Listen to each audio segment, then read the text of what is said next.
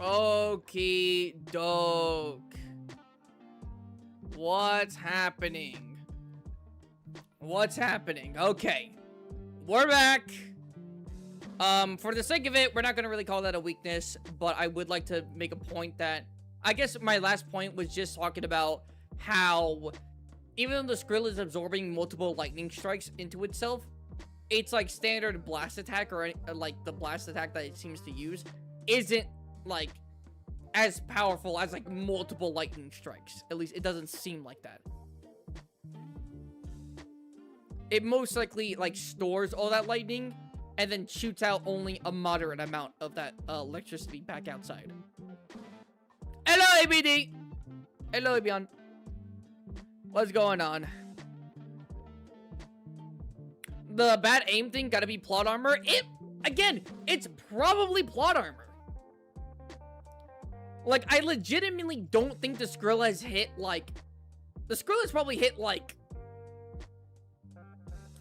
4 people in its entire screen time ever. Again, though, is that plot armor or no? You know what? No, fuck that. I'm not even gonna call it plot armor. Because the what is it, the death song with the amber shot? That do be hitting everything it sees. That thing is very consistent with, like, hitting dragons and people. And that dragon was going up against the main character. So you know what? We're gonna say the Skrill literally doesn't have that good of a shot. It's not good. It's not that good at shooting its shot, despite being the striker class.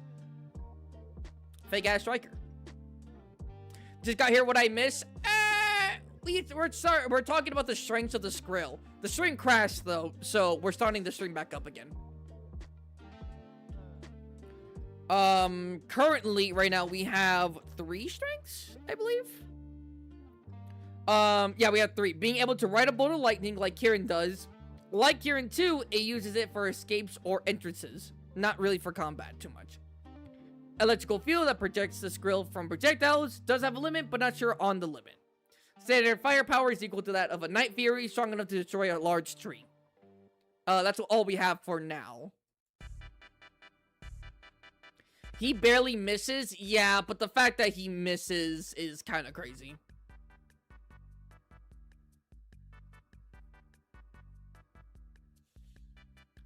If it gets grounded, in theory, probably, but I'm not sure. Okay, here's a strength that I'm not sure if it's ever explicitly said, but unlike Rey Dau, which is why I'm willing to give it a strength, well, I'm willing to give this a strength, right, and not just kind of stuff. The Skrill doesn't, I don't think I've ever heard, seen, or even, like, mentioned at all that the Skrill has a limited capacity on how much lightning it can intake.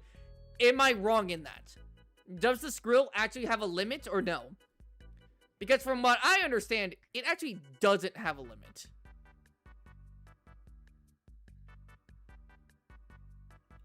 Again, from what I understand, it doesn't have a limit. Also, by the way, if you're wondering, like, what a Titan Wing looks like compared to a Night Fury, this is what it looks like. This is what a Titan Wing Skrill looks like compared to a Night Fury. Well, technically, this is a hybrid to the Night Fury and the Light Fury, but same shit.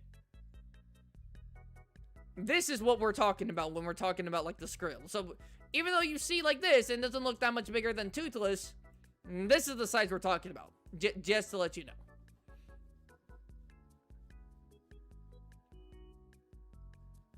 It doesn't run out in a storm. No, the question isn't if it runs out. The question is, does it have a max capacity charge?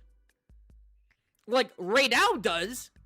Rey Dau cannot just take, like, a shit ton of lightning bolts into it and be like, oh, just no repercussions. It does have a charge limit. Right? We know that for Rey Dau. However, I don't think that's the case for the Skrill. That's why I'm asking if anyone in Monster Hunter anyone in the How to Train Your Dragon nerds out there can correct me if I'm wrong. Not how much it can output, how much it can intake.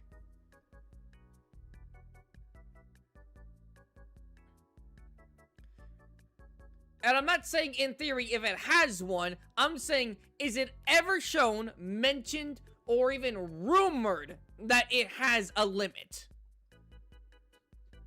Because from everything I've seen, from people talking about the Skrill, from everything, it is that I don't think it's ever come up.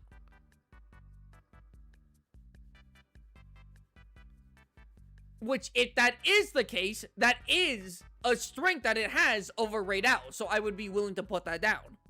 Again, though, I could be wrong because I don't know everything about the fucking Skrill. And maybe someone does in the chat.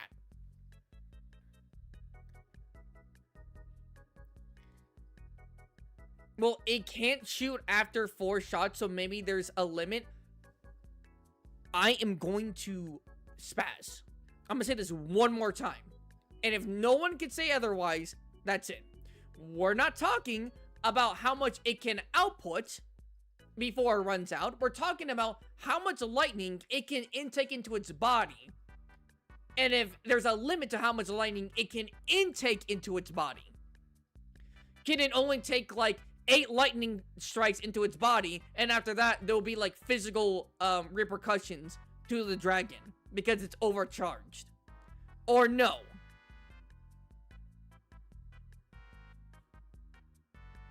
I can't prove if he has a capacity limit or not, so we're probably going to have to say like a no limit fallacy, right? The electricity that you can see coming out of its body is being redirected. The one he has is invisible. So you're saying like...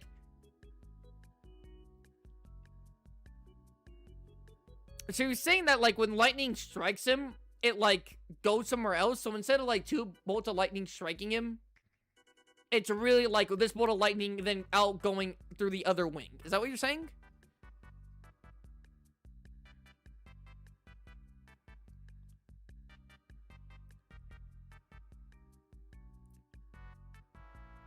From what I understand, it probably doesn't have a limit, considering if it can ride a pure bolt of lightning and like disappear into the lightning, I don't think it has a limit.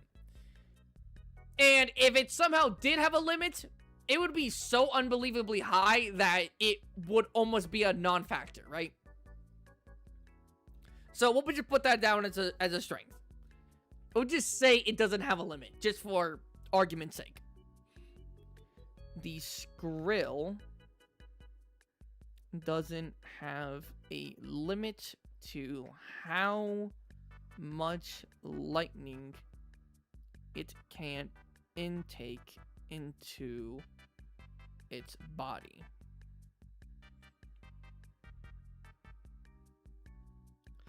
His body is built in a way that when he max charge, he stops absorbing, and that's what you see reflecting off. You know, actually, I have an interesting video to watch that goes over, that talks about the Skrill's, like, biology a little bit. I found it, and I thought this was very interesting, so we'll probably watch it in a little bit. Heist hibernation. I don't know if this is really going to be a thing. As stated in the fish legs, Skrill has the hidden ability in their internal body heat, allowing to survive being safely frozen for decades. That's actually fucking insane. Once a Skrill emerges from being frozen, they will be as fierce as the day they were frozen. As shown when Hiccup and fish legs. This isn't really... I mean, you could say it's a strength, but should we put it down considering it's not really applicable? Like the whole like thing for like hibernation.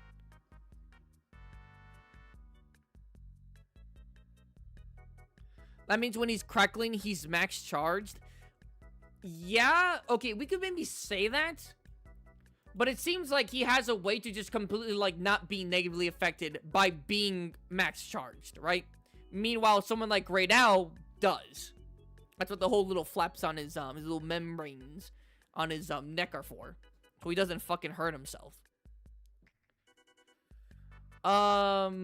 Speed, agility, and stealth. The Skrill Dragon possesses an impressive speed comparable that to a Night Fury. Oh, you know what? We could say that. Although,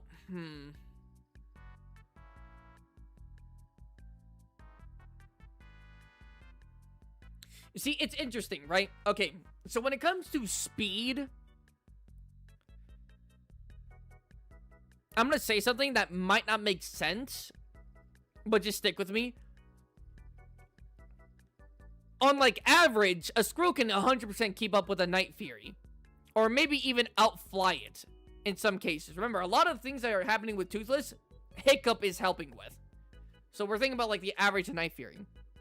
However, when it comes to purely flying, the Night Fury is faster, and it can probably be like, it can break the sound barrier. Again, I have, like, an entire video I'm cooking up on the whole speed of the Night Fury. Don't fucking get me started. But when it comes to the Skrill, I don't think the Skrill can actually break the sound barrier like the Night Fury can, despite being comparable in speed. However, doesn't mean he can't go faster because he could ride lightning. But when it comes to flapping his wings, I don't think he can actually, I don't think, like, the Skrill is as fast as a Nightwing.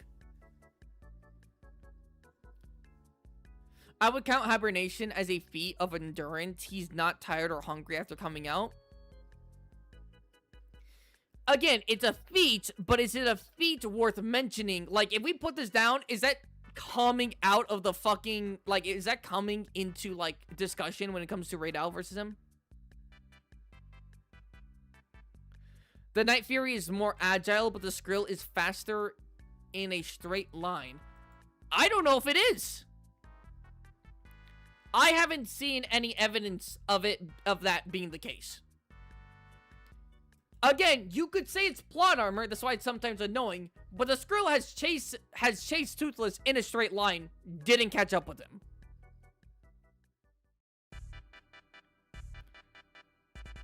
So, I don't know. I am uncertain.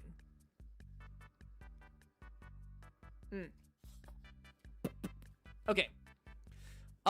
It consistently managed to keep up with Toothless, flying just behind him. Additionally, the Skrill has the ability to achieve even greater speeds by using lightning as a means of propulsion, making it the second fastest dragon in the world. Wait, what's the first? Are Night Furies the strong? Night Fury, Light Fury, whatever. Don't bother me on that. Are they the fastest dragon, or when it comes to flapping their wings? I thought Night Furies were, when it comes to literally, like, flapping their wings and using flight as their ability to, like, reach, like, speeds. I thought they were the fastest, but I could be wrong on, like, a very obscure dragon. Of course, the Skrill is the fastest dragon because it can ride lightning, right? But still, it's using ability and not really flapping its wings in a sense.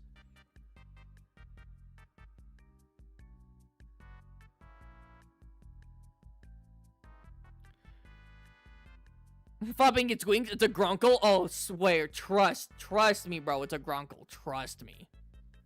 Good afternoon. Hello, Scandal. Oh, wait. I was gonna say Scand.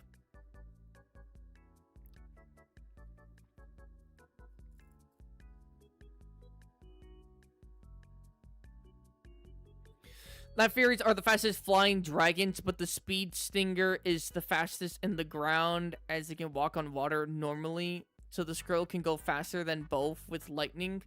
Yes. But, okay, here, read what this says. It says, this makes it the second fastest dragon in the world. I'm pretty sure, logically, this means that in using its wings, not an ability, but using its wings... Which even right before this says the Skrill has the ability to achieve even greater speeds by utilizing lightning as a means of propulsion. And then it still says it's the second fastest dragon. So that's why I'm saying that unlike Toothless, who can break the sound barrier, the Skrill is probably more like subsonic, right? It probably can't reach Mach 1s. But in normal circumstances, it can easily keep up with a Night Fury. But that's why I wouldn't count Toothless's top speeds when it comes to flying with the Skrill. I just wouldn't say that. Again, the Skrill is the fastest pretty much thing in the fucking How to Train Your Dragon universe because of it being able to ride lightning. But when it comes to flapping its wings, it's actually not the fastest. Deadly Niner with chicken is faster. Damn, he kind of cooking, though. Bing is kind of cooking. Real quick, we are agreeing that this battle is taking place in a lightning storm, right? I mean, yeah, they're both the lightning. They are the lightning wyverns. Okay, well, that's kind of fucked up to say for Astalos. But, and Kezu, who the fuck is Kezu? Right? But, yes. I said that this will be taking place in a desert. This location is, the location of the battle is going to be a desert with a lightning storm on top of it. Lightning storm in a desert. There you go. It's like riding a train and saying that you're faster than a cheetah. Exactly. So, we could probably still say that the, like comfortably, most likely that, like, the Skrill is subsonic, right? Even though it's flying-wise, it doesn't reach, like, Toothless's top speeds that we've seen. But it's still, like, here, I'll click this. It's still, like, very noticeable and, like, evident that the Skrill is just, like, completely able to keep up with Toothless. Under, like, normal circumstances. So we could probably say that, like, the Skrill, like, top speed is probably subsonic, no? Toothless doesn't flap into, sonic boom. It's just him free-falling. Or, well, momentum. He's just that fast because he's aerodynamic. Yes. That's why I'm saying that he is, that's why I'm saying he's that fast. Again, the Skrill is chasing him. We've seen, not even just in this clip, but, is it this clip too? And also in the show that, from what I remember, the Skrill has literally chased down Toothless in a straight line and has not reached him. So, like, from what I understand, the Skrill is slower than a Night Fury. A Skrill is slower in terms of flapping its wing than a Night Fury. That's what I'm saying. But I feel like you could say that it's subsonic. Because even Toothless is subsonic. Toothless has the ability to break the sound barrier, but under normal circumstances, Toothless is subsonic. And if a Skrill can almost catch up to a Night Fury, I feel like it's reasonable to say that, like, a Skrill's top flying speed is subsonic. Or do we just say he's really fast? Guys, he's just really fast. He's just a fast guy. Like, we gotta at least put some kind of fucking label on it. To be fair, the Skrill gets nothing from reaching Toothless. The Skrill is hyper fucking aggressive. That thing will fucking murk anyone under normal circumstances. After a while, that one Skrill was okay with Hiccup and Hiccup, and I think that one Dragon Trapper. I could be fucking imagining that though. But under normal circumstances, the Skrill is completely fine with murking you just for being near it. He's not really melee though. He always keeps his distance. He does always keep his distance. That is true. That's something we're gonna also bring up. However, you have to keep up with said dragon to be able to get a clear shot on the dragon. So it's not like he could be like a quarter of the mile behind and he's okay with that. No, he wants to be as close as he reasonably should be and keep that speed to get a good shot off. Which suggests that if he is trying to keep his distance, then that means he could push himself further to catch up. Logically speaking. Imagining dragons. Alright, we'll just say subsonic. Guys, strap in. Okay, when we talk about, like, monster matchups on the stream, this takes up almost the entire day. So strap in. There's going to be a whole lot of reading, a whole lot of yapping, and discussions, okay? Strap in. Lock it. Top flying speed. Wait, hold on. The Skrill Not Skrill's. Are you fucking stupid? Skrill's normal speed is comparable. It's comparable to a Night Fury speed. Top speed for a Skrill. Oh my god, I can't type. Is most likely subsonic. Damn. Kinda want subsonic now.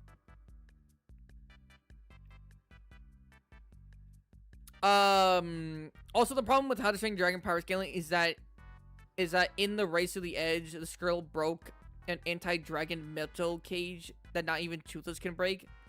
Typing this shit you don't if you didn't read it before. Thank you, Chaos. I've seen that, right? When it's trapped and Toothless helps it like get out of the water and shit, right? And it breaks out of it. From what I understand, to break a anti-dragon metal, you just need like extremely hot like you need like extremely like hot, like fire breath or something to do that, no? And if we take into account that lightning is very hot, you know, my vocabulary, right? Just for everyone to understand. Lightning is pretty fucking hot. Then it actually isn't like lava, basically. Yeah, it's not like anything super crazy. It actually makes sense for it to be able to break out of the anti-dragon cage using lightning, considering how hot lightning is and how much the Skrill is able to produce. So I don't know. I mean, we could keep that in mind, but it, for the most part, seems to line up, at least from what I understand.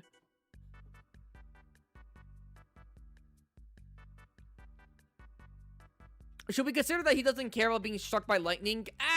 No, both monsters don't really give a fuck about being struck by lightning.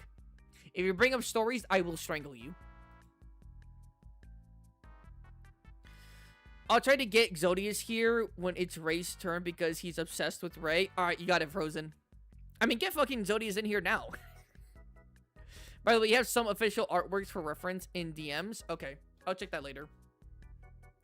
Subsonic, with its sleek black color, Shield becomes incredibly difficult to spot almost amidst dark clouds in overcast weather. I guess we could just say that, right? Hard to spot. Spot. Say that again. In cloudy weather. Limited kinds of clouds of the crowds, lightning crowd. Okay. Strength in combat. Here we go. Here's some juicy stuff. Skrill. Oh wait, hold on. What's this? Oh, I've seen this. Fucking doesn't the Skrill like punch the shit out of? Is it a deadly natter? Move, bitch. I really seen it. Man, this shit's so funny. Like, what? I gotta get out of here. Move.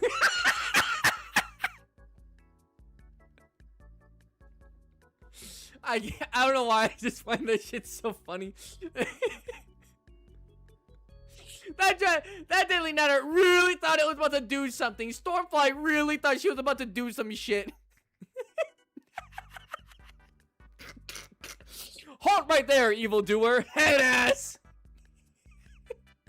Although that is to be said, I can't stop laughing when I see this. The Skrill is strong enough to completely fucking out-muscle Deadly Natter. Now, Deadly Natter isn't specifically known for their, like, physical strength, right?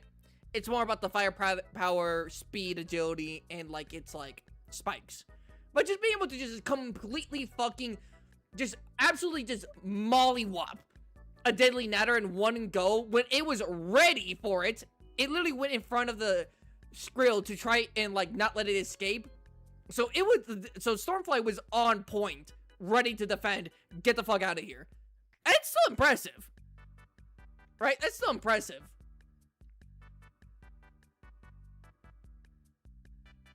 At running speed, by the way, I think this is actually slightly sped up.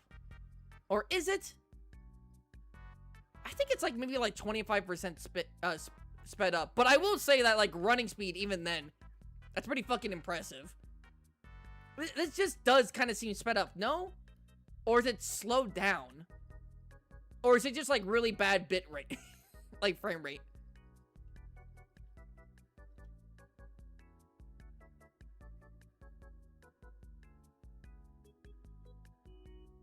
This is the fucking quarterback.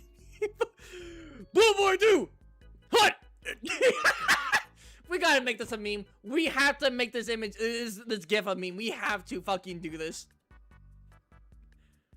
It's just low frames per second. Okay, I guess that makes sense. Alright then, yeah. Running speed is actually pretty decently fast. Considering it's bipedal, that's pretty damn fast. Like, I could see Toothless being that fast, right? We've seen Toothless run in the forest. He's pretty fast. But a bipedal creature doing that? That's actually impressive. I'm not gonna hold you.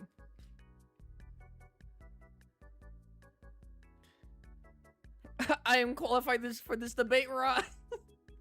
Alright, cool. Skrill possess impressive strength relative to their size, much like Night Furies and Deadly Natters. Don't fucking do not put Deadly Natters in here. We saw the fucking clip. Stormfly got fucking she got her fucking ankles broken. The frozen Skrill species demonstrated this strength by effortlessly knocking away Stormfly in a single wing strike. Despite Stormfly's weight being nearly approximately 3,000 pounds, she's unable to hold her ground against the Skrill's force. It is believed that the Skrill is one of the rare dragons capable of engaging in formidable battle with the Night Fury. Okay, I will say this. It actually probably is physically strong enough to go band for band with, like, a decent amount of dragons. However, that's not its style. So it's not adapt for melee combat, but it probably has the power to do it. Right? Would we agree with that? Moving like Prime Vaughn. Would we agree with that? Like, it's not adapted to just start, fucking Regine, like, ming, ming, ming, ming, ming, ming, ming, ming, right? Like how Toothless and, Hook Fang probably is, right? But it has the capability, it has the bulk, it has the power to do that.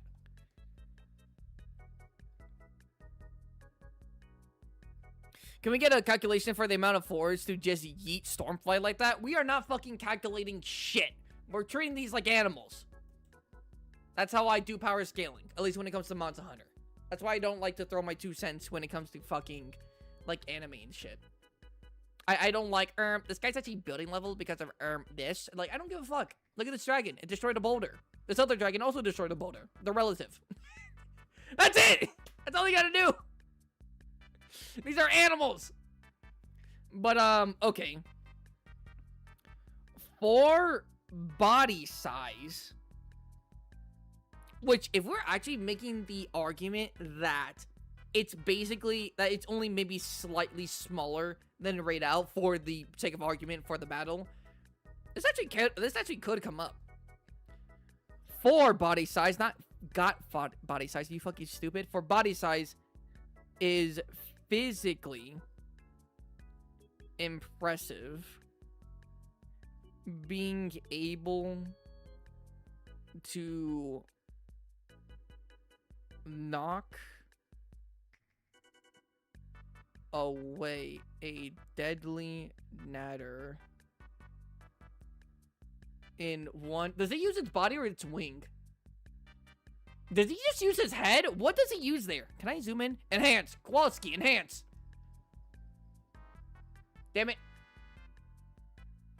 Does he use his wing or does he, like, body check Stormfly? Like, does he just, like, effortlessly do it or does he at least, like, put his weight into it? So that's, like, low-key somewhat matters. Regardless, he doesn't stop moving, so he definitely didn't try all that much. But I think he, like, shoulder checked.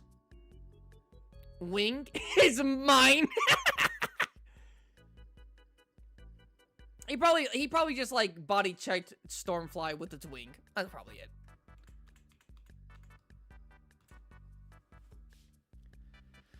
Okay, but besides physically impressive for being able to knock away a deadly natter with its wings alone without stopping, by the way. That's what's really impressive. Because, like, if you were able to just, like, on point do this, okay, whatever. He fucking just, like, get the fuck out of the way, right? Literally treating, like, this is, like, how Conquest was treating fucking Oliver. Just get the hell out of the way.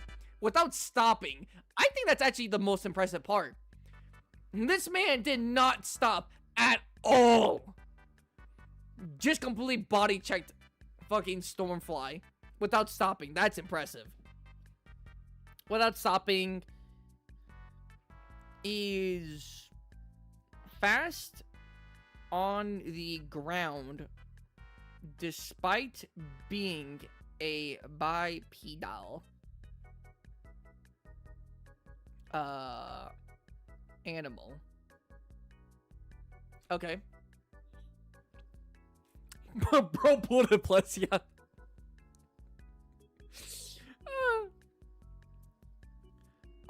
Can we mention how he vanishes into outer space in like 3 seconds?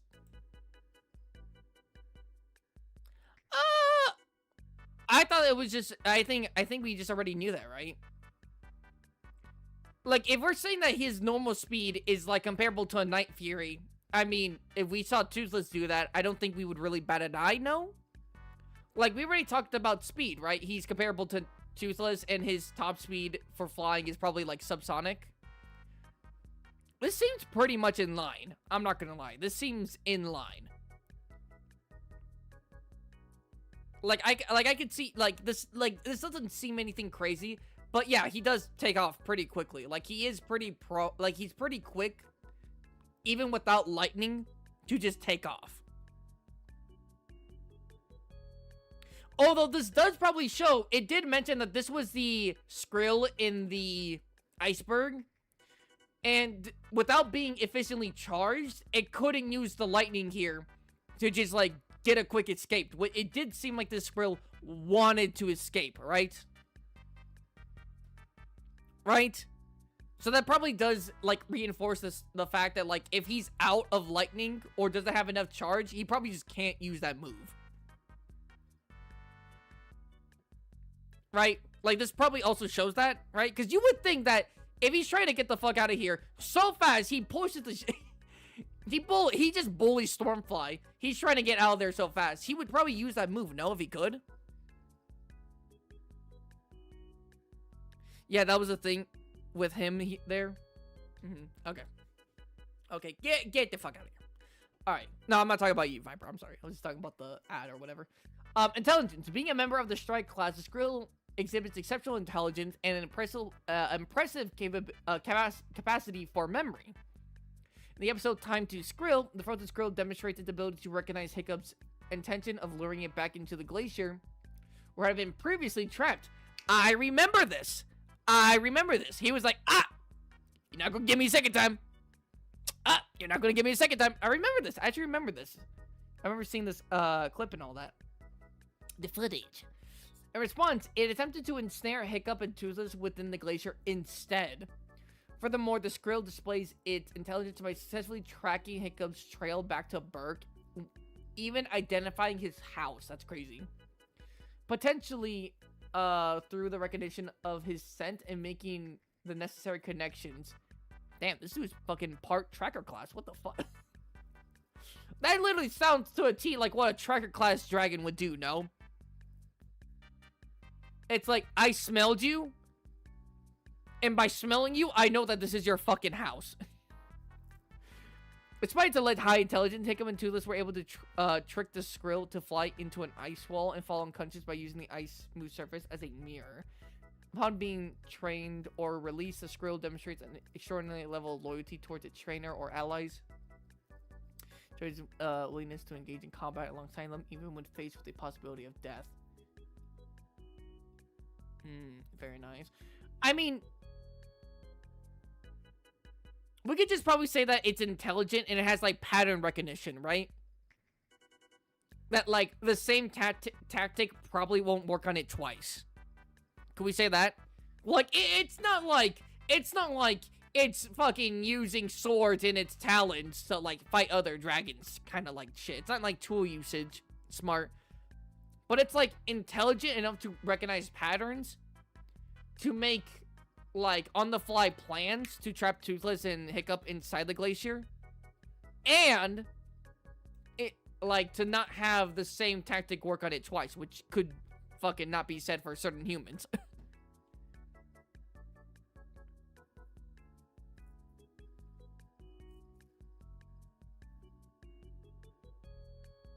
Look at that, he really is using his mind. It's about how much to let Art name your firstborn son. Probably 20 million.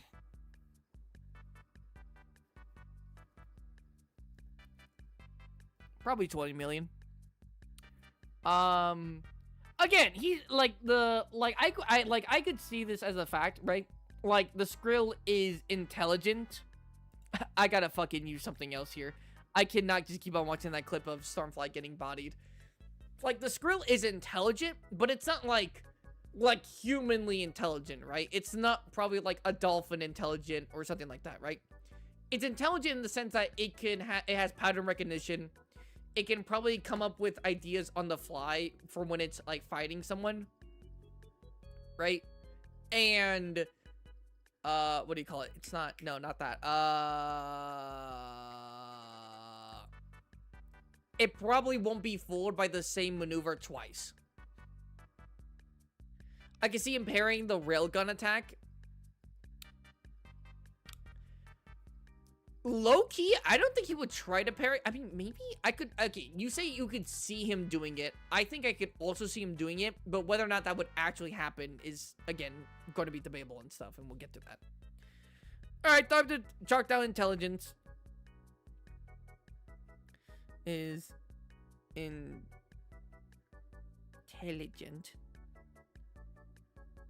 enough to recognize previous traps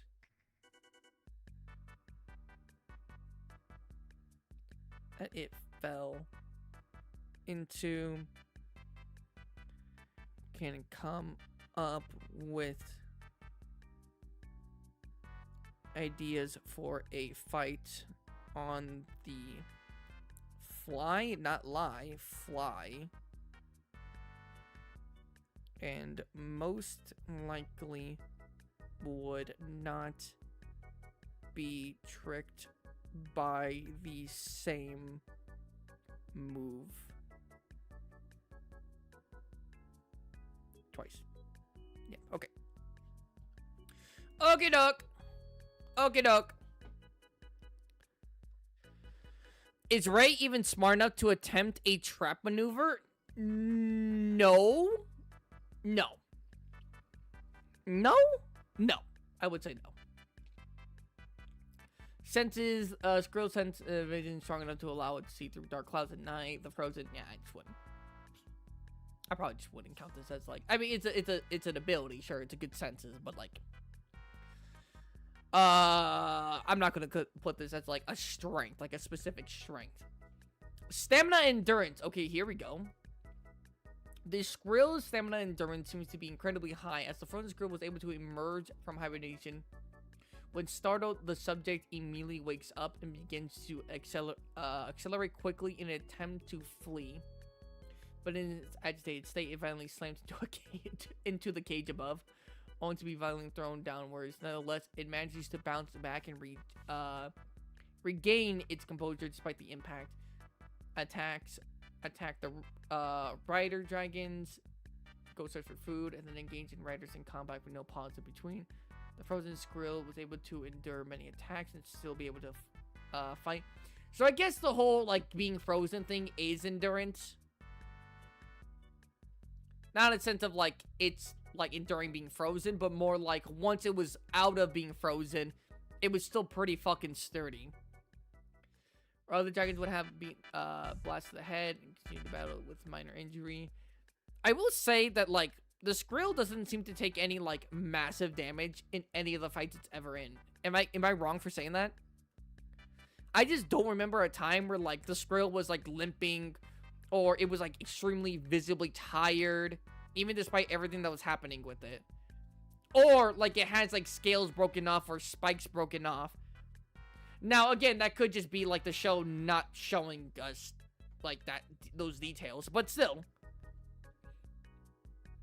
Yeah, this guy has charge-based stamina. So he probably has, like, incredible stamina. Like, even without lightning, as we saw with the, frozen individual, it still has a high endurance.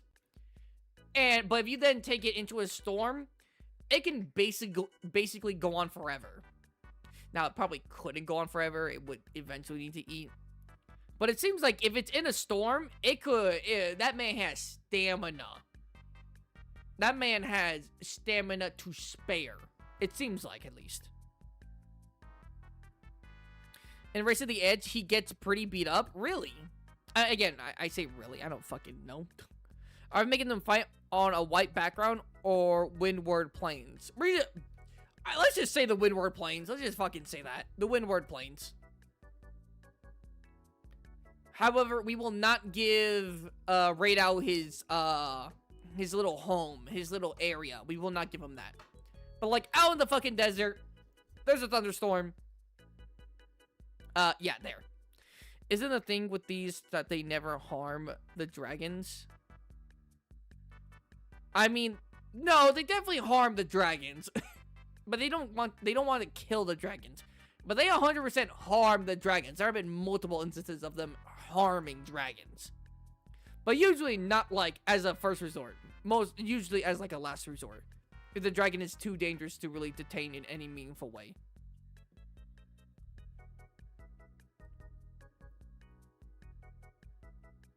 We'll just say extremely high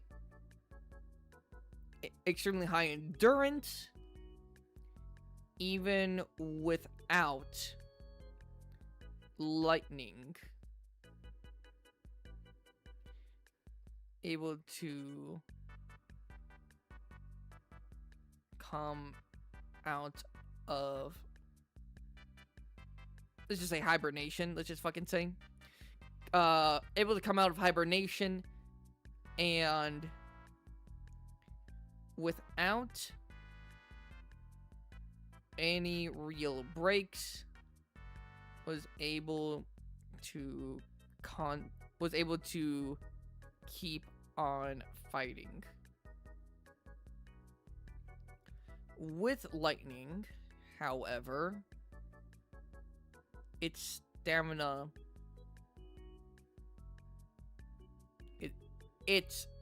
there you go, yeah, is most likely bottomless. That's hyperbolic. Obviously, it would have stamina even in a lightning storm. But if it's like this out of a lightning storm with lightning and constantly charging itself, reliably, you're not going to be able to make that thing tired. You would still be able to hurt it, but reliably being able to, like, tire, like, a Skrill in a lightning storm, you're probably just not doing that. Bottomless is more hyperbolic. It's more just to signify that, like, it's not literally bottomless, but it's more just really, really fucking hard to tire a Skrill in a storm. Say hi to Virgo Skrill. Oh, yeah. Virgo Skrill. Yeah, I wasn't tweaking. There was a guy who had a Skrill.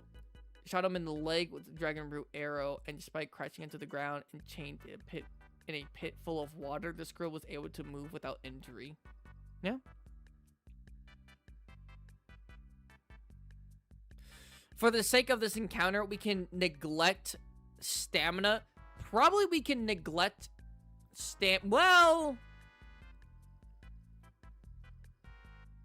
probably stamina, sure. But endurance is something else. But stamina, sure. Order, attraction, eel consumption, hidden wing abilities.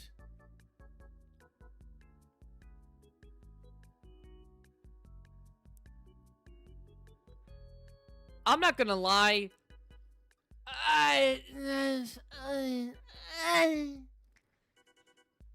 Alright, guys, this is a legitimate question. Everyone listen up. Like, genuinely listen up. If we are taking the Skrill and sizing it up so the size difference between Rey Dau and the Skrill aren't, like, fucking, like, massive. So the Skrill is almost as big as Rey Dau, but for the sake of the argument, we're saying that Rey Dau is still slightly bigger. Do we up, like, the power of the Skrill in endurance because it's larger, or no? Yes or no?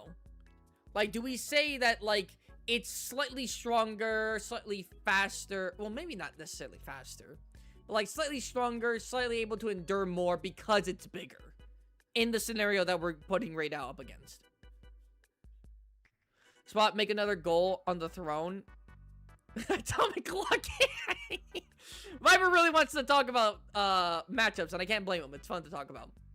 But don't worry, Atomic. I will eventually add more things to the throne. And they will not be as expensive as a fucking PC. Trust. It'd probably be more like, phones to hang up on the wall. Maybe, like, another monitor. Maybe, like, cleaning equipment for, like, my desk and all that. It'd be, like, smaller stuff. You don't even need to make the Skrill a big one, by the way. Yes, we do. The Skrill is just, like, way smaller. Like, a normal Skrill is way smaller than even, like, your average Rey Dau.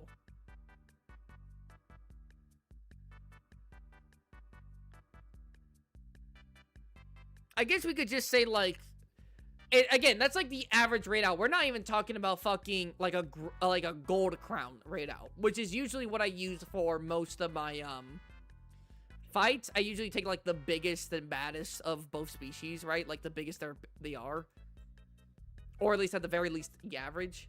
So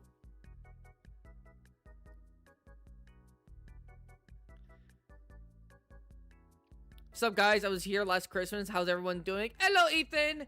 We are doing good. We're just talking about the Skrill and all that. When a species is larger, you multiply the weight by 3 times.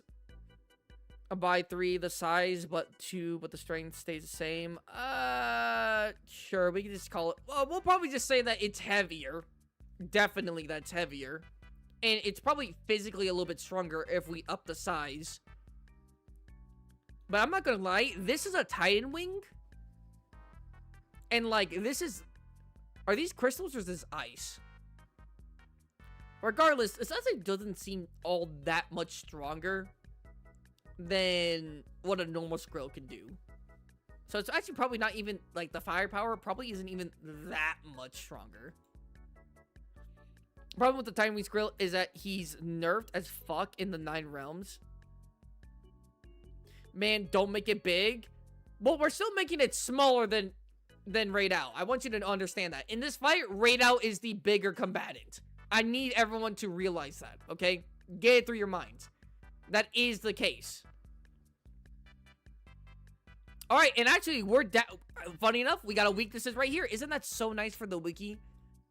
For the How to Train Your Dragon wiki, specifically made for my channel and covering monsters from How to Train Your Dragon. Isn't that so nice?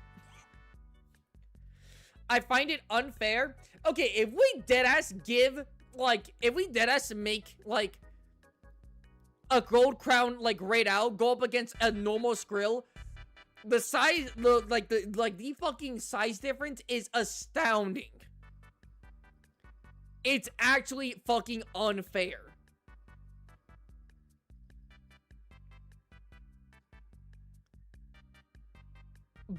And so you would probably just say Rey Dau would win. Again, for the sake of the argument, we are upping the size of the Skrill. We are upping the size of the Skrill. Still smaller than Rey Dau, but still. Just make them both standard. Again, even if I do that, Rey Dau is still like twice the fucking size, at the very least, of a normal Skrill. If you take a normal, like an average Rey Dau and like the Skrill that we see in Race to the Edge, So like an average like Skrill. Rey Dau is at the very least twice the size. It's ridiculous. And again, it's at least twice the size. If you make him larger, it's because you don't think he can win as an average size. I don't think he can win as the average size. Their abilities cancel out pretty damn well with each other. So if you just take like the powerhouse that Rey Dau is, and just make him just like twice the size of a fucking Skrill, again, at least twice the size, then I just think Rey Dau just wins. Again, there would still be room for discussion and stuff, but I feel like to make it just a bit more fair and a little bit more closer, you should up the Skrill size.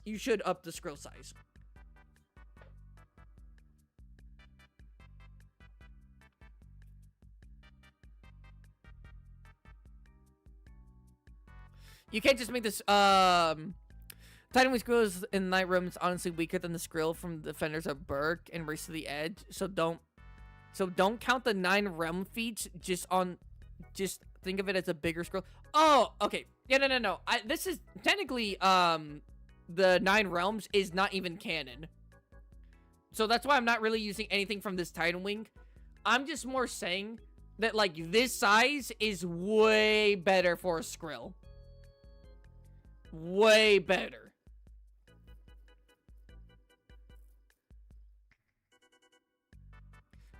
And this is something theoretically that could happen with a Skrill. Titan Wings are a thing in How to Train a Dragon canon. I'm pretty sure they're very rare from my understand. But it can happen. This is just an example of a Skrill Titan Wing. So it's not like a Skrill couldn't theoretically get that big. It could. So that's why I'm willing to give it like a size up.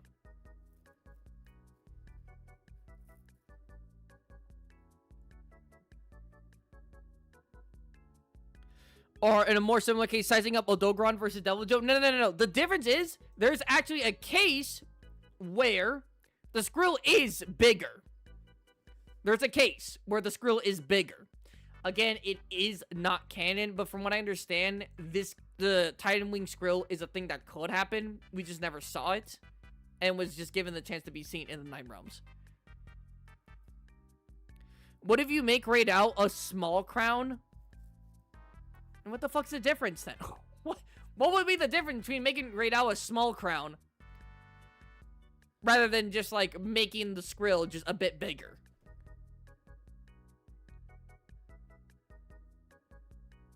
That's a dangerous amount of tabs open. It really is. It's more fair. How is it more fair to make Rey Dau smaller rather than making the Skrill bigger?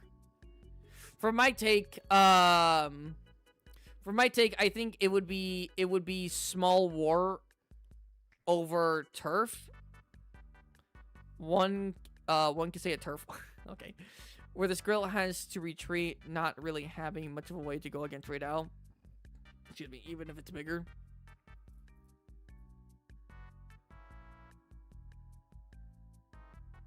Malnourished Rey Dau.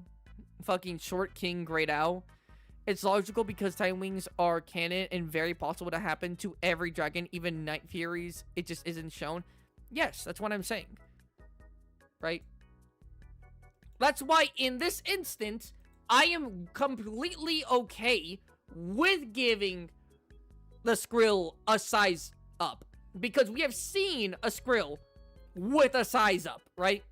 Meanwhile, with the example of Devil Joe versus Odogron, we've never seen an Odogron the size of a Devil Joe. Right? We've never seen that. But you know what we have seen? A big-ass Skrill. A Skrill much bigger than a normal Skrill. And it's something that could canonically happen. It just so happens to have happened in a non-canon canon series.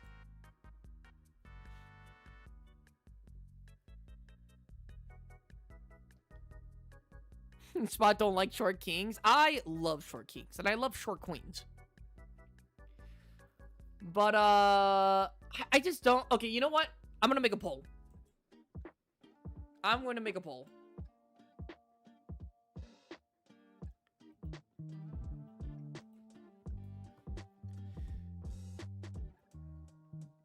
What size should we make the Skrill? It's either we make the Skrill normal size, and truth to be told, we could actually do a scenario where we up the size and we keep him normal. But for like the one that we'll probably argue first, I'm gonna do a poll on it. Make Skrill normal size. Same with Rey Dau.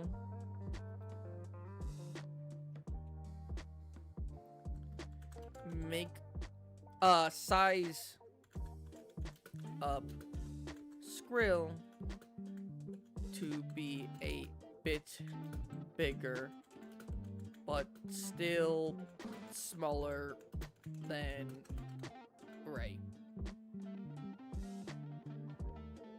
Whoops, that's way too much of wordings.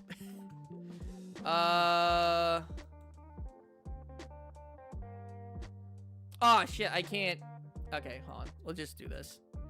Make Skrill normal size.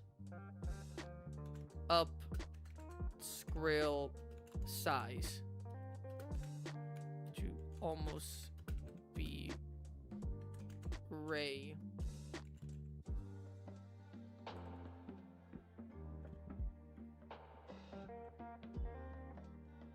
To almost Rey size. God damn it. Fucking. Whatever. We'll just do that. Whatever!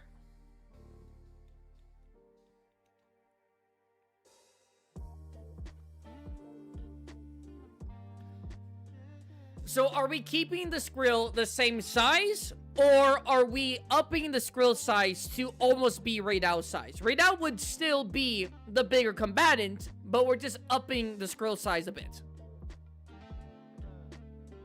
And by a bit, I mean like basically 60%.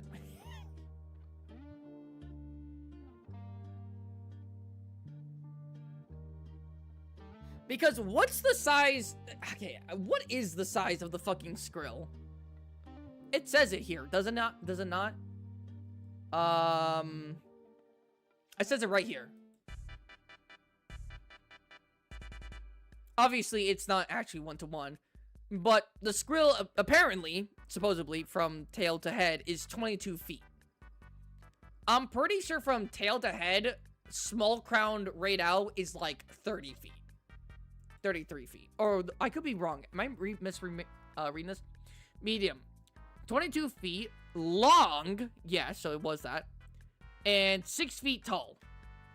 That is the normal size for a Skrill. This is the normal size for a Skrill. Which makes sense because the Skrill is only, like, slightly larger than a, like, Night Fury. And Night Furies are small enough where a Hiccup, a fucking adolescent, could, like, ride on their back and they don't look small.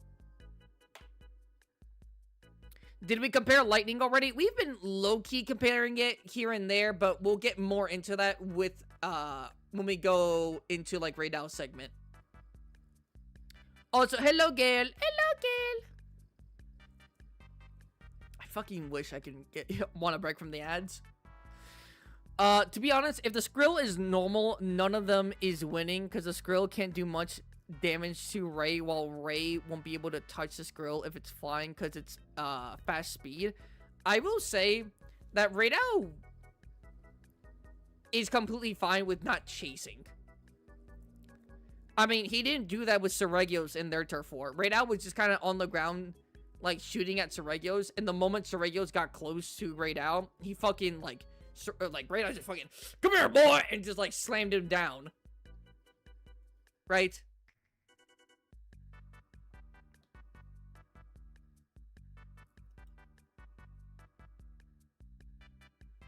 Here, I'll put this on the screen, just for you guys to do this.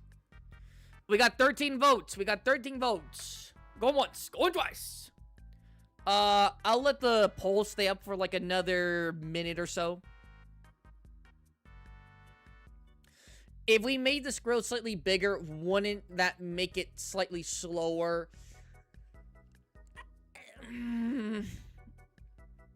In theory, yes.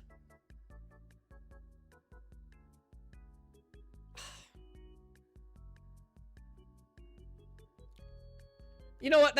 You know what? That's fair. You know what? That would be fair. We can't just... Okay, we can't just keep on buffing the Skrill. I'm not gonna hold you.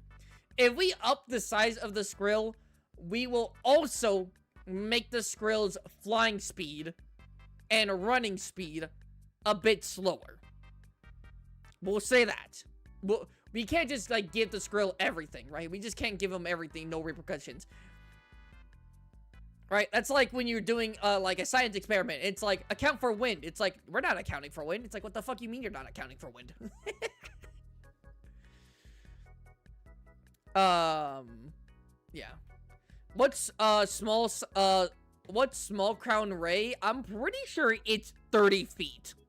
From head to tail, I don't think including Fulgurite.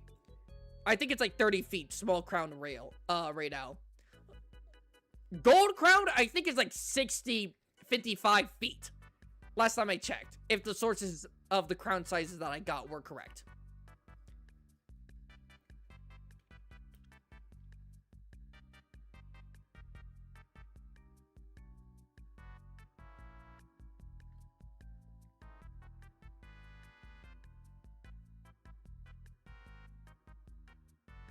Everyone's voted? Oh, has everyone voted?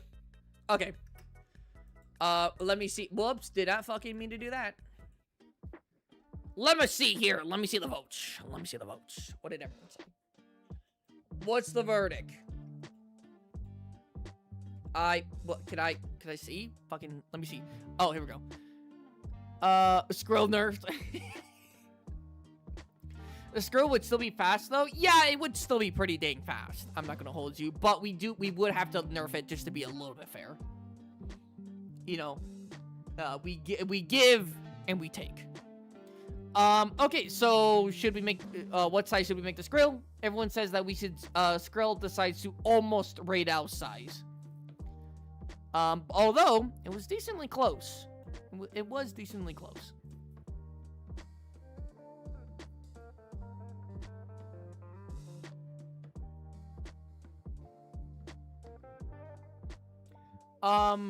Are there... Okay, so we're about to move on to the Skrill's weaknesses. But before we do that, are there any strengths that we are, like, missing? Any crucial strengths? Not like, he can see better than the average... I don't give a fuck. He can actually eat eels. I don't give a fuck. Like, are there any strengths that, like, would be crucial or that are important to mention that I should jot down? Melee? We already kinda have melee. Unless you're talking about specific claws and stuff like that. Smooth scales? Oh! Wait. The video! Here's the video. Here's the video that I wanted us to all see. This was a video in 2017. Good fucking god. Real quick, actually, I'm gonna do something. Oh, whoops. No. Here we go. Alright, here we go. I'm going to subscribe. 1.2 million? Holy shit, I didn't think this guy was actually that big. I just subscribed and left a like. We are going to watch a video on kind of like the scales, electricity and stuff like that on the Skrill. Skrill riding lightning, you have to nerf it? No, I don't. That is instantaneous, and so long as it seems to have a sufficient amount of charge in its body, it can do them whenever. Although we did say it's most likely not going to be like a super combative ability. It's more like an ability to enter fights or exit fights.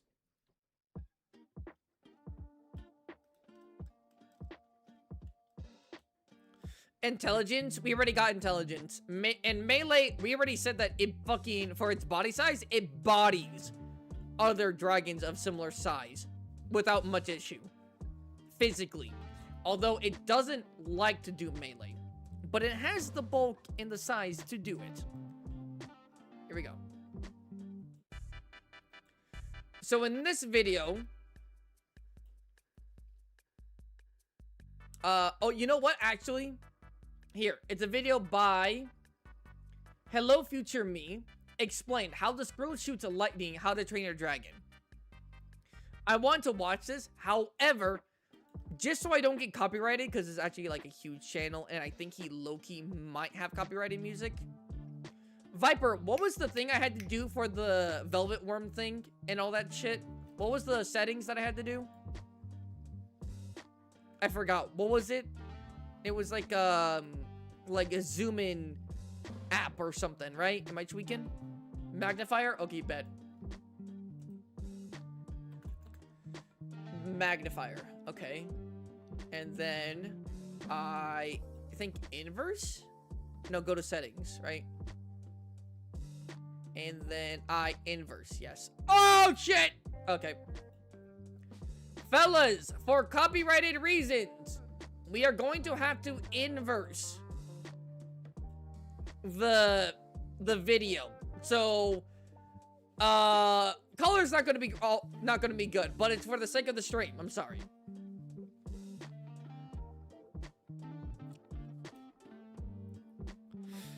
What's up? Yo, Gomez, what's up? I feel like the Skrill would probably win if it's the Titan wing form. We discussed about size, so we're giving... So, since, like, Rey Dau completely mogs, like, the average Rey Dau completely mogs the size of, like, the average Skrill, we're deciding to up the Skrill size. Still slightly smaller than Rey Dau, but we're upping its size so it's a bit more fair. However, we're saying that because we're upping its size, its flying speed and its running speed is slightly nerfed. You know, to at least balance it out.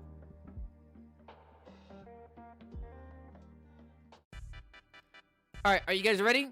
I have watched this video before. The actual video ends at around 4 minutes or so, because then he gets onto other things and he talks about other stuff. So the video is only really, like, the meat and potatoes is really only like 3.5, 4 minutes. But here we go. Turn this. Oh, my fucking dumbass. Spottable.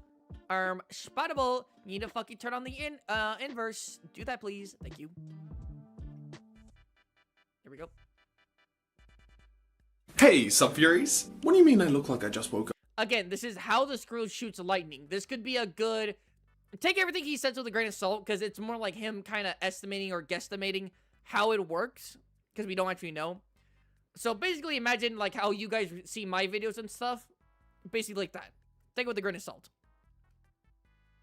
It's not inverted. Careful with the music. I have to put on the music.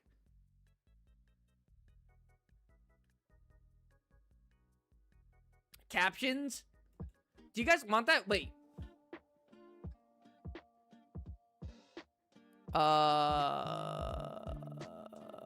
It was inverted, right? Just to be certain. Can I get a time for next stream so that I'm less late next time? 11 a.m. Mountain Daylight Time.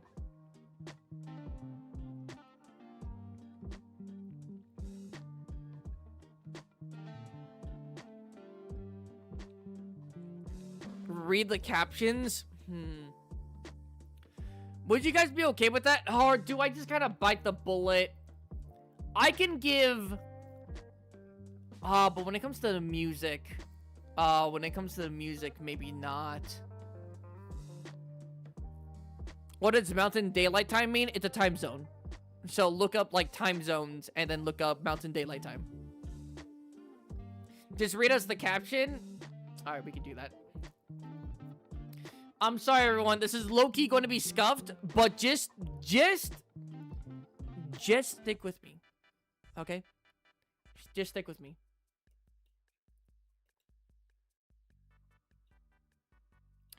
Uh, I'm about to show you my superb fucking my superb acting skills. Hey, hey, sub furries. What do you mean I look like I just woke up? My hair is not that bad. I think I just made it worse. Yes, you heard me. After all the comments, requests, and messages, I'm finally going to do it. We're going to talk about the second highest voted dragon in the entire series, the Skrill. Today's video was picked by the actual weirdos as a perk of Patreon, so thank you for them in the topic video. Now the Skrill actually only appeared in 3 episodes of Dragons, but it has really left a mark on the minds of fans. Not only is it one of the only dragons in the world that can go toe-to-toe with a Night Fury, but is one of the most powerful, unique, and shocking abilities. It can shoot lightning. But how? Let's get started. Now, at the first answer, it seems very simple, because at the beginning of a view to a... What? Video of a squirrel? What the fuck? Beginning of a view to an audience officially clearly states... Watch him read an ad.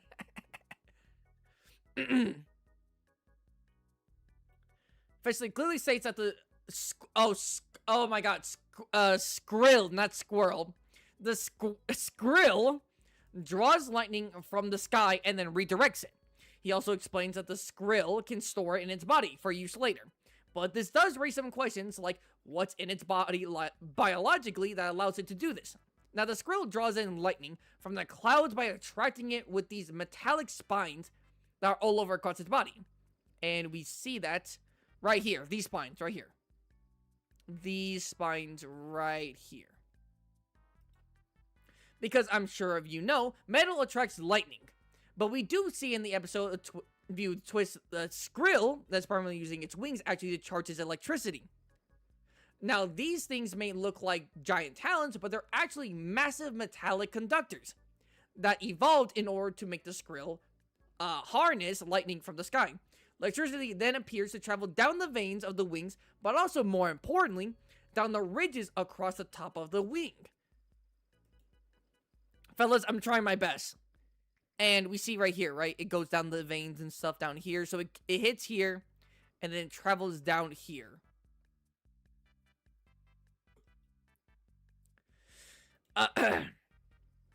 It's beneath the skin.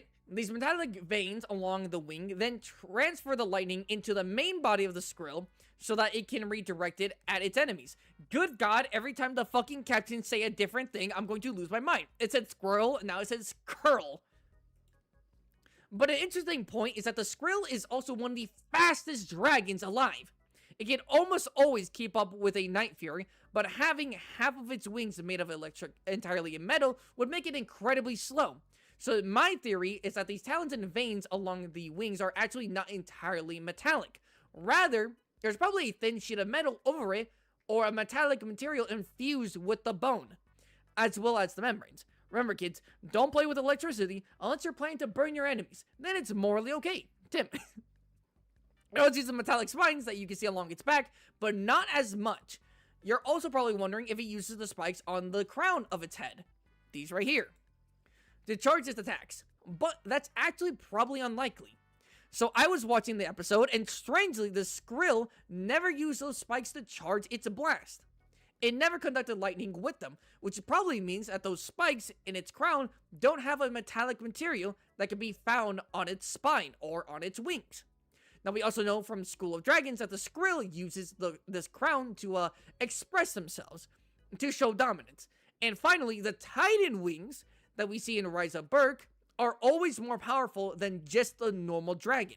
And while the Titan Skrill spines along its back get bigger when it becomes a Titan, the crown doesn't. And this is probably because the spines along its back help it conduct electricity, but the crown on its head doesn't. But how does the Skrill store the energy? Because we know it can do that, too, when we have a view of a Skrill in part 2, dragon actually enslave a Skrill. Dagger, god damn it, this shit, the captions are fucking me up here. What's up, what's good gang? Yo, what's up Godzilla? I'm trying my hardest with these captions. I'm trying my goddamn hardest. Let me take a sip of water real quick.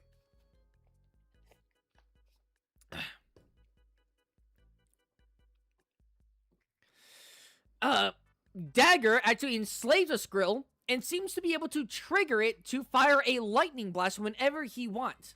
He does this by yanking down on the ropes that are attached to the parts of the wings that connect it to the main body. Which, if we come here, we could see here. So, more like right here. So, this is the wing. These are the wings, and this is it attached to the body. So, it pulls on here. So, he's pulling on, like, right here. To the main body. This applies pressure to that small point on the body.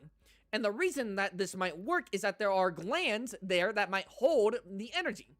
An organ that is made up of a type of cell that we call electrolytes?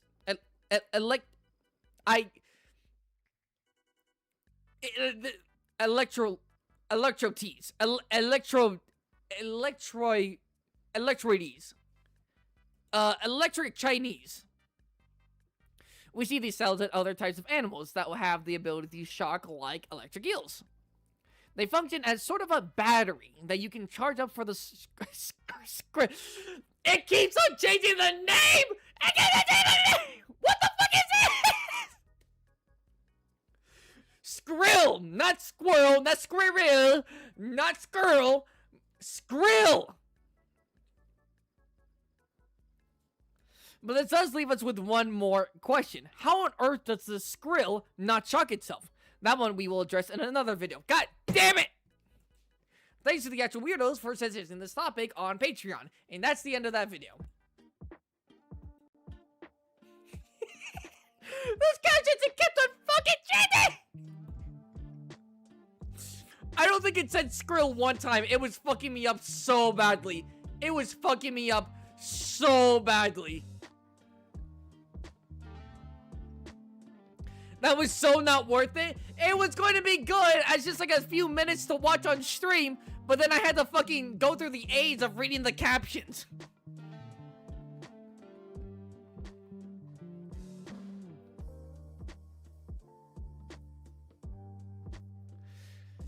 I would rather fight 10-star GOG than watch you do that again. The things I do to not get copyrighted. And if I still get copyrighted, I'm going to spurg the fuck out. Okay. Excuse me. So we did at least get one thing that I kind of agree with just all around the board. That the Skrill most likely doesn't have, like, fully metalled, like, scales, like maybe something like Kushala or maybe the rats, right? The metal rats. But rather, it's probably, like, metal infused with, like, the, like, with the body, right? It's either a thin coating or it's, like, infused with the body. It's probably not just, like, straight up, like, a suit of metal armor.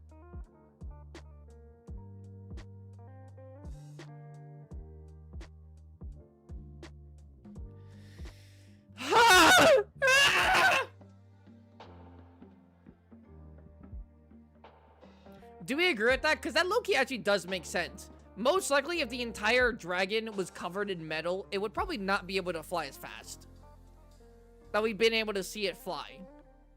So it probably does either have a thin sheet of metal across its body, or it has, like, metallic, like, metal infused with it, but not to a significant degree. Check DMs. God fucking damn it! What is it? The fuck do you want? What is this?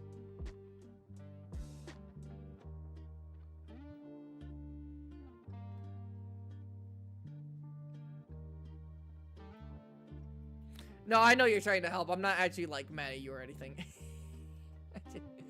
I'm just being a goober.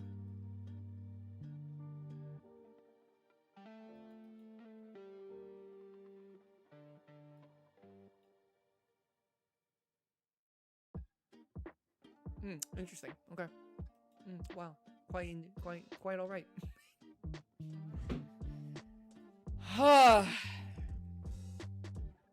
That was way too much stress for just like a few minutes. Just for a few minutes, way too fucking stressful. Way too stressful, gang. Okay. So, are there any more strengths that we should know about? Just to list off the strengths that we do have, which I'll be honest, we actually have like a good fucking amount. We have being able to ride a bolt of lightning like Kieran does. Like Kieran too, it uses it mainly for escapes and entrances. Electrical field that can protect the Skrill from projectiles does have a limit, but not sure on the limit. Standard firepower is equal to that of a Night Fury's, strong enough to destroy a large tree. The Skrill doesn't have a limit to how much lightning it can intake into its body. The Skrill's normal speed is comparable to a Night Fury speed. Top speed for a Skrill is most likely subsonic. Hard to spot in cloudy weather. For body size, is physically impressive, being able to knock away a deadly natter with its wings alone without stopping. Without stopping to do it, I guess I could say. It's fast on the ground despite being a bipedal animal. It's intelligent enough to recognize previous traps that it fell into, can come up with ideas to fight for a fight on the fly, and most likely would not be tricked by the same move twice. Extremely high endurance, even without lightning, able to come out of hibernation without any real breaks, and was able to keep on fighting. With lightning, with a lightning storm, however, its stamina is most likely bottomless. Again, that's hyperbole. It's not literally bottomless, but, you know, again, hyperbole. Anything on the defenses? It can get shot by Toothless's fire attacks, like Plasma Blast, and not take significant damage. But again, it's like Toothless isn't trying to kill the Skrill, isn't trying to take it down like it did the Red Death. So the lethality of the Plasma Blast that it was getting hit with is completely debatable. But, like, on its body, it doesn't particularly have anything. Like, it just seems like just scales and spikes. Like, it doesn't seem like... Like, I'm not looking at a Gravios, you know what I'm saying? I'm not even looking at a Basarios. So, probably nothing to mention. Like, nothing, like, remarkable to mention.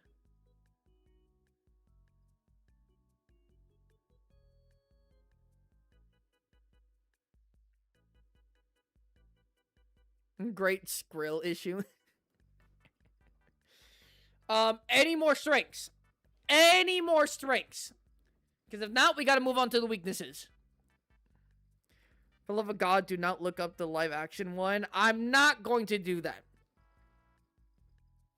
Maybe on my time off.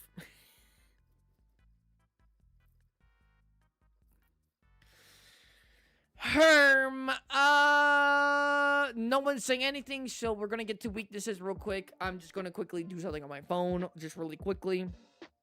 Anything else you guys just want to kind of mention? Just tell me that now, before I get into the weaknesses. Tail whip? I don't think we've seen it do a tail whip. Just because it has the capacity to do something doesn't necessarily mean that it's something significant enough to call it a strength. At the strongest strength, the Skrill can sink. Oh, yeah. Live action Skrills by the power of its beer belly.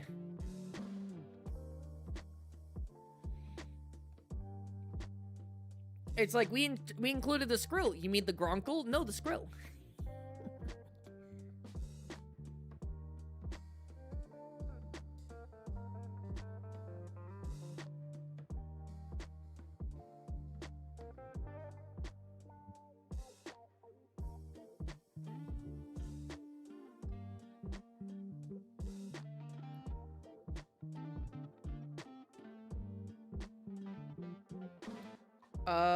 Fuck me. I actually don't. Hold on. I'm looking something. I'm sorry. Live action Skrill is a horror movie. Do not look it up. Bad Boy Skrill. Dad bod. I fucking read Bad Boy Skrill.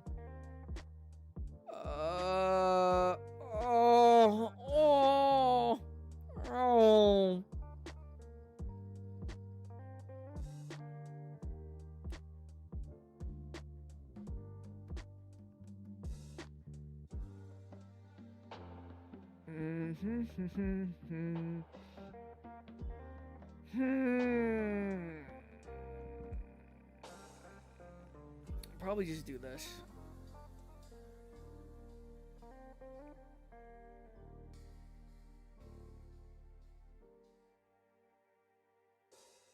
Yes, and then do the other one.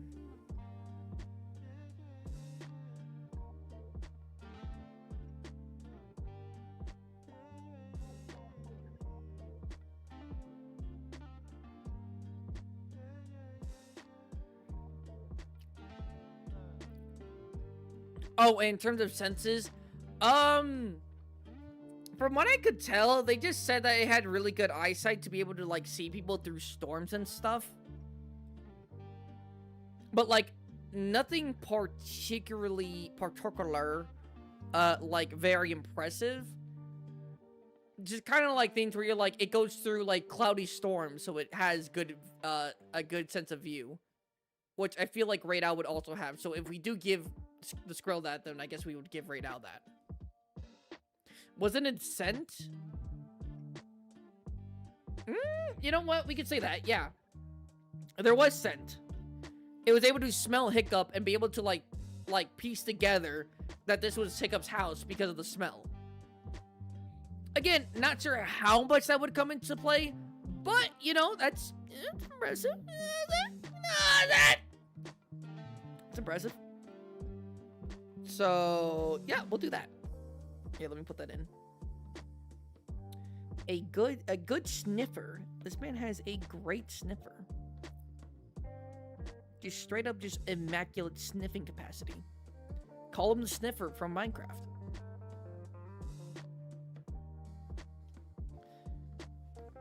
Oh, by the way, I did want to let you guys know, Tiger will not be playing with me on the Minecraft world. He will not be playing with me in the Minecraft world. I'm sorry to say. He doesn't really want to do Minecraft. And so that's Crystal and Tiger out of the equation. Unfortunately, I'm sorry for you guys who wanted to see me play Minecraft with other people. They just didn't really seem keen on playing Minecraft. But in reality, they actually hate me. I'm just kidding. Okay, let me take another sip real quick. Has great eyesight and terrible hearing.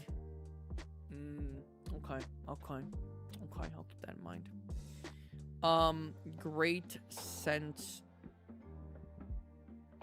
of smell. Excuse me. Weaknesses. Okay, doc. Now we go to weaknesses. Skrill are common, have common dragon weaknesses such as dragon root arrows. That won't be applicable. Several Skrills were completely under control through the Grima Dragonvine concoction. Don't give a fuck about that. Water. The Skrill's primary weakness is water. It cannot channel electricity and loses all its firepower when it's in water. If you force a Skrill to fall into water, it will lose the upper hand. However, a Skrill can quickly regain its ability. Channel lightning and electricity once the dragon is dry and getting out of water. We have seen that. For the scenario of our thing, that won't be a weakness, but I guess I'll put it down regardless, because that does seem like a pretty big weakness, but it doesn't seem applicable to the fight that will be happening. Also, turn it up. Turn it with the fucking music, white boy.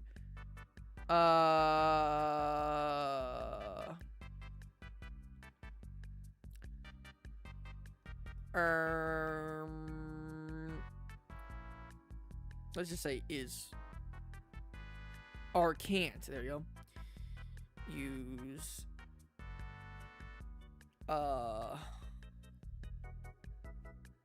Electricity and water.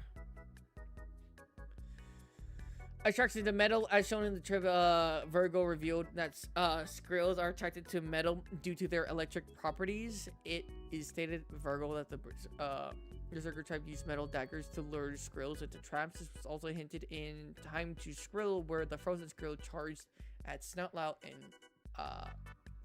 and Spitlout. Okay. When they wave their metal axes. Again, metal. Rey Dau doesn't really have metal, but sure, we'll do that.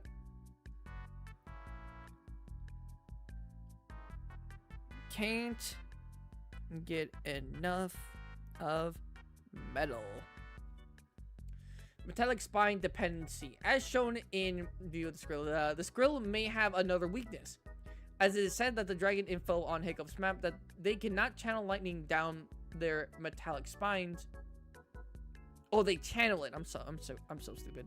Firing it from their mouths in a shower of destructive blast. This could mean that if one were to disable a Skrill's spines by, for example, covering them in isolated substance like rubber, it could take away the ability to channel lightning. The spines of the Skrill's tail can also be weakened if it's imprisoned by a metal cage and can't escape. You know, that's a genuine weakness.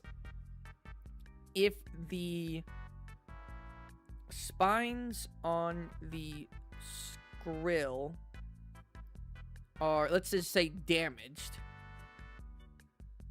that will affect how it's... Wait, hold on.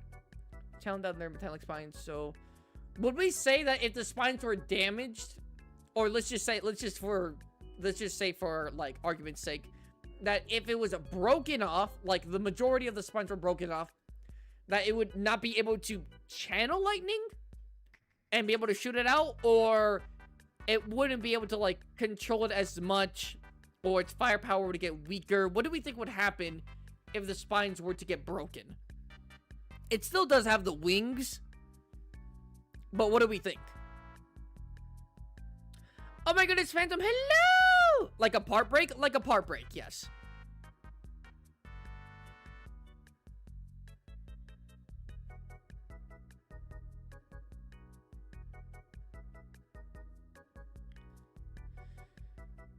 Weakness being in water because of the Skrill is in water. I can't use any type of electrical shit at all. Yeah. Oh, hello, Jill. Also, hello. Hello, I'm sorry I didn't say hello, Jill. So you're playing alone? Yes, I will be playing a Minecraft alone, but don't worry, I won't be completely alone. I'll have Patrick, and Solaire, and Uth, and Kelby, and Kieran, and Muffy. I'll have the gang all there. Don't you worry about it. I think that it would just not be able to channel as much just because the root of the spines would probably still be in the Skrill. So we know how powerful its lightning is compared to Rey Dau. We are getting to that. Oh, you know what we didn't fucking put for a strength? I just realized this. We did not put like the supernova. Can someone find me where like footage of the supernova is, or like it releases all the electricity from its body? Can someone find me that? All the lightning in its body, or I shouldn't say all, most of the lightning in its body to create a supernova.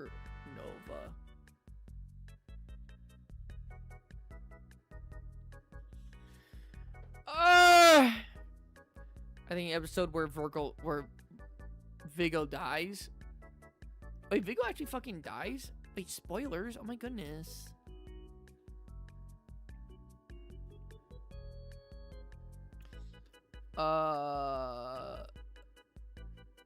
Let's put this as format bold.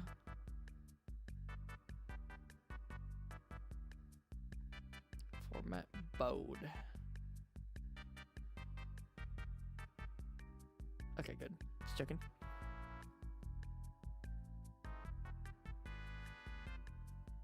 Okay, so if the spines on the Skrill are damaged, that will affect how...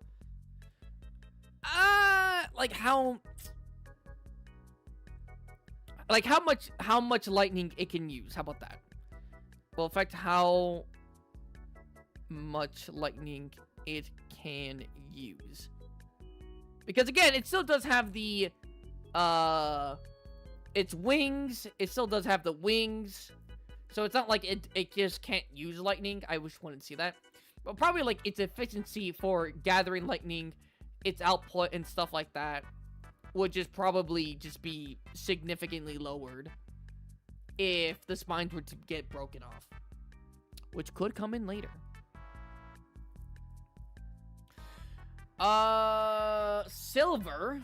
Oh, is this a fucking werewolf? The Skrill's electricity appears to be redirected or absorbed by veins of silver embedded in crystals, meaning they can be used to absorb the powerful attacks, which makes them useless against an enemy. Okay, fucking... Who is this, a vampire? A werewolf? Bro. They are not doing that shit. I will say this. How about this? Despite... Not dispute. Despite... Not dispute. Despite...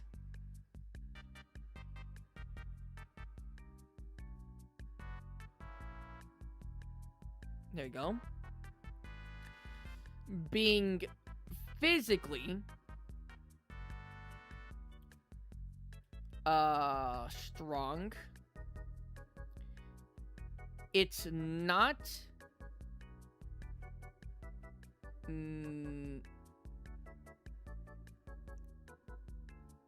not used to doing melee combat.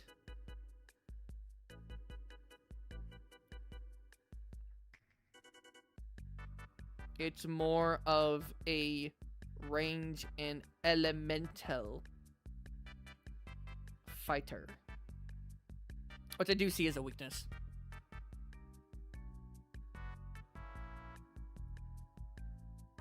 I mean, it's logical that it just gets weaker. Yeah, I just put that it gets weaker. Making it weaker. And then, oh,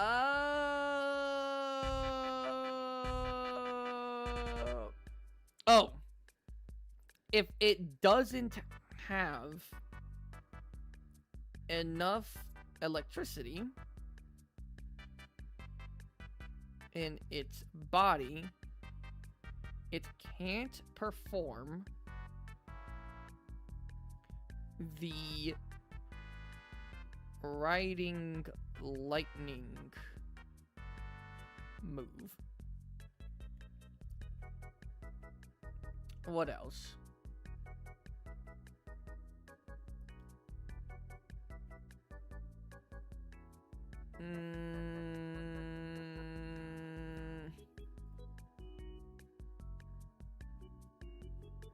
What else? Is there any more? Is this it? That's fucking it, I guess.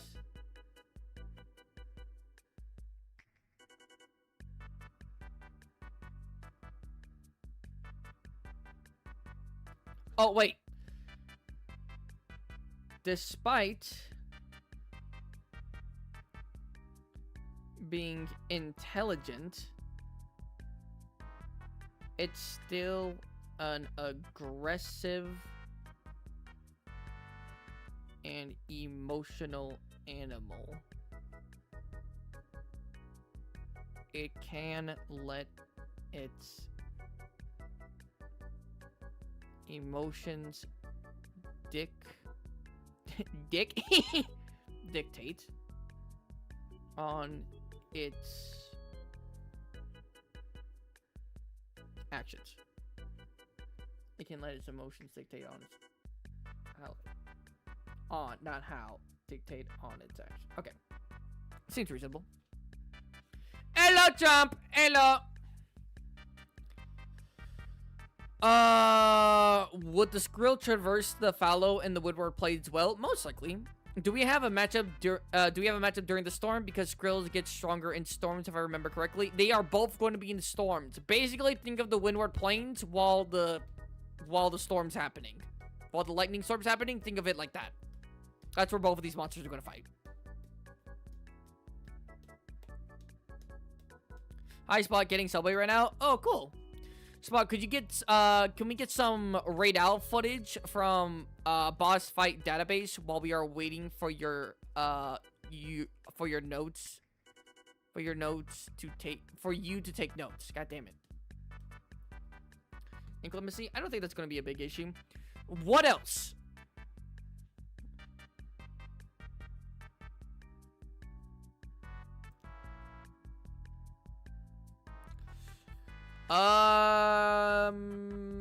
So far I have can't use electricity and water, can't get enough metal, as in like it's very much attracted to metal.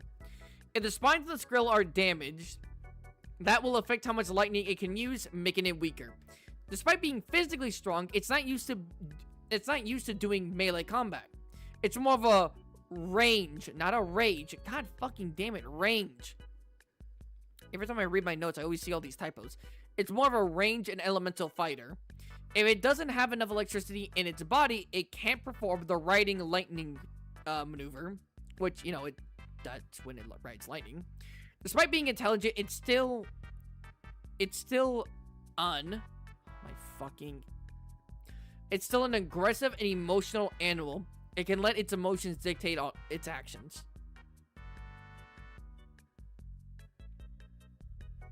Is he prone to getting meleeed? Maybe? He probably isn't confident in its abilities in melee. Considering it really does, like, it really uses its lightning way more than it ever does its talons. Or bite or anything.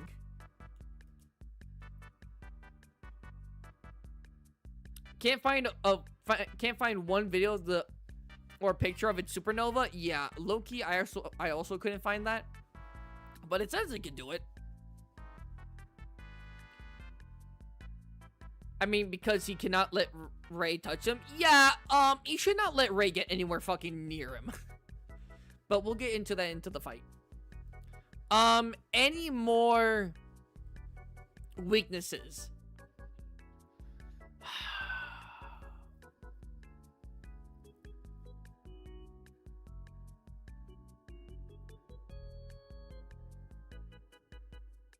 Would we say that he's over-reliant on lightning? Or would that just go hand-in-hand with being more of a ranged and elemental fighter?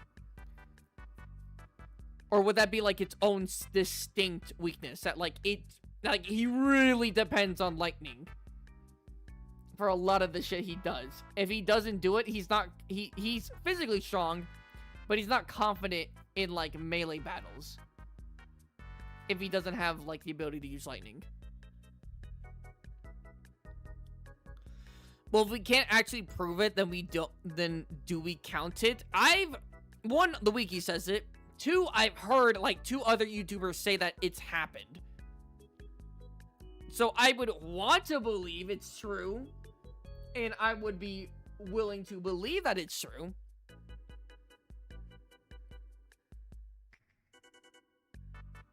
Spot, you should low-key watch Zootopia 2 like the ad said before, and the...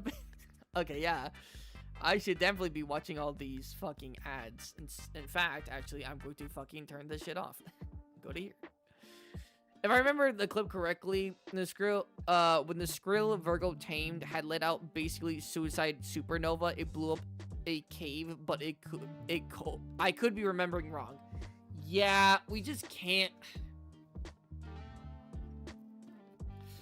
We'll just have to assume that the supernova is... or I said Vigo. I'm just gonna have to assume that the supernova is like the strongest lightning attack it has. Which is probably pretty dang destructive.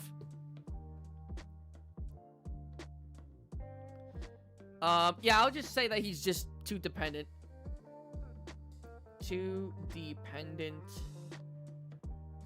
On the use of his lightning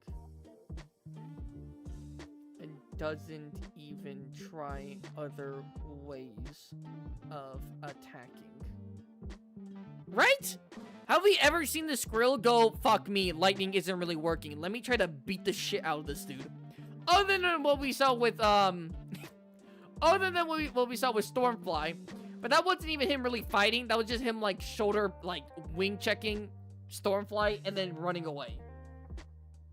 Like, have we ever really seen a Skrill go like, this shit ain't working, let me use my talons, let me bite this motherfucker, let me do anything other than using lightning?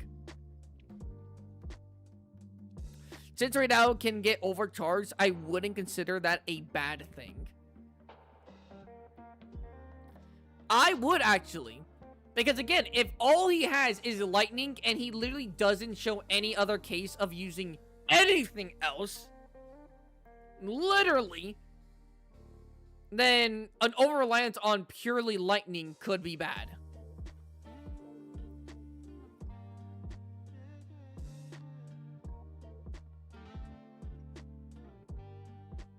But he never has a thunder immune rival in the show. What? He's smart, so he changed his strategy? Again, he's smart. Oh, well, I mean, that is true. Again, though, well, you could say that because he's never had a lightning immune, dragon that he's ever had to contend with, that potentially he wouldn't know what to do. And he would be extremely inexperienced with using his wings and his, like, bite and all this effectively. So I actually still would call it a weakness.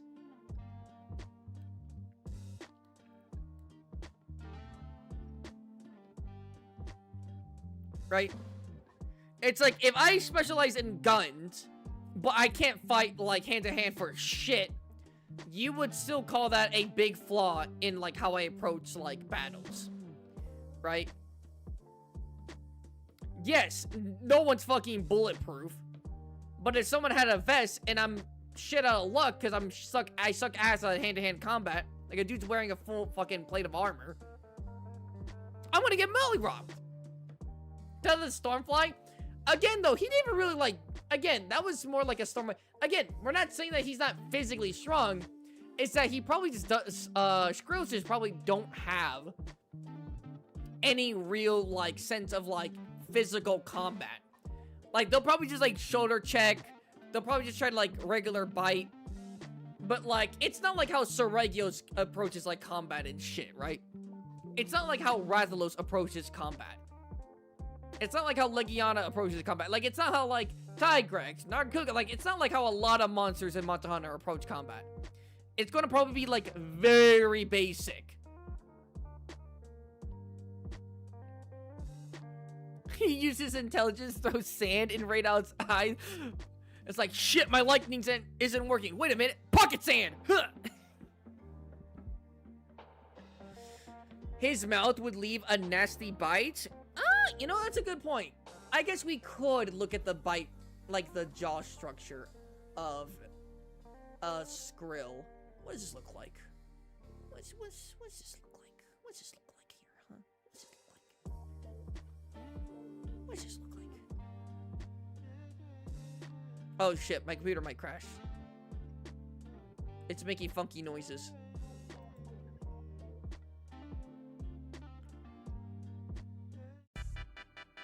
Do we think he would leave a nasty bite?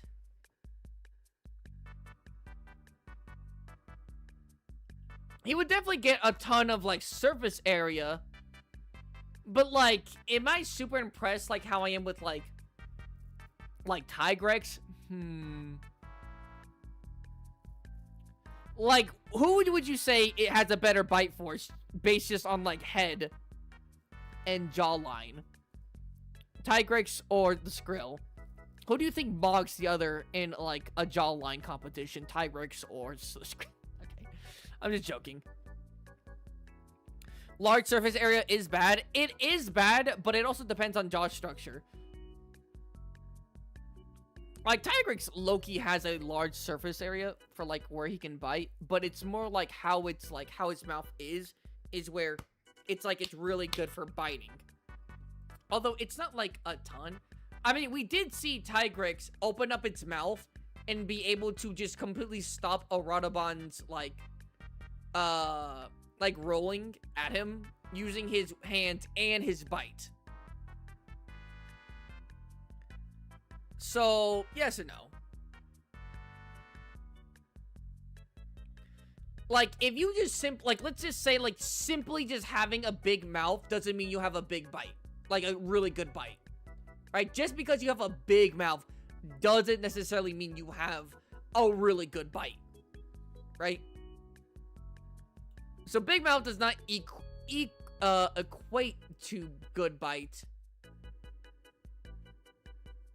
But I will say, hold on. Wait. Hold on. Kowalski, enhance.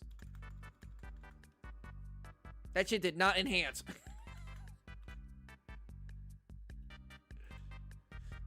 What if I open this up in a new tab and fucking hope this doesn't ruin my computer? It seems to actually have more, and it seems to have bigger teeth at the bottom row than it does at the top. Or is that just angle? Is that angle? Is that just angle? That might just be angle.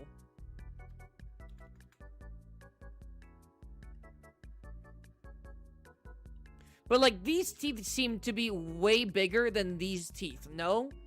Or is this no, that's these teeth, the top row teeth are definitely smaller than the bottom ones.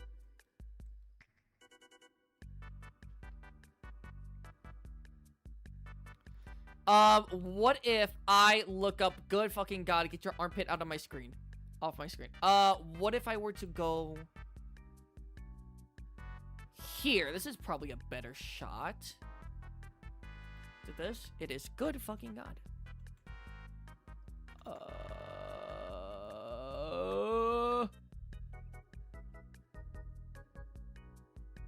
I'll be honest, I don't actually think he would leave. I don't think, like, he would leave, like, a very devastating bite.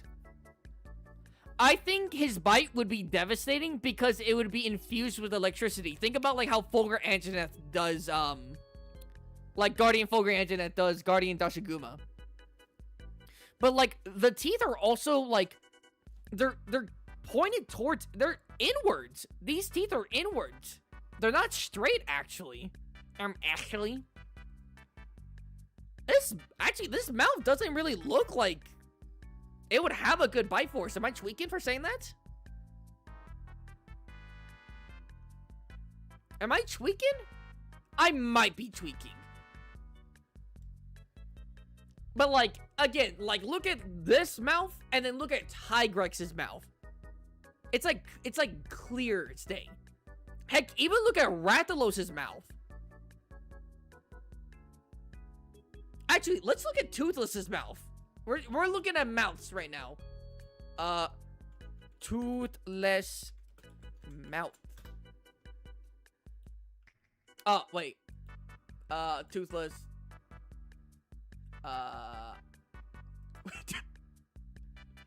It's good enough.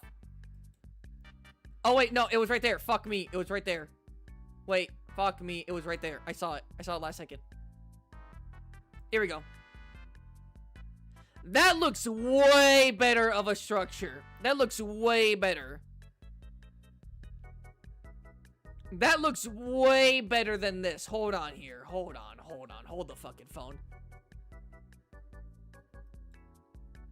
See, these are straight. These are straight. They're all the same size, and they're, like, perfect. Despite being small.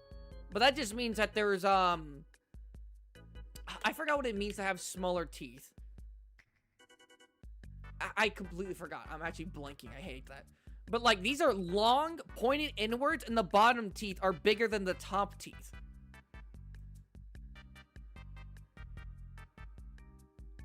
Where did he get teeth? If I just open this up in a new tab and then just, like, close this. Good God, Hiccup, trim your hair.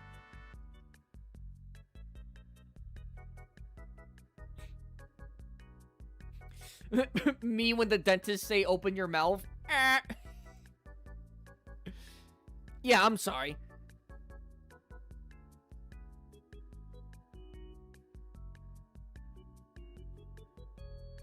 I think its bite force would be mediocre due to how its jawbone is and the lack of muscle, but the teeth would leave a pretty bad gnash. Probably, but in comparison to what? Again, when in comparison to, like, the scales of, like, Toothless, I mean, he's definitely armored. Like, this is definitely, like, a really thick hide of scales and all this, right? But, like, compare, like, that to, like, Rey Dau. Compared to a Diablos, like, it's devastating. Like, would you think this bite force would be able to do anything realistically to a Diablos? Yes or no? Just like, right on the body of Diablos. You think that's like the Diablos is reeling in pain? Not with the electricity infused with it, just from the bite force alone.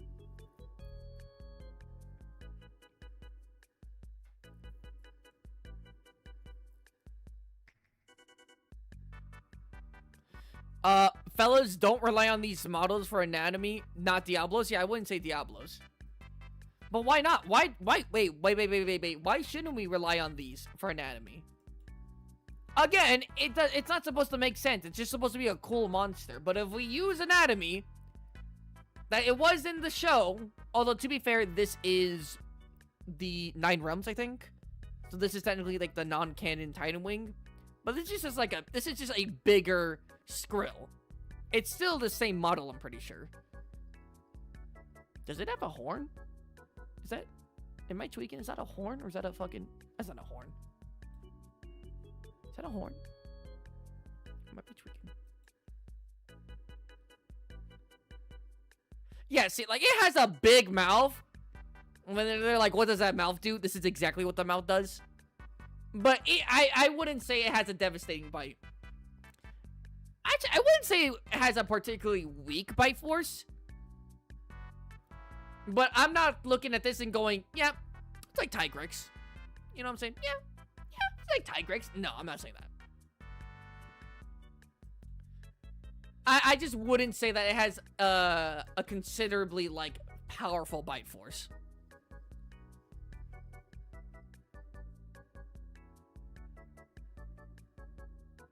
Look at theropod teeth and compare the proper biting structure to the Skrill. No, I think we got the gist, right? All right, looking at this skull again, it is like hard to get like a clear shot. But looking at the skull and head plan of the Skrill, do you think it has a strong bite force? Yes or no? Like, strong. Like, when I say strong, maybe stronger than, like, a Rathalos' bite force. Yes or no? Actually, I'll just do this. When looking at the head-shaped teeth, all that.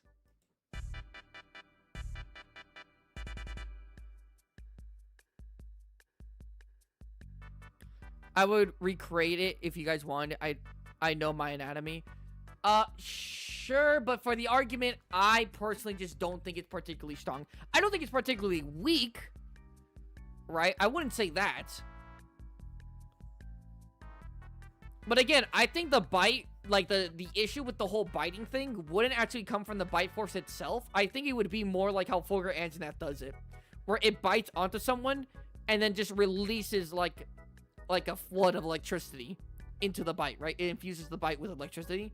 I think that's what the issue is with the Skrill, right? Like, the bite force itself probably isn't super impressive, but probably the fact that, like, it can add, like, lightning into its bite, which makes it devastating. But obviously, that's not really going to matter too much in this fight, so if we're just talking about bite force, it probably isn't just impressive. It's probably just, like, normal. It's not particularly weak. It's just like a, I don't know, normal. Does Rathalos even bite? He does, but not really that much. But he does.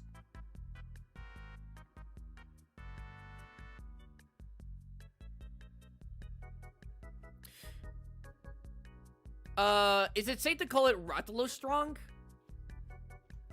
You know, I think Rathalos strong, but not because of the way its head is, but because of the wide surface area and the fact that it is physically strong. Despite actually not looking like a powerhouse, it is able to just absolutely bully the shit out of Stormfly. So, looks can't be deceiving, right? So I could actually probably say Rathalos strong. Like probably equivalent to Rathalos. Right? Which, in my opinion, is like a standard Wyvern bite. Because Rathalos, people downplay Rathalos a lot, but let's be honest, he's like a standard Wyvern build. So, strong in the sense, not of the same sense as Rathalos, but in terms of lethality, probably the same.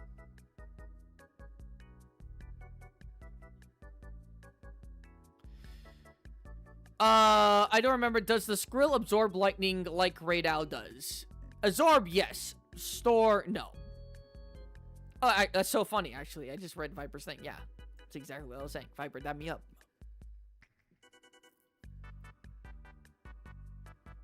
I just remember the small bite attack and something about picking up small monsters and tossing it. No, Rathalos does have, like, a pretty decent bite. It just doesn't really use it. I mean, use the poison talons, use the wings, use the fire breath, use the tail smack. Biting is, like, legitimately, like, last thing it'll ever probably fucking do. Realistically. But, okay. We're good there. We are good there. Take this out. Honestly, get rid of this. Hey, you know, hello, future me. You know what I'm saying? Hello, future me. You know what I'm saying? Like the video. Alright, I think we're good on the Skrill. I think we are good on covering the Skrill. Yes or no? We think we got a good amount of information. We got a good grasp on Skrill power scaling.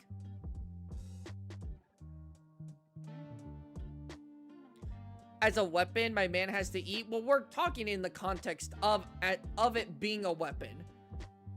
But yes, obviously he does, like, it's a mouth. He uses it to eat. But we were using it in the context of it being a weapon.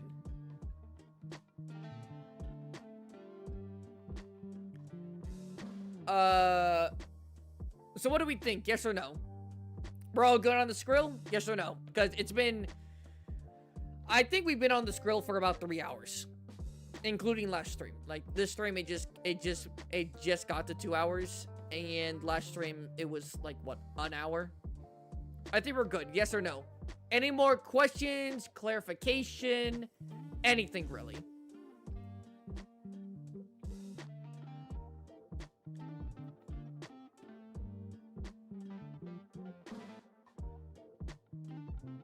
I'd say Rathalos has the bite force of Azure Rathalos. Phantom just saying fucking anything.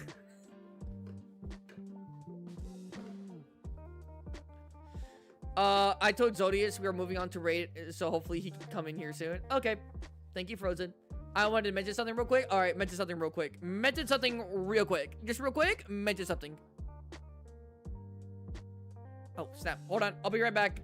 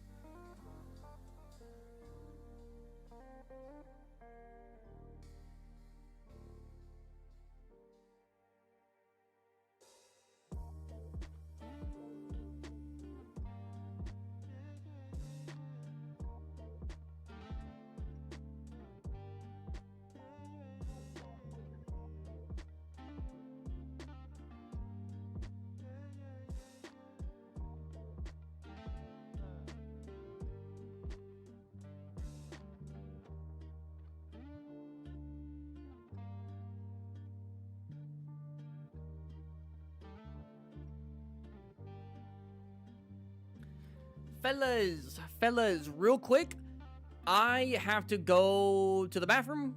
Gotta go take a piss. You know what I mean? Spottable piss. And I also gotta feed the bird. I gotta feed my bird, and I also gotta feed the cats. don't want to neglect them. So I'll be right back. Okay, just real quick. Give me like a 4 minutes. Or 5 minutes. Alright. You have a bird? Of course I got a bird. You haven't heard him during like videos and stuff? That man loud. That boy loud. I be recording it here. Ah! I'm like, why are you yelling? Ah! Okay. I'll be right back.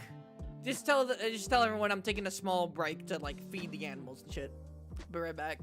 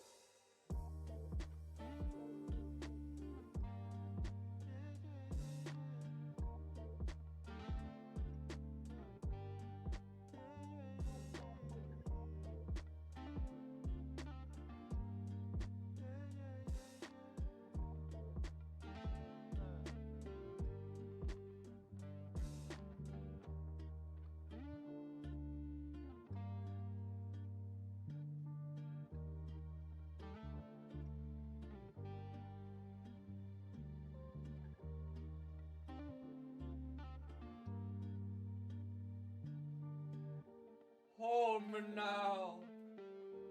I'm 6 feet from the edge and I'm thinking. Yes, sir! Ah! Alright, what's up? I'm back.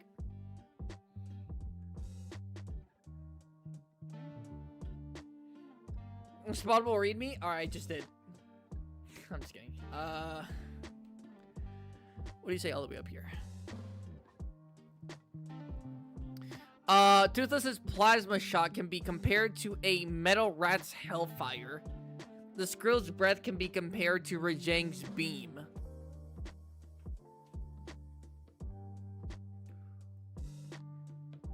Are you saying that in the sense of, like, how it's fired out their mouths? Because I think the power between Rajang's fire beam and, like, or Rajang's lightning beam, right, thunder beam, and then, like, the metal rat's, like, single shot fire blast is, like, hellfire is different. Oh, just, like, in the sense of, like, it's a, like, a Monster Hunter version. Okay, you're just, like, making a comparison. Oh, okay, yeah, okay. Yeah, that makes sense.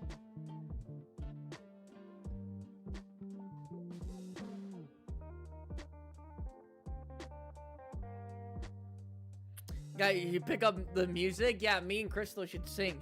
Okay, I'll actually, no jokes, like, a bit of glaze, because I think she deserves it. Crystal actually has, like, an amazing singing voice. It's crazy. Like, I'll just be watching her. Oh, well, I won't be watching her, but I'll have her, like, on a tab. And I'm, like, doing a specific edit that's, like, taking me a while. And then I'll just hear, just, like, out of nowhere, her start singing. I'm like, holy shit. Okay, Romeo. I'm like, damn. I'm like, good heavens. Literally like an opera singer.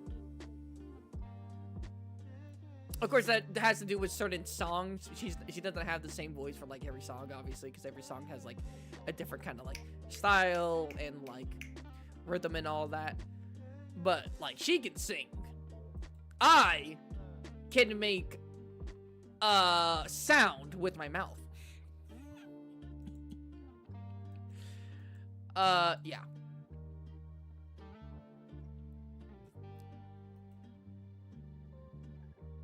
Oh my god, you know what? It's so funny. I had this entire video of the fucking Skrill. Like, just, like, scenes and, like, shots of the Skrill. That, like, I never showed. I guess I'll just show this real quick, just so it doesn't feel like a waste that I had this on.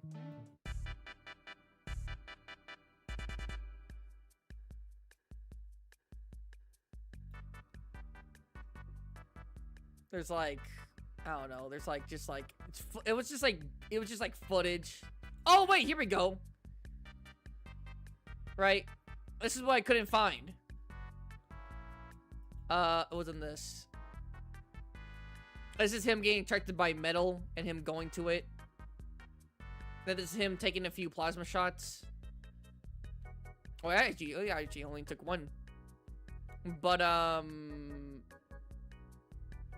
did they not? I swear they collided. Was it, like, further back here? There you go. See? Alright, so, like, Toothless goes in. He shoots just, like, a standard blast, and then, like, bam! There's a big shockwave. They both get sent flying back. Now, okay, to be fair, if you say that, like, oh, Toothless actually got hit more back than, man, I'm dead! Hey, yo, Fiber with the 5 arrows. I have to be number 1. This is for the goal, and give me a wheel spin as a tip, will ya? You know what? For you, Viper. For you, my friend. I'll do it.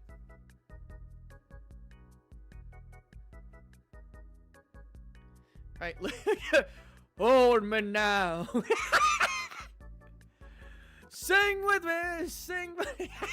Fucking, just like a blur of just, like, falling.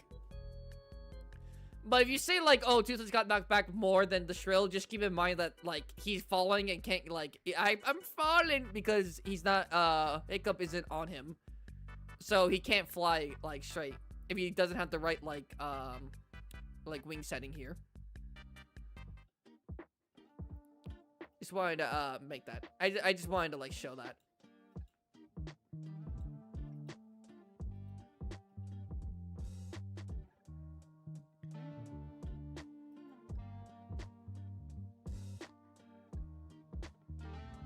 Also, yes, we can have some, fight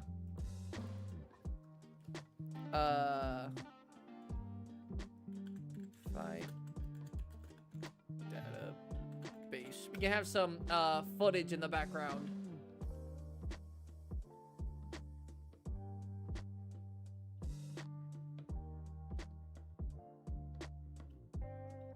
Oh, but you know what? What we should do first is spin the motherfucking wheel.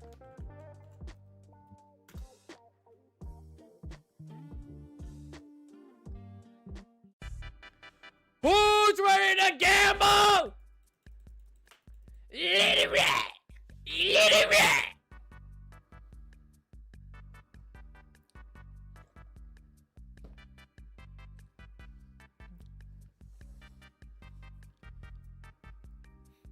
$17 black. Oh, little bit. 17 black.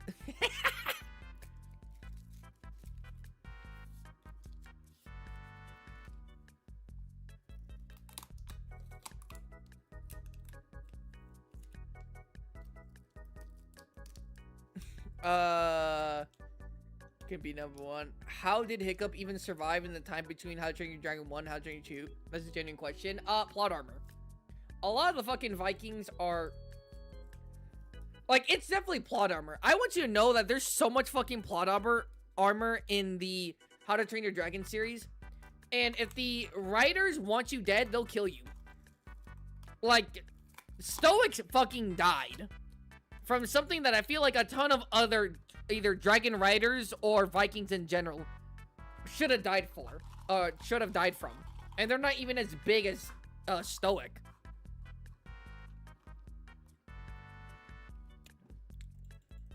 Let it ride.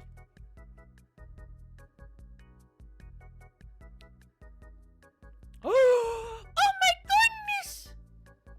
You got lucky, Viper. Chat picks video! Yippee!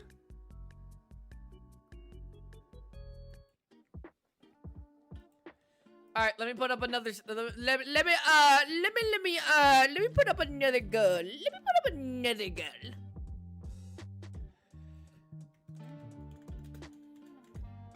Here we go.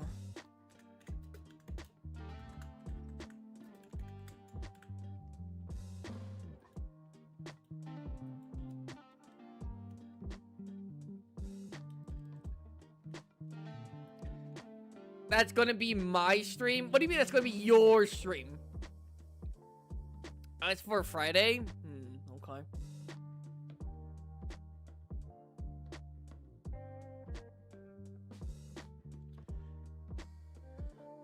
Okay, let's go. Everyone, we are watching...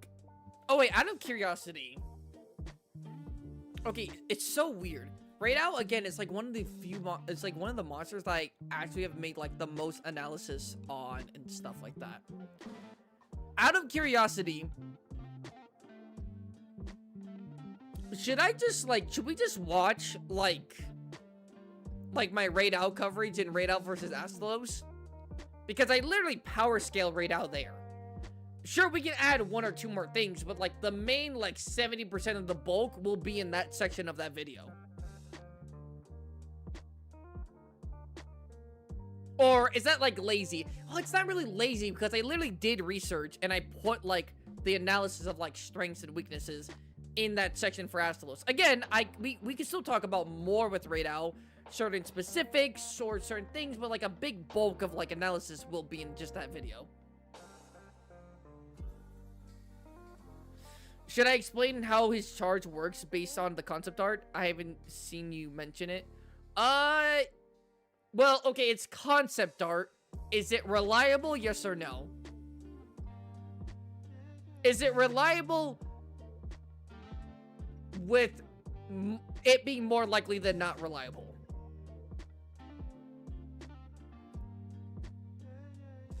It's the final design? Yes. Sure. You know, also, who do you call it?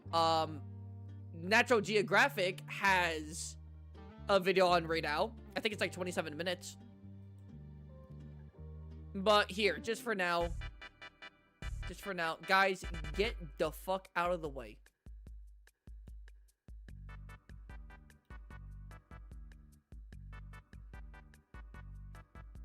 We're gonna watch this. This is my boss fight database. Always give him a like. Always give him a subscribe.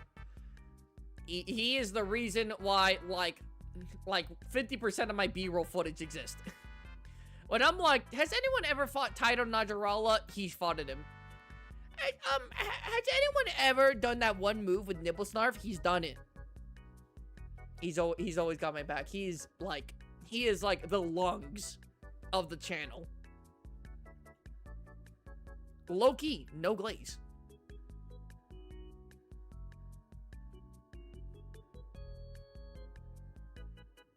Natural, not national.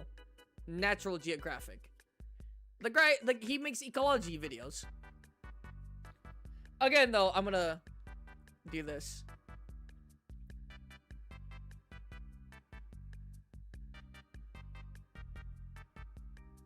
Damn, in like comparison, damn. This guy's a big boy. What's a fucking big boy? This is a big fella. A big meaty fella.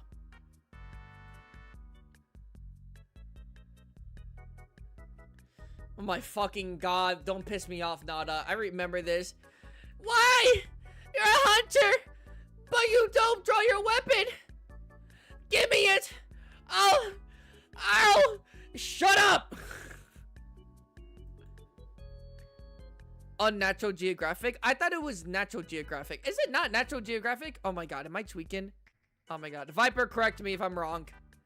The guy who makes ecology videos. Kazu Ecology.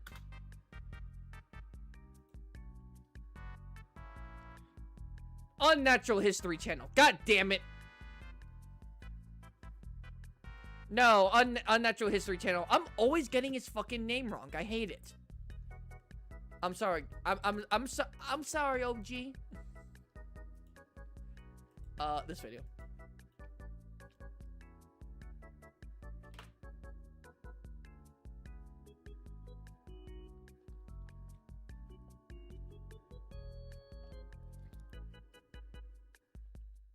You know what, actually?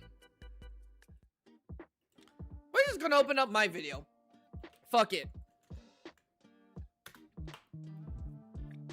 We're just gonna open up my video. And I'll just interject whenever I want to. Oh, well, actually... We'll actually do that in just a second. I actually am fucking eating. Spoilers, I am eating. I went to go grab food when I went to go feed my bird.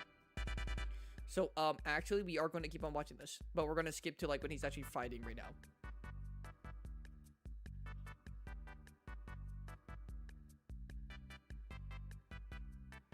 Yeah, me personally, when it comes to, like, design, Rey Dau fucking mogs the Skrill.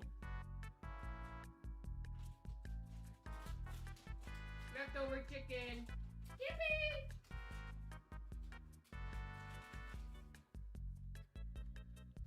God, this game's so fucking beautiful. When you know, when the optimization has now been fixed.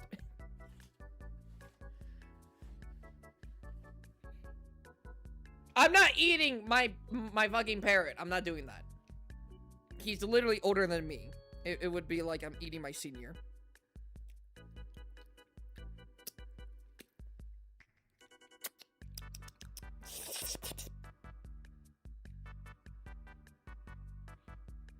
So when Rey Dau absorbs lightning, he stores it in the wings and neck, yeah.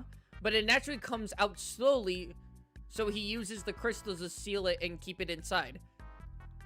Well, okay, question. Is that a byproduct, like, because it gets let out slowly, and with the crystals forming, because the crystals form, it's, like, it getting closed up is a byproduct and a plus, rather than him, like, actively thinking about doing it? Yes or no? Like, is he actively like, oh, yeah, yes, because I have these crystals over my wings and shit, I'm sealing off any electricity leaking out? Or is it because it's doing that, he gets it and he just benefits from it? He does it on purpose? How do we know he does it on purpose? Because I'm not gonna lie, if he does that shit on purpose, if he, like, gets Fulgurite on purpose, for also attacking reasons, and for probably looks reasons, then, you know, that's intelligent, that's smart, that's smarty pants. How much money to see the bird?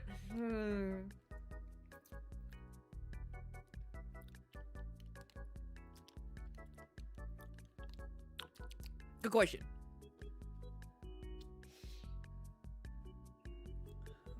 About $100 million. No, I'm just kidding.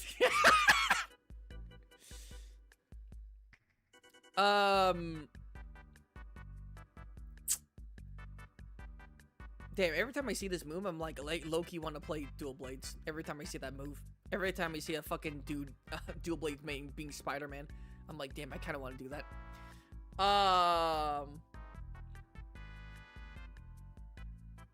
It's just instinct they all do that? Okay, well then, it's instinct.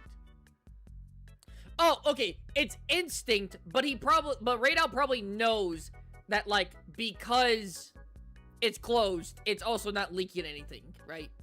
It's instinct, but it probably, like, has the understanding that that's what's happening, right?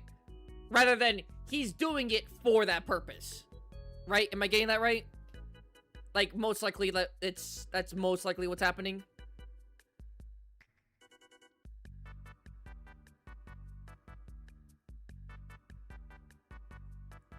You know, I won't be surprised if the subspecies of Rey Dau uses magnetism. If Rey Dau uses magnetism... Damn. You got lucky. The intention is speculative. Okay. If he could use magnetism, yo, Bolt Reaver's like out of a job. Bolt Reaver's gonna fucking make some, like, nasty claims. He got with my whole fucking flow! Oh shit, word for word, bar for bar!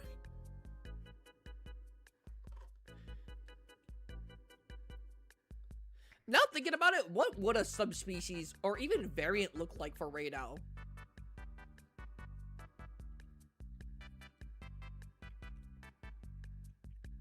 Dragon wouldn't make sense. Unlike Stygian, he won't have a source of, like, dragon element being supplied to him. I think water would make the most sense for an element. Other than just making Rey Dau just, like, more lightning.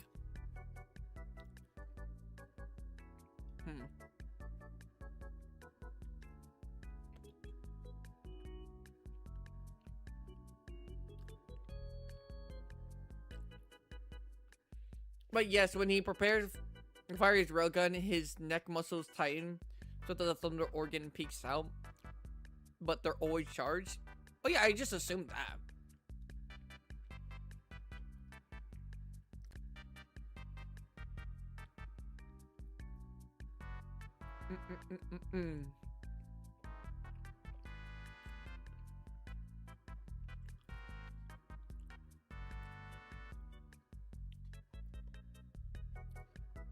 I'm not gonna lie, it's probably gonna take me like 7 minutes to finish this food.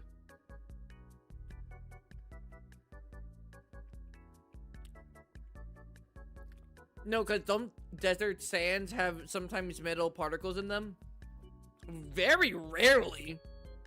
But it would be no grounds to believe that this desert does.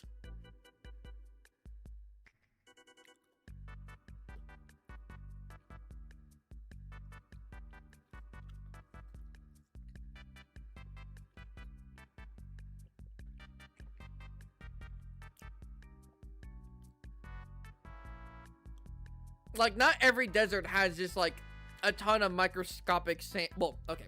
Not to the point where it actually matters. Like, if you put a magnet, like a very strong magnet into the sand at a beach, it won't do anything. I would know. I've literally fucking done that. Maybe it was a specific beach I went to. It was in Miami. But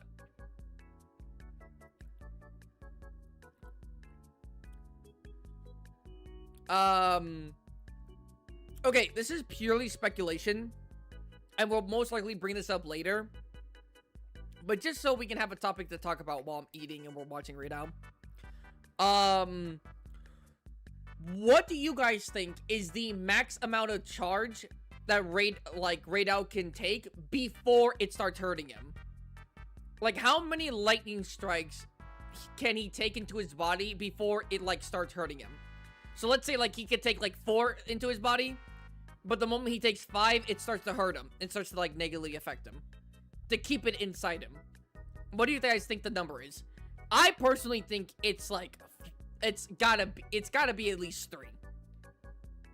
It's gotta at least be 3 lightning strikes into his body.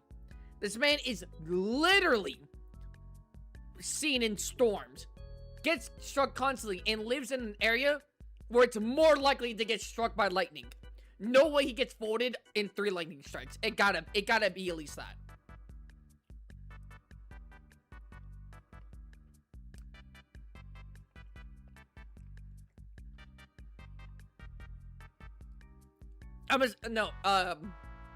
Viper, okay, I should clarify that.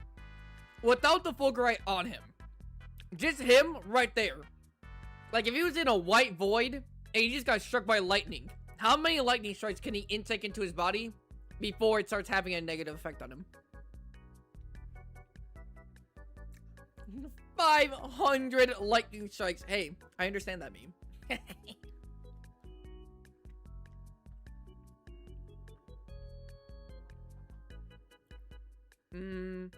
Again, I think 3. And then maybe the 4th lightning strike, he would need to dispel it.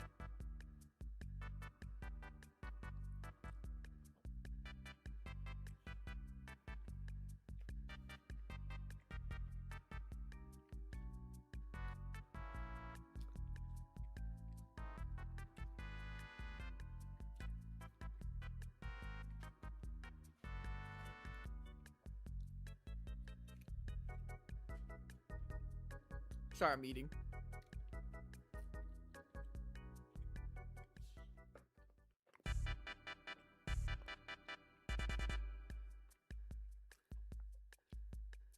He only uses it in combat because the natural release keeps him from overcharging passively.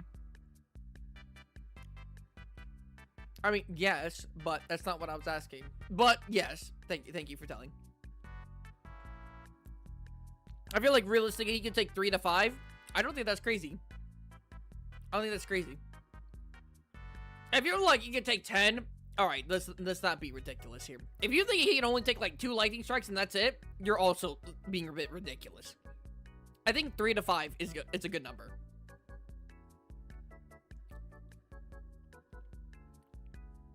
Again, it's not how much he could possibly intake. It's more how much can he intake? How many lightning strikes can he intake before it starts to have a negative effect on him? That's the question here.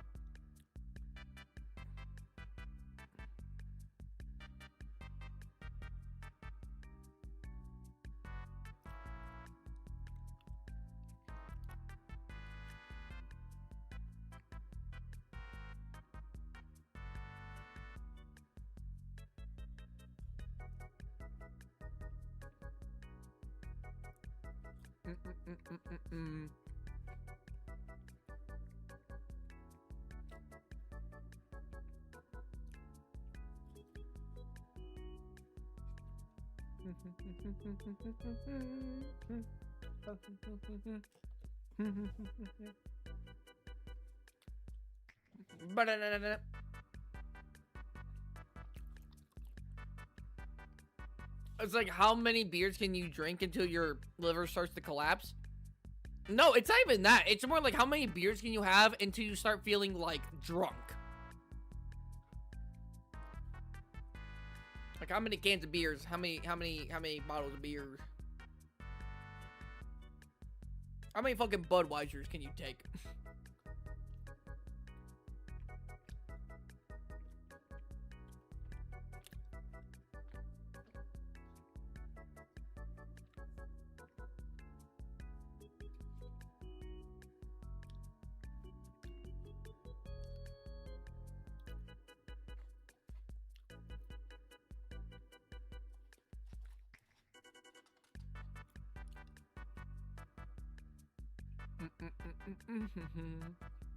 Oh shit, he got off the tail. I didn't realize that.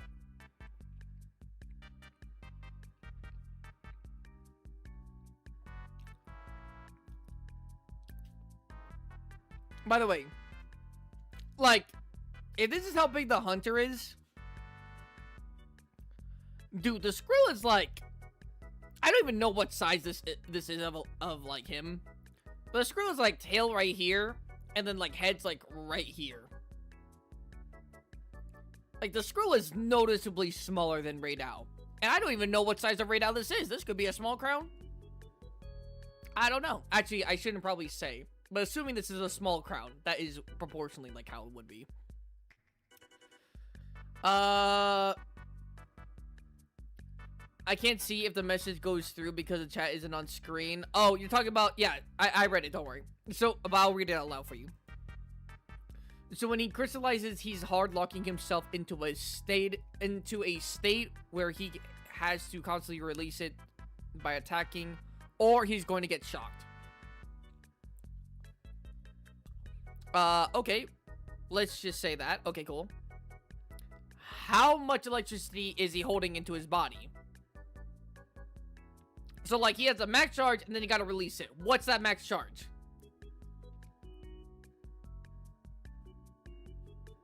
It'd be the regular Surf 4 all over again. It would actually be probably worse than the regular Surf 4. At least the regular serrated scales could, like, actually harm Rey Dau. Fucking, the Skrill fucking uses lightning. What the fuck are you gonna... What are you gonna do?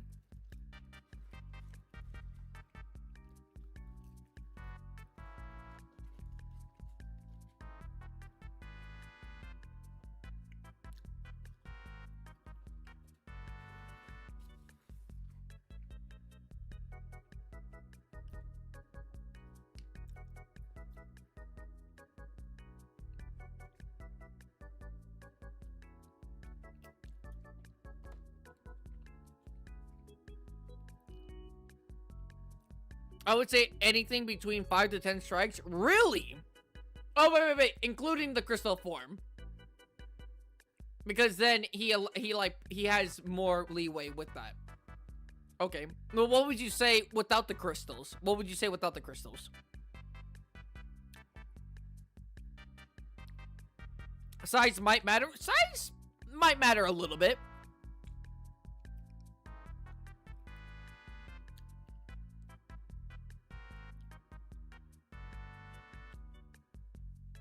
So without the crystal form, what do you think what would you say about how many strikes? With no crystals, bottomless? What? You're dead ass. You're not dead ass. So you're saying without the crystals, Rey Dau could be struck like 20 times? Don't even feel it. Light work, no reaction. Really? If we're talking in natural lightning, yes. Wait. How? Again, he's not expelling any lightning. Like, how much lightning he can intake into his body without releasing it. That's why he's goated? Okay. Listen. You know how many comments I got clowning me for supposedly glazing Rey Dau, which I low-key was glazing him, but I was also glazing Astalos too. Okay, well, to be fair, I was way more realistic with Astalos. It's just because Rey Dau is more powerful, okay? I'm sorry, Astalos fans, he just is. But I got, you know how many, like, holy Rey Dau glaze? I'm like, bro, What do you mean holy Rey Dau glaze? I'm just showing you what's on the fucking screen. Oh, also, sorry, I should unpause this.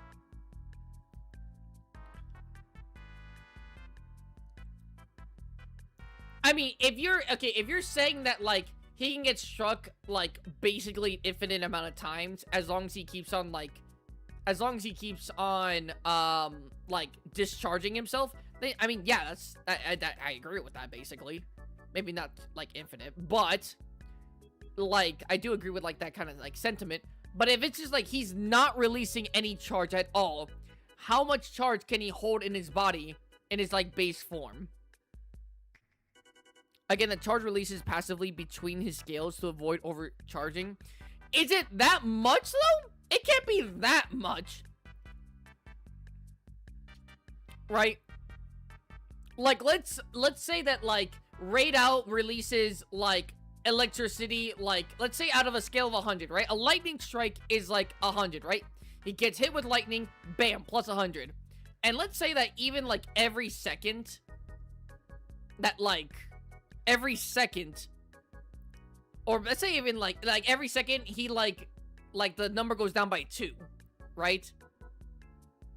It still wouldn't be enough if he got struck again by lightning, let's say 10 seconds later. He would still have more charge than what he started with. I don't think it's outpouring that quickly. I could be wrong, but I don't think that is the case.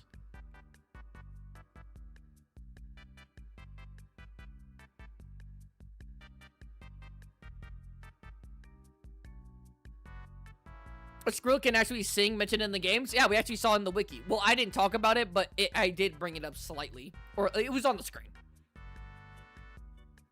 The curse is to keep the charge from leaving his body without him attacking. Well, I was talking in natural conditions, not the context of the Skrill. Okay. Okay.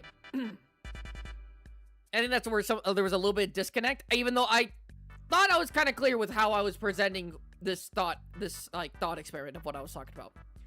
I'm talking about if he gets struck by lightning, like, every, like, maybe 5 seconds, how many lightning strikes can he intake into his body before it's a problem? Of course, again, he lives in thunderstorms. Of course, he would have to have a precaution to get struck by lightning often. But I'm talking about, like, how many lightning strikes could he potentially have into his body if the lightning strikes were, like, borderline back to back to back. How powerful are the strikes? Just like a standard lightning strike, like what he's getting struck by, like, in his home, like right here. Not this. By the way, can we... God fucking aura, man! I fucking love this monster. Glaze all the way. Glaze all the way. Like, this just looks so fucking cool. This is, like, the best and, like, looking lightning I've ever seen in, like, video games in general. And, like, the power, like, the crackling, and then, like, the effect, like, everything. Just glaze. Just glaze. Just glaze. He can take a Rey Dau amount. But yeah, just a standard, like, lightning strike. No! My baby!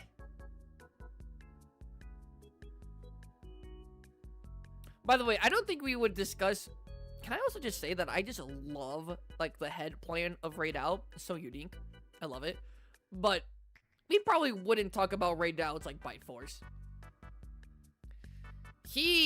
There's almost never a scenario where he wouldn't rather use his talons, his wings, or his tail. Or, fuck, even just his headbutt with, like, his, like, prongs here to do damage. Like, the bite would probably never be a thing. We're probably just not going to talk about it. Like, 20 of them, so a minute and a half of taking it. What is... Okay, out of curiosity, what's your basis for saying around 20? Also, I'm going to rewind this. What is your basis for saying he can tank around 20 bolts of lightning into his body before it becomes a problem?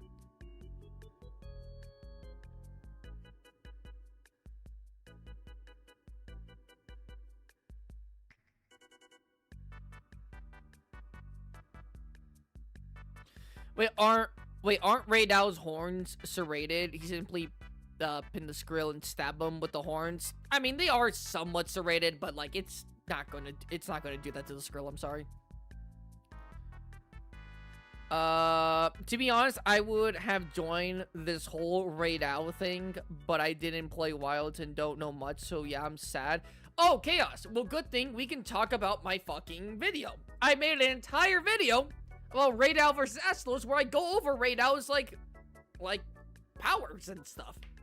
Again, it's not perfect. There's still a little bit more to discuss, but it'll be like a good bulk of, like, the talking points of, like, strengths and stuff. The time he stays charged in-game. But you have to keep in mind that when he's charged in-game, he's not getting struck by lightning constantly. And he's, like, outputting, and he's constantly, like right now, right? He just shot a lightning strike. I know he has full grade on him. Okay, relax. But, like, he's always, like, using electricity in the fight. So I feel like that line of thinking's a little bit skewed, no? My source that I made it never get.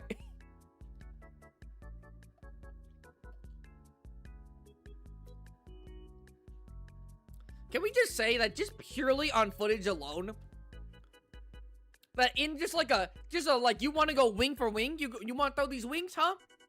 You want to throw these hands? You want to throw these wings? Rey Dau is molly-whopping the Skrill. Rey Dau genuinely uses his wings for attacking. Which, what other Wyvern actually does that? Okay, if you want to be a nerd, I guess you could maybe say that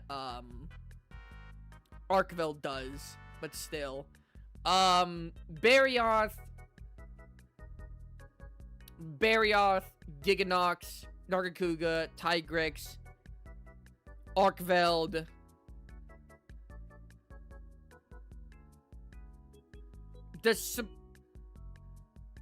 Seregios doesn't use his wings. Astalos.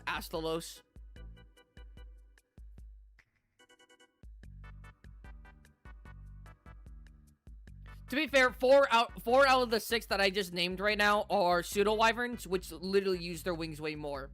When it comes to true flying wyverns, literally Archveld and Astalos.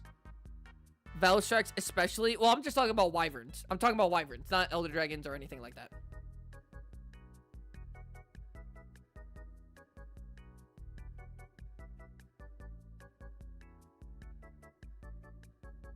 Getting a lot use their wings. A lot use their wings, but use their wings for almost like a main source of combat. Again, the pseudo wyverns make sense, so I wouldn't even say Archveld because he's also somewhat of a pseudo wyvern. But really, Astalos, no? When it comes to true flying wyverns, just straight up they're a flying wyvern. You can't say that they're anything else. It's just Astalos, no? Am I tweaking? Am I missing someone? Again, there's Rey Dau, but I'm not counting him, right? I'm counting monsters other than Rey Dau. Espinasse doesn't. Rathalos doesn't. Rathian doesn't. Legiana doesn't. Basil doesn't. Bishadden, shut the fuck up. Frostfang, okay, we're not counting every subspecies or deviant or whatever the fuck, okay? We're counting base monster. And if we're counting that, then I already mentioned Barioth. And even then, I said when it comes to true wyverns. Not pseudo wyverns and shit.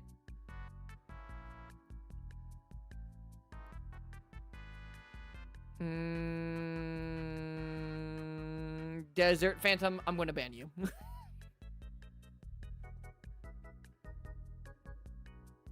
Okay, regardless. I think I'm okay. Alright, I think I'm okay on the food. Let's look at my video. Yippee! Guys, I hope I don't get copyrighted. I hope I don't copyright myself. Man, this video was 11 months ago? How the time flies. Also, I should have made this font a bit bigger.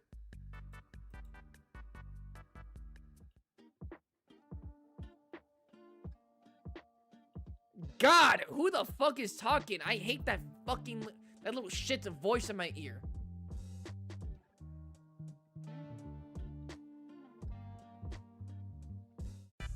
Alright. Rey Dau time. And it seems like the Rey Dau segment was... Damn, people really didn't fuck with assless, apparently. Well, people actually did. They liked this out of here.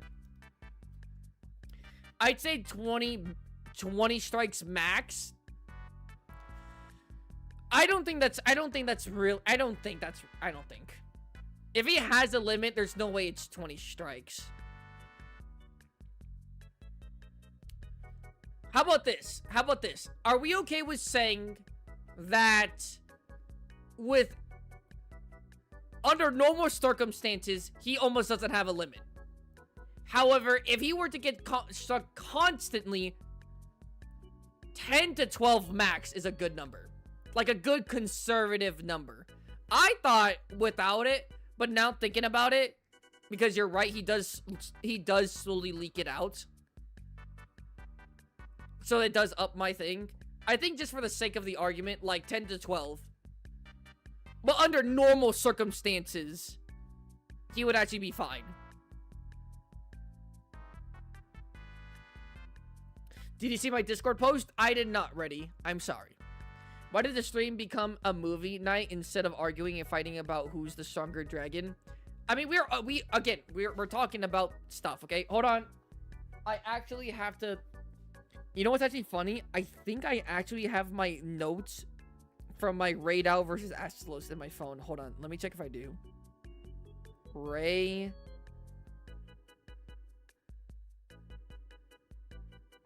I don't. Darn. Must have deleted it.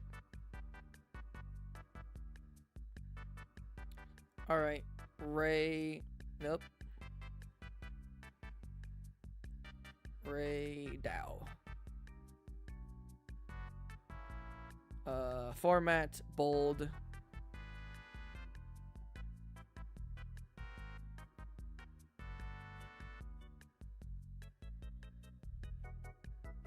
Strength.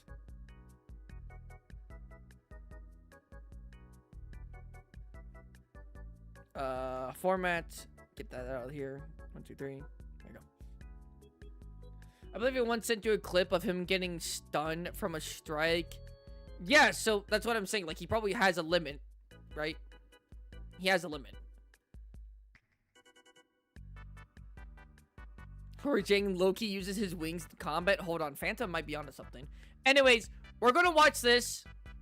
This is pretty much going to be the bulk of the strength and stuff. I'll maybe just for the sake pause to like write it down just for simplicity sake, just so like we don't have to keep on coming back to the video if we want to like go over a point of a strength of Rey Dau's. But yeah.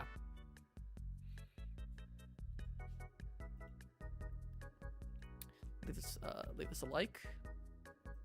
Highest quality. Okay.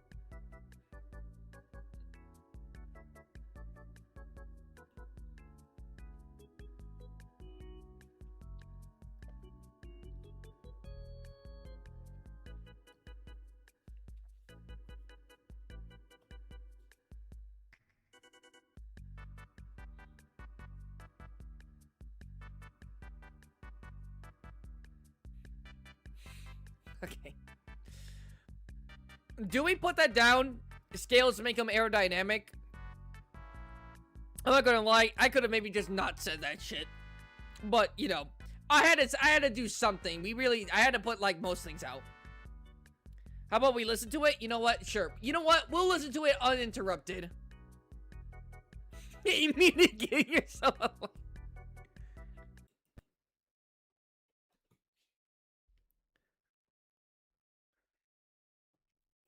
So I'm just gonna let you guys listen to this.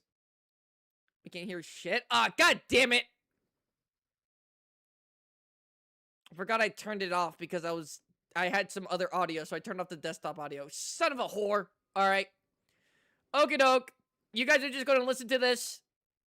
And yeah. This is going to go over strengths and weaknesses, and we'll go over smaller details later. Interesting Thunder Wyvern. And that's I'm going to be eating, but if you have a really important question, just feel free to ask, and I'll probably pause the video. Because we really don't know shit about him. But what we do know about Rey Dau is what I'm going to be talking about right now. And let's start with Rey Dau's physical body. Rey Dau has small, curved, armored plating almost all over his body. With the way that these armor platings are, louder? I can't louder. It's literally as loud as it can go.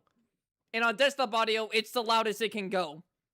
I think when it came to, like, editing, I actually had, like, for the video in the editing software, I actually had it lower than I do now. So, just turn up your volume, I guess. Just turn up the volume. Helps Rey Dau be aerodynamic and not be weighed down by heavy, clunky armoring. And we can definitely see that in full effect in Wilds. She was a fairy. Now, you might think with that in mind, Rey Dau would be physically weak, but that's not the case at all. By using the electrical current on the edges of his wings, he can essentially create serrated fulgurite on his wingtips. Now, he can't do this just willy-nilly. He needs sand, either a sandstorm blowing sand onto his wingtips, or plunging his wings into the sand and getting it that way. I cast Thunder Spell!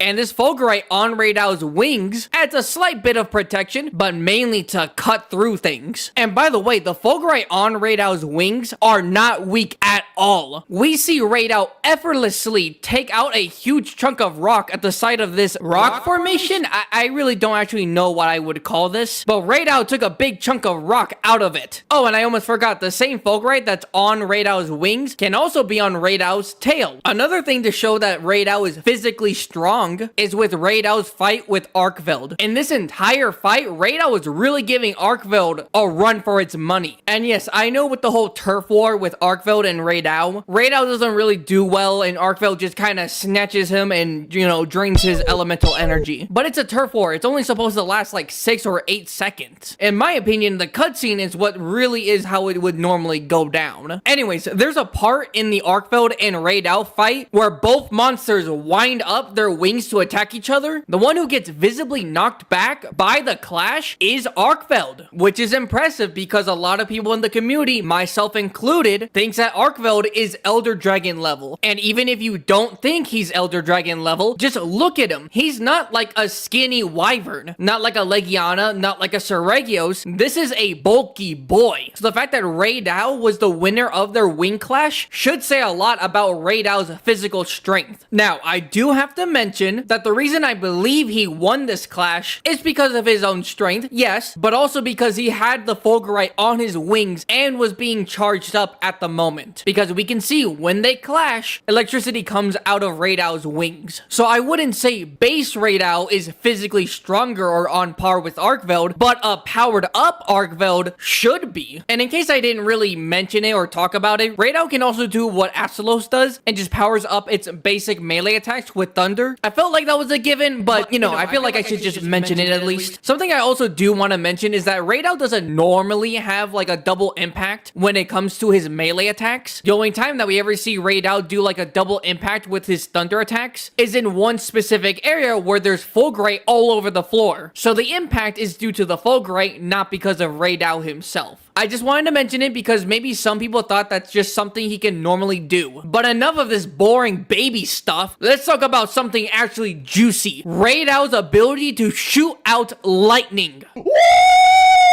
Now, I'm not talking about your run-of-the-mill thunder monster that has attacks that kind of look like lightning. No, like straight up, it's lightning. Think of Kieran's attacks, but just a wyvern instead. But let's go over the different sizes of lightning that Rey Dau uses, because it's not just one size fits all. He uses small little lightning strikes, and then he has Scorched Earth. A quick honorable mention to that one move where it's like a taser. You know, when he closes up his face and like headbutts something. It's a small attack. It's probably only ever really used for small monsters weaknesses that he doesn't want to waste energy on, but I just wanted to quickly mention it. The first and the weakest bit of Rey Dau's lightning are just these little bursts of lightning that he shoots out really quickly. It's not like they don't do nothing. I mean, we did see in the turf war with Arkveld that it was at least enough to like hurt Arkveld and for him to kind of like give a reaction to show that like it hurt. And as for the railgun attack, there's only really one way to describe it. Now I am become death, the destroyer of worlds. Now, I'm not going to like measure what the force of this lightning strike would be. I'm just not that kind of YouTuber. But what I can do is compare Rey Dau's lightning to real world lightning, compare it to other monsters, and piece everything together with common sense. I don't think every time Rey Dau uses his railgun attack, it's the same every time. I think there are times where it's stronger, and then there are times where it's weaker. So let's talk about what the minimum strength of Rey Dau's railgun should be. And the minimum power of Rey Dau's rail cannon should just be a standard lightning strike. Not weaker, not stronger. The bare minimum should be a normal lightning strike. We should be confidently able to say that because after Arkveld sucked the soul / all the lightning out of Rey Dau's body, delicious, he was so weak that he couldn't even stand. Yet, the moment he got struck by lightning once, he got up and immediately used his railgun attack. And we know it's the railgun attack specifically because his little, like, I don't even know what they are, like flaps. Dude, put that thing away. They're like children here. Show up, and the fact that it took so long to charge up. Now, we never see the impact of this attack, but if he was so weak that he couldn't even stand and then get struck by lightning once, it's safe to assume that he just converted most of the power from that lightning strike into this attack. Meaning, at the bare minimum, it should be as strong as a normal lightning strike. But now, let's talk about the maximum output that Rey Dau's railgun can do. Now, I am going to be referencing a lot of stuff that I said in my How Powerful is Rey Dau video, but of course I'm only going to be talking about the main points. And it all kind of stems from this one section of the trailer for Monster Hunter Wilds. By the way, I'm showing this and not like in-game footage right now, just because the trailer just makes it so much easier to look at. In my Rey Dau video, I said that this Fulgurite right here created by Rey Dau's railgun would be about 20 feet high, using the hunter to help measure it. Of course, that was a while ago, and now I don't think it's around 20 feet, I'd say it's around 15 feet. Now compare that to our world's largest Fulgurite ever recorded, with one branch of the Fulgurite being 17 feet and the other one 16 feet. Now you're probably asking the screen right now, being like, Spotable, wait a minute, wouldn't that make the largest real life Fulgurite bigger than the one Rey Dau made? And the answer is no, because most Fulgurites in our world is dug up from the ground. Rarely do people find Fulgurite just kind of like popped up on the surface. How it works is lightning strikes the ground and the lightning current goes into the ground and creates Fulgurite. But the Fulgurite Rey Dau made would be around 15 feet on the surface. And since Fulgurite is almost always bigger in the ground than what's shown on the surface, it's kind of like an iceberg. That means the Fulgurite underground that was made from Rey Dau's railgun would be massive, which would mean Rey Dau's railgun attack at max should be several times stronger than a standard lightning strike, which is super impressive, which would make it one of the strongest thunder attacks in the entire series. Well, not including Frontier. There's some nutty stuff in Frontier. With the only thunder attacks that I can confidently say are stronger than Rey Dau's railgun attack would be that time Kieran got his horn taken off and created a pillar of pure lightning. And then probably the second one would be Matsu's final attack in Sunbreak, because that shit's nuts. But since I mentioned negative things about Astalos at the end of his part, I gotta do the same for Rey Dau. A lot of people say that Rey Dau is dependent on storms, and without a storm providing lightning to Rey Dau isn't really that strong. And while I want to say this isn't true, there's definitely more evidence to suggest that it is true than it's not. It seems like Rey Dau has evolved to purposely maximize the effectiveness it has in storms specifically. I mean, if you put Rey Dau in like a white field, nothing there, he he can't use his supercharged railgun attack, and he wouldn't be able to get the Fulgurite on his wings and tail. And that's like a major part of his kit. Now, do I think he'd be completely useless? No. Rey Dau still produces thunder in its body, but it's not a lot. Rey Dau might be able to do that little taser headbutt move and the little spurts of lightning that it kind of does on Arkveld. Other than that, it can't utilize any of its deadlier moves without a sandstorm or a storm in general. I'll be completely honest, hunters, I did not think I was going to talk that much about Rey Dau, but when I looked into it, he just had more to talk about, so sorry about that. But now let's actually talk about Rey Dau versus Astalos. Wait, kind of lied. Gotta talk about something important with Rey Dau. Oh my god, bro.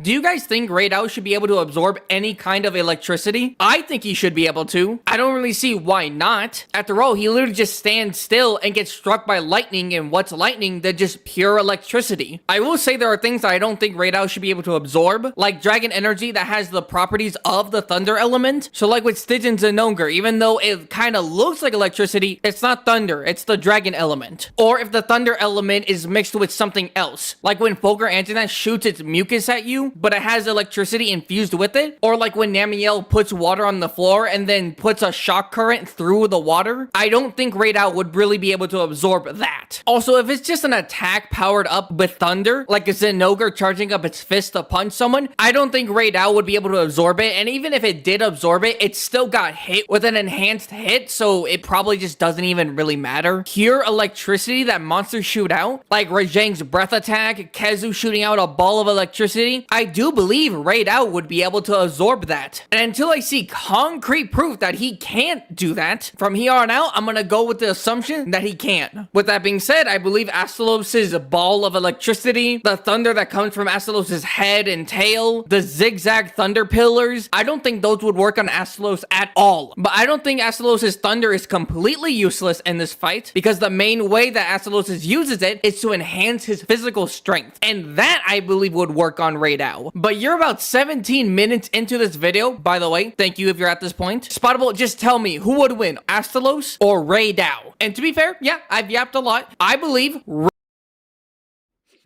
anyways, I believe Rey Dau would win.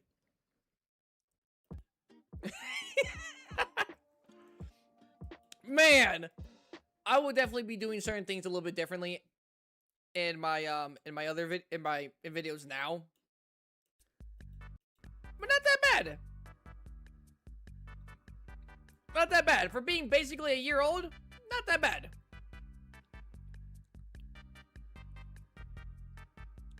I was still somewhat new in my whole content thing. When did this come out? I mean, it came out like a month ago, but like in terms of like, oh my god, some Spottable Gaming's life. Yeah, it's actually not that far away.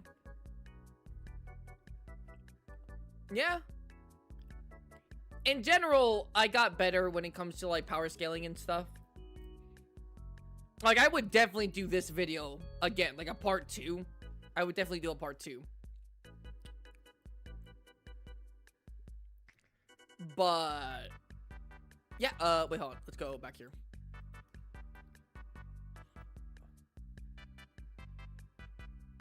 Rey ain't no storm merchant. He's not a storm merchant, but to do a lot of like the more crazier shit that he has, he does. He needs a storm. Again, he's no weak by any stretch of the imagination, but put him in a white field, he's literally just not as strong as he is in his storm. Like, definitively, he's just not. I took notes, but I saw you took notes. I saw you took notes, ready? And you know what? You get a gold star. Good job. I'm proud of you. I'm definitely also way more confident when speaking. That's probably why my voice would sometimes get a little bit lower and stuff, but whatever.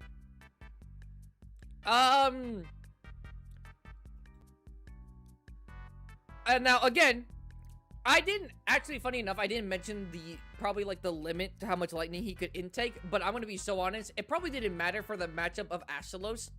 Like, do I think fucking Astalos is going to make Rey Dau overexert himself on electricity? No. No. But I maybe should have still mentioned it. Again, though, it probably wouldn't have been applicable to the fight. Whatever. It's okay.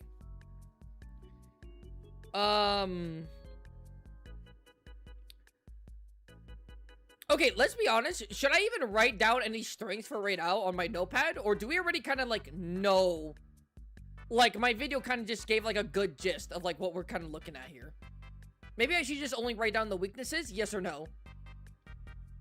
To save a little bit of time. To save a little bit of time. Should I just write down the weaknesses? Yes or no? Because we literally just watched, my video of, like, his strength and stuff. You know what? I'm just going to do weaknesses. Weaknesses. Henderson! Yeah!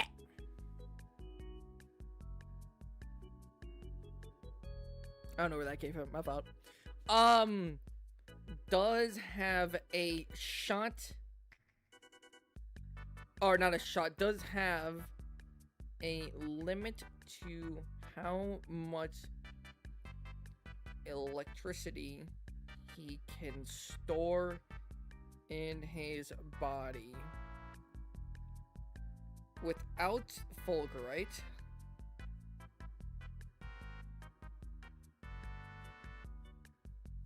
It's probably, again, this is all guesstimate when it comes to like his charge. Well, without fulgurite, it's probably around, let's say 10 bolts. 10 bolts of lightning, and with fulgurite,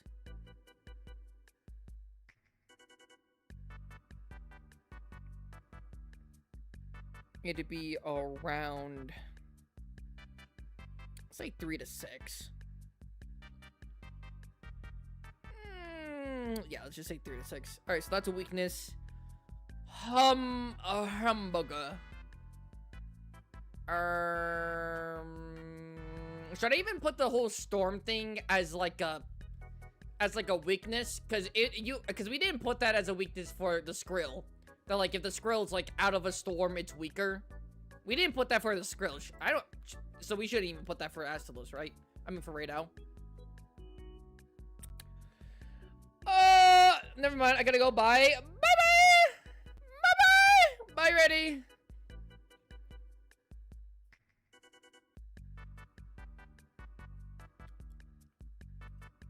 They're the same? Yeah, I probably just wouldn't play it then. What other weaknesses would you say? Again, weaknesses. Not like, he's probably just like, not the smartest cookie. Like, I wouldn't say that's like a weakness. Rey Dau definitely isn't like a dumb individual. But like, weakness. Again, having a charge limit, yes, that's a weakness. Having, being weaker outside of Storm is a weakness, but we're not gonna put that down. So that's two kind of big ones. Mobility? He's actually not... I mean, he's not super duper fast. But, I mean, I guess he's not really keeping up with, like, a Serregios or a Legiana.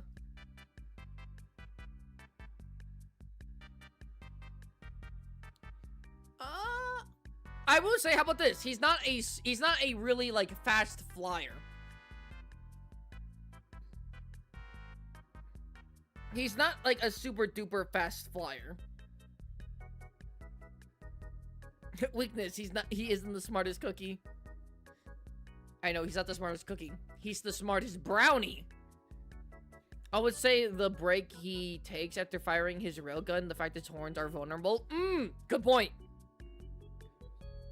When shooting off his railgun, not tailgun, you fucking stupid mother. Railgun. When shooting off his railgun attack, he has to take a second to recuperate. Or I'd just say recoup. His horns will vulnerable for a few seconds. Okay. Isn't a fast flyer. I wouldn't say he's a very fast flyer. He's competent, but I wouldn't say he's fast.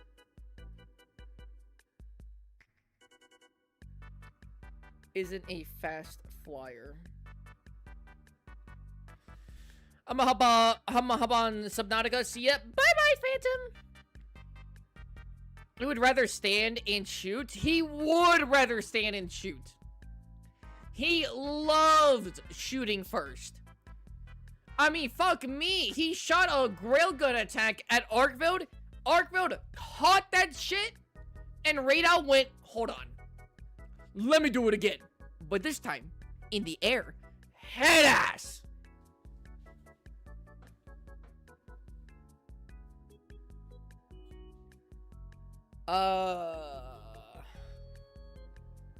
Sometimes just stands still and shoots lightning from head to the potential downside. Detriment. There you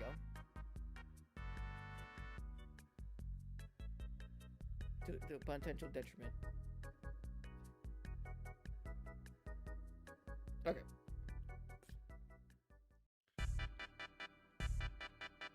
I don't think he has a cooldown. I think it's just a scripted monk.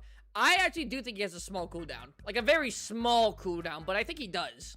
Right?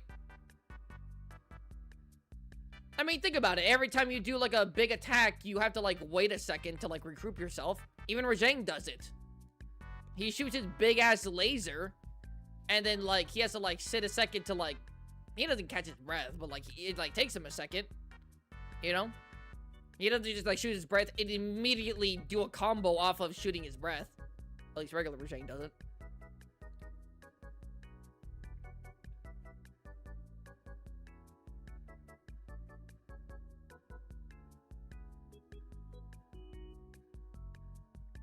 His Fulgurite wings getting stuck. I wouldn't say it's a big weakness, but it's definitely probably something that could come up. His Fulgur.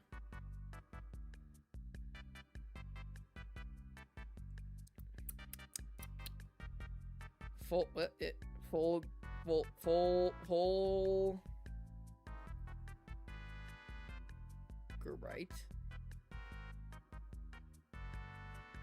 Can get stuck in the ground. And it doesn't always get stuck in the ground. That's why I'm saying, like, it's not a big weakness. But it's definitely maybe something to think about. His tail can be severed, which he uses to fly stability. I probably wouldn't say that.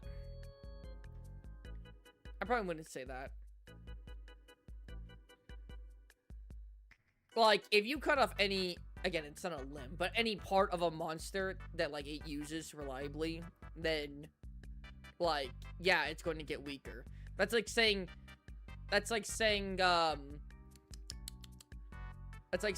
well, if you, like, you know, if you cut off, like, all of the tail of a, hideous nightmare, then it has less options to attack you with. It's like, yeah, but I mean, if you fucking cut the armor off of anything, you know?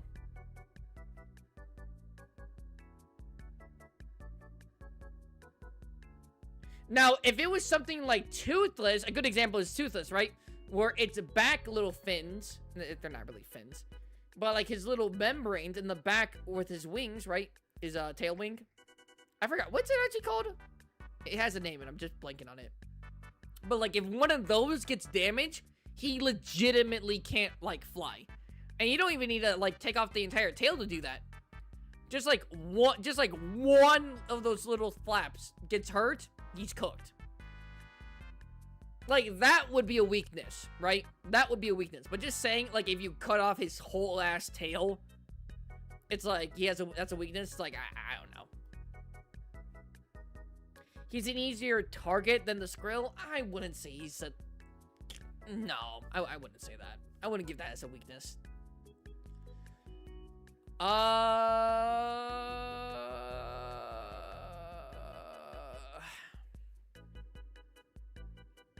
You know, Rey Dau actually doesn't have, like, a ton of weaknesses. I mean, to be fair, like, not being in a storm is a genuine weakness, and being able to overcharge yourself is a weakness.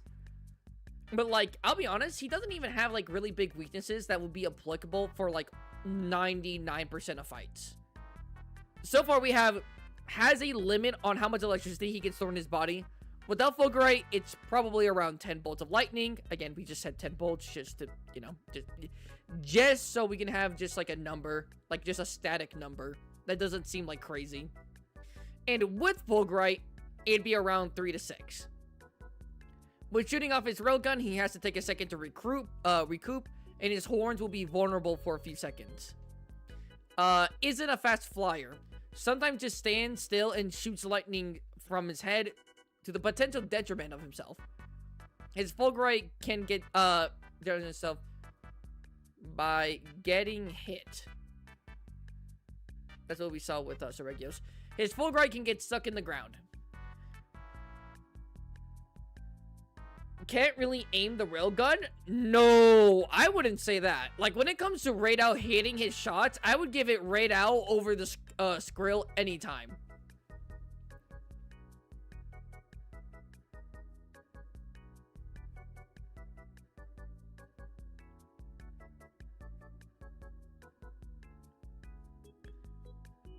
Like, Rey Dau actually has some, like, pretty decent accuracy. It's not 100% hit rate, but he's got some pretty decent accuracy.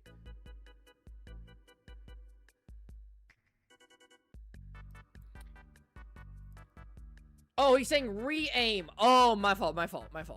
Re-aim? Even then, I wouldn't say so.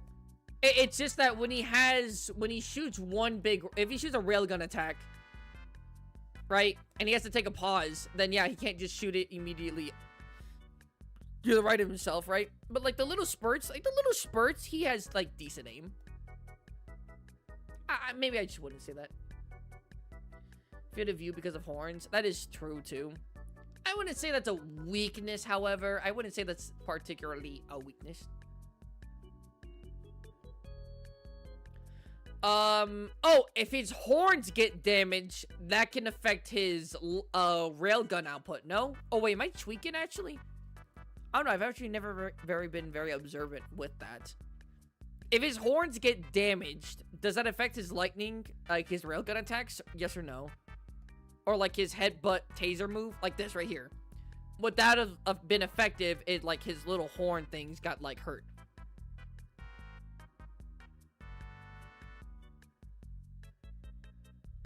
I mean, it's a weakness if he... it's not a weakness, right? Like, just because a monster is faster than you doesn't mean you have a weakness, right? Like, I'm not gonna lie, Seregios and Legiana mop the floor when it comes to flying monsters and maneuverability. But would I say that, like, Rey Dau is weak in that aspect because of that? No. It does the same damage with the head break? Okay, then it's not a weakness.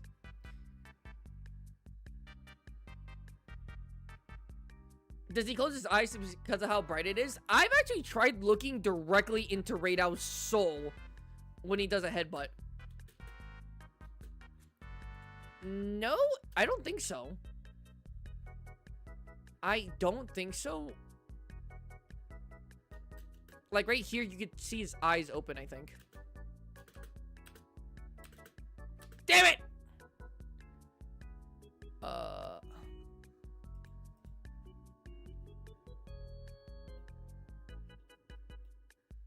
Yeah, right here. You can see that. That's his eye right there. It's his eye. So, no. for the railgun, wouldn't it blind him? It doesn't, I guess he doesn't technically, like, 100% see where exactly he's shooting at, like a sniper rifle. Right? But if I was aiming, like, down a hallway with a gun, and suddenly you just put a blindfold over me, but I never moved my hand or my head, chances are where I'm shooting would be the same regardless if I had my sight.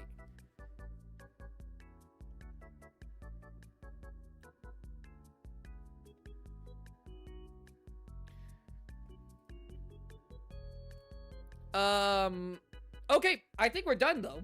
I think that's, wow, look how fucking fast that was. We spent fucking like 3 hours, 3 hours and like 15 minutes or something on this grill, and we maybe spent like 40 minutes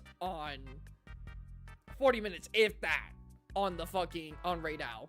Again, to be fair, we have talked about Rey Dau, or at least I've talked about Rey Dau frequently, and I've already actually had a video up describing his strengths and weaknesses and stuff, so that definitely helped. But still, to be honest, I don't think this is really winnable, a really winnable fight for the Skrill, because even if he can overcharge Rey, he can't really do much damage, but he'll sure give Rey a hard time with his speed, if not ending a tie. Okay, well, you know what? How about we talk about it?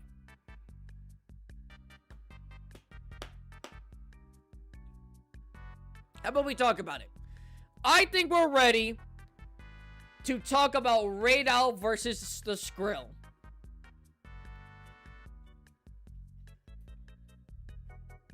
I think we're ready.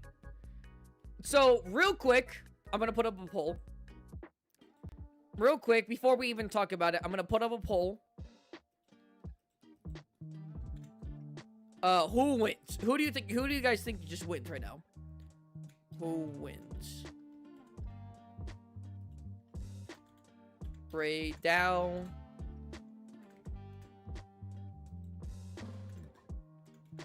Skrill.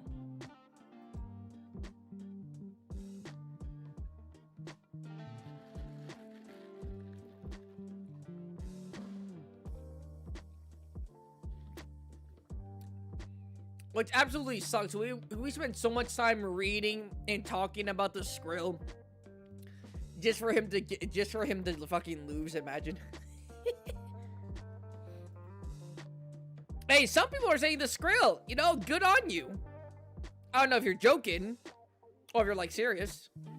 Not to say that like it's a joke if the Skrill wins. I'm not saying that, but like, hey, you're saying the Skrill? Good on you. Me personally, Rey Dau got my corner. I'm in Rey Dau's corner. I'm in Rey Dau's corner being like, yo, beat the shit out of this fuck-ass Wyvern.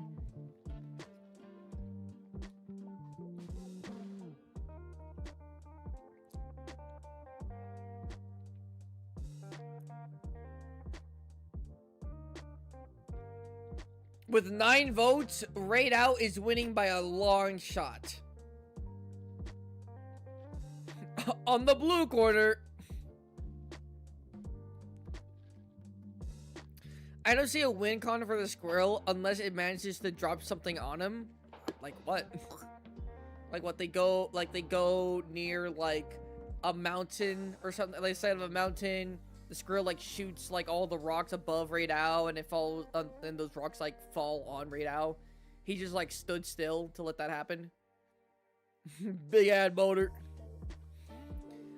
You know, fuck it, I'm voting the Skrill because he's my GO. I'm not really voting, seriously. I cannot say I'm not knowledgeable enough. Rocky, have you been here? I feel like we've laid out a good, consistent, like, discussion and everything on both monsters. Well, okay, with Rey Dau, we've always been talking about him, but especially with the Skrill.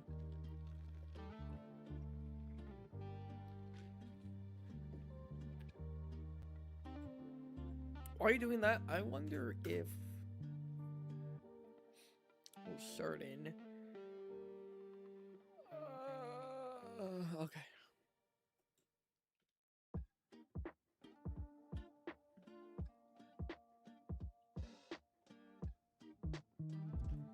Alright, I'm gonna give it another like 2 or so minutes, and then I'll call it. And then we'll talk about it. Actually, I'll give it like another minute, and then I'll call it.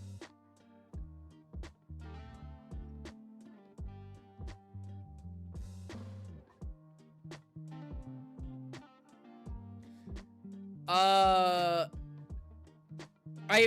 have been here, but I still don't know because you're comparing Skrill to other things from How to Train Your Dragon that I don't know shit about either. I mean, the most that we've been comparing the Skrill to is, like, Toothless.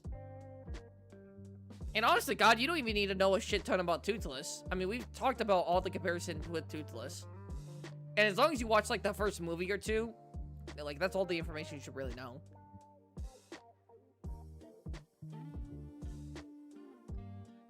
You should have made a tie-in option. No, I'm gonna be so honest, Chaos. It's either one of them is winning this. There's not really a tie option. One of them is winning this. This isn't like a Gamut Jindahad situation. This isn't an Abyssal Chris Nakarko situation. Like, one of them is winning this. There's enough differences here, and there's enough stats, again, like stat differences here that like there should be a winner. But with that being said, it's been about 4 minutes. We got 12 votes, and I'm ending it. I'm ending it right now. Right fucking now. I'm ending it.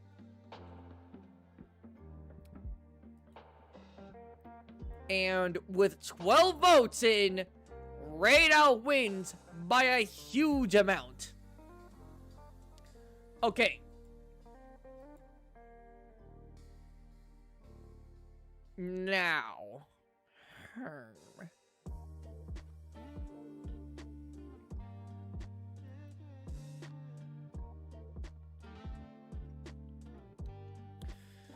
Which one do you think gets weaker faster? That's a good question. Probably Rey Dau. If I had to guess who would run out of stamina first, Rey Dau.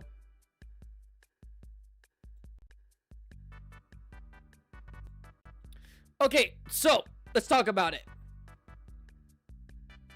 Because that poll wasn't to see who would actually win. That poll was to see like your guys' like look on like who do you think would win. Okay. So let's address the gamut in the room. Both of these monsters, both of these dragons, both of these wyverns, I guess you could say, more accurate, absorb lightning. Just straight up absorb lightning. There is no misinterpreting. There's nothing. Both of these monsters absorb lightning. Now, here's the question. Who has the stronger lightning? As in, who has the more devastating lightning attacks? And I think it's kind of obvious, at least from what we saw when talking about the Skrill and when talking about Rey Dau. I think it's Rey Dau. Again, Rey Dau has like a strong railgun attack, and then he has like his big boy railgun attack. Like this right here, right? Like that. That's not like his ultimate like huge railgun, but that's like his railgun, right? This is like equivalent to a lightning strike. And we've said before, and we said this before, that most likely, despite absorbing lightning, that the Skrill's like normal lightning strike isn't how do you say, isn't as strong as a standard lightning strike. Now you could say, well, this is like his medium shot, it's not his weaker one. Yeah, but I'm also saying that like I'm saying like the average strike for like Rey Dau and for the Skrill, Rey Dau takes it. And that's just like, that's not even his biggest one. Like, the force behind Rey Dau's lightning attack is way more. At least seemingly it's way more than the Skrill's.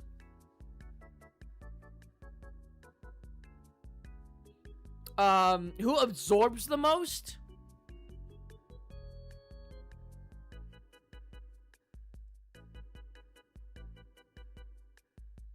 I think the Skrill can absorb the most.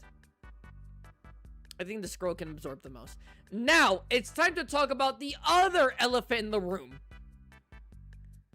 Something that is probably one of the biggest contenders in points of argument in this entire discussion. Can the Skrill reasonably overcharge Rey Dau to the point where it can turn the fight?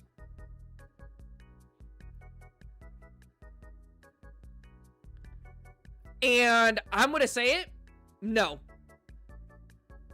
I don't think he can. Mainly for the fact that,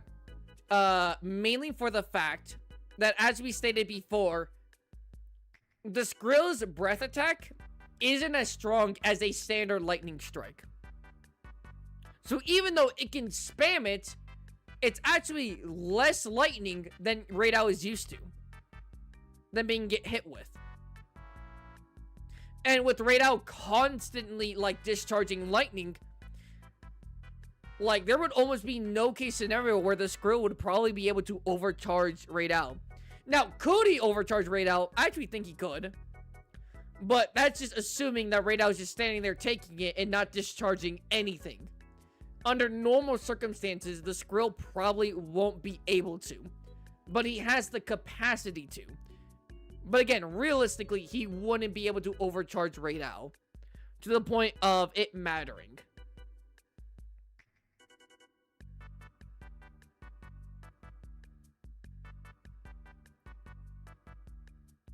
I think the Skrill can shoot multiple lightning, so I think he can. That's what I'm saying. Okay, that's what I'm saying. You're not listening.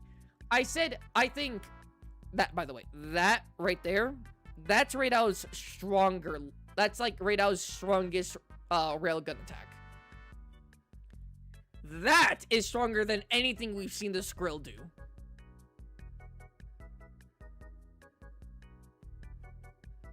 Again, we didn't really see the impact, but still.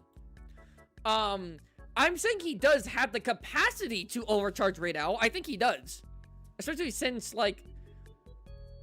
essentially we don't think that, like, the Skrill has a charge limit. And if it does, it's, like, ungodly high. So, yeah, I think that, like, the Skrill can overcharge Rey Dau. But under any real circumstances, that's not happening.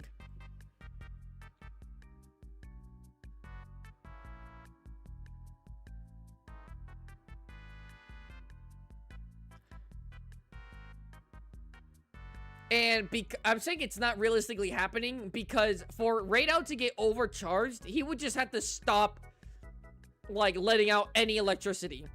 Like, right here, don't even have this in your mind that he didn't actually shoot lightning right here. That's all effects. But again, since he can let out a ton of lightning, and again, the Skrill's lightning firepower, like breath attack, isn't actually as strong, again, from what we've analyzed, than, like, the standard lightning strikes that Rey Dau, like, intakes. So, who has the overall stronger lightning attacks? Rey Dau. Can the Skrill realistically overcharge Rey Dau to the point where it would, like, turn the fight? No. Does the Skrill have the capacity to overcharge Rey Dau? In theory, yes. But realistically, no.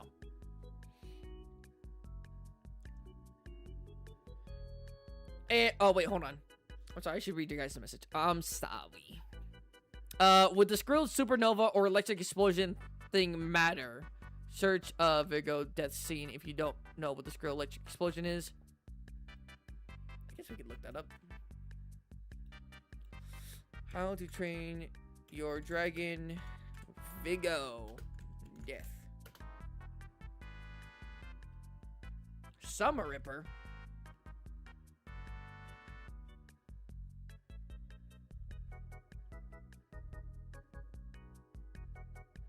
It's a fucking reaction.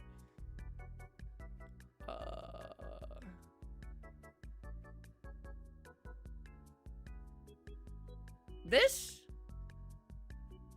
Hey, that's hiccups.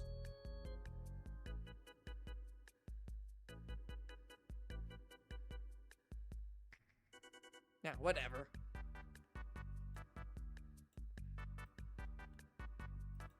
The 1 minute video at the end. Oh, okay, hold on. The 1 minute video at the end. 1 minute. 1 minute. A singular minute. This? I mean, this would be the beginning. He said the end. The end? The end is nigh? The first one on the top. Bro, why would you say at the end?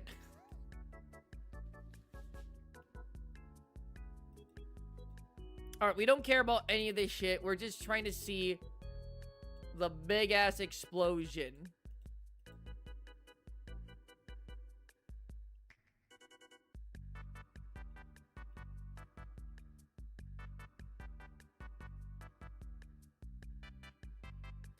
We didn't see shit! We didn't see shit! I didn't show shit!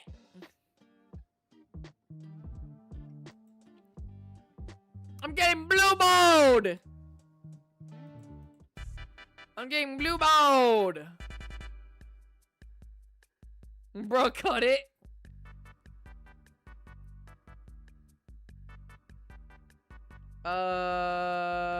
Fuck me. Oh my god. What if? What if?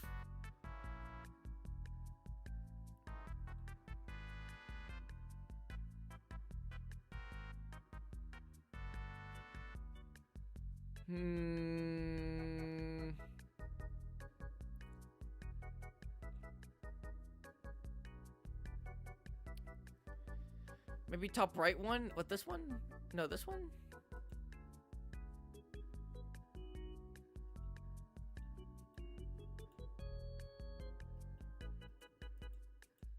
Are these all the same fucking clip?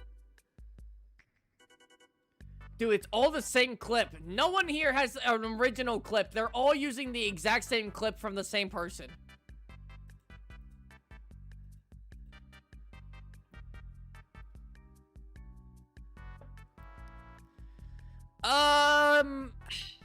I mean, the explosion, I don't know.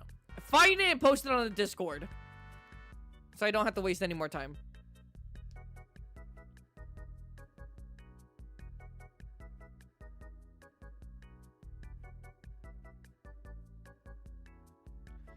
Who said this? Pagan? No, Red. Also, if you didn't mention this before, but pushes up nerd glasses, the Skrill's lightning abilities can be disturbing when they are in water. Not rainwater, but ocean and lake water, if I'm not wrong. We did have that, but that's not applicable to this scenario.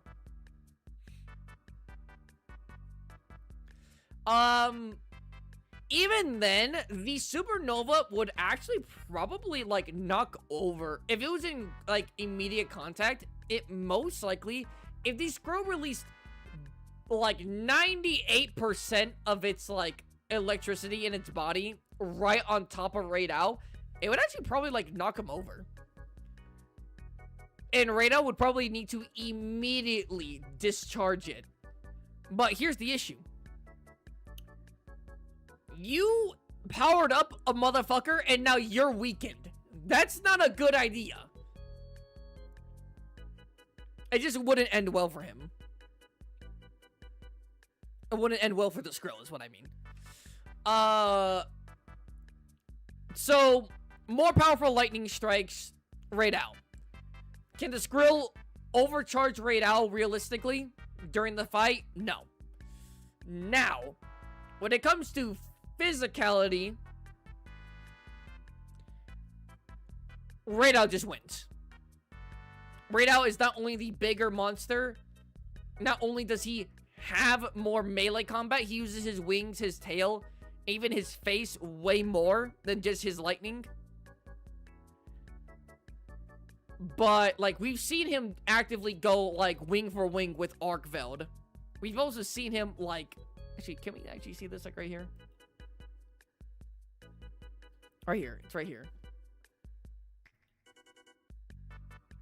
we've actively seen him go into melee, like, on purpose instead of lightning strike. Breaks giant boulder, flies up, flies down, slams down with the Fulgurite. Imagine this, but the Skrill's back. Now, here's the issue, right? Here's the thing that we gotta talk about. Does melee even matter if Rey Dau probably can't even catch the Skrill? Because the Skrill is not going to melee. It's probably just going to stay its distance and just constantly shoot lightning. And they're just exchanging lightning, then what's going to happen?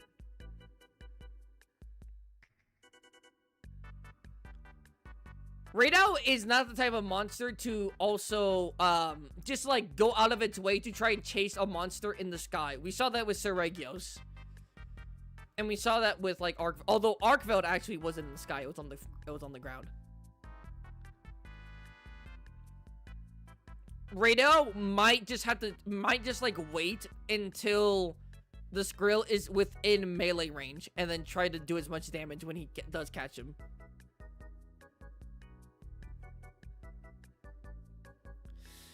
The Skrill needs to recharge either naturally or in a storm. Well, okay, well, one, they're in the storm in this scenario.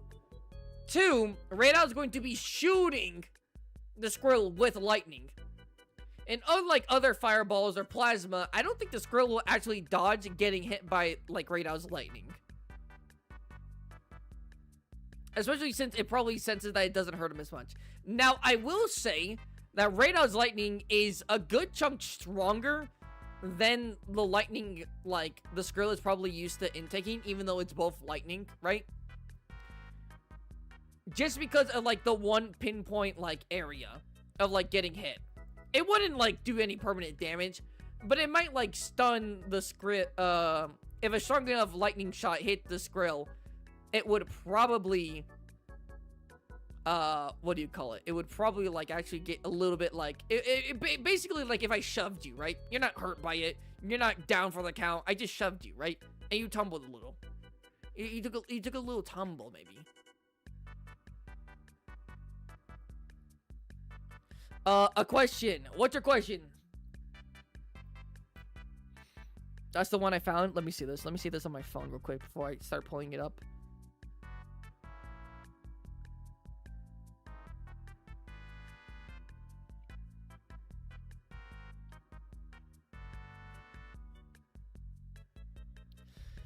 This video contains content from NBC Universal, who has blocked it in your country on copyright grounds. Don't they both attract lightning?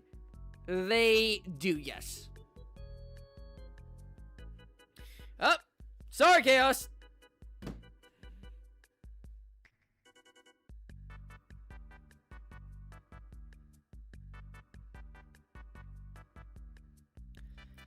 So here's the thing.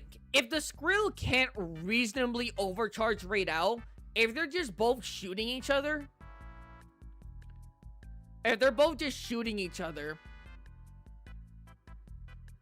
then there's, and again, the Skrill can't overcharge Rey Dau, there is, like, nothing the Skrill can do to Rey Dau.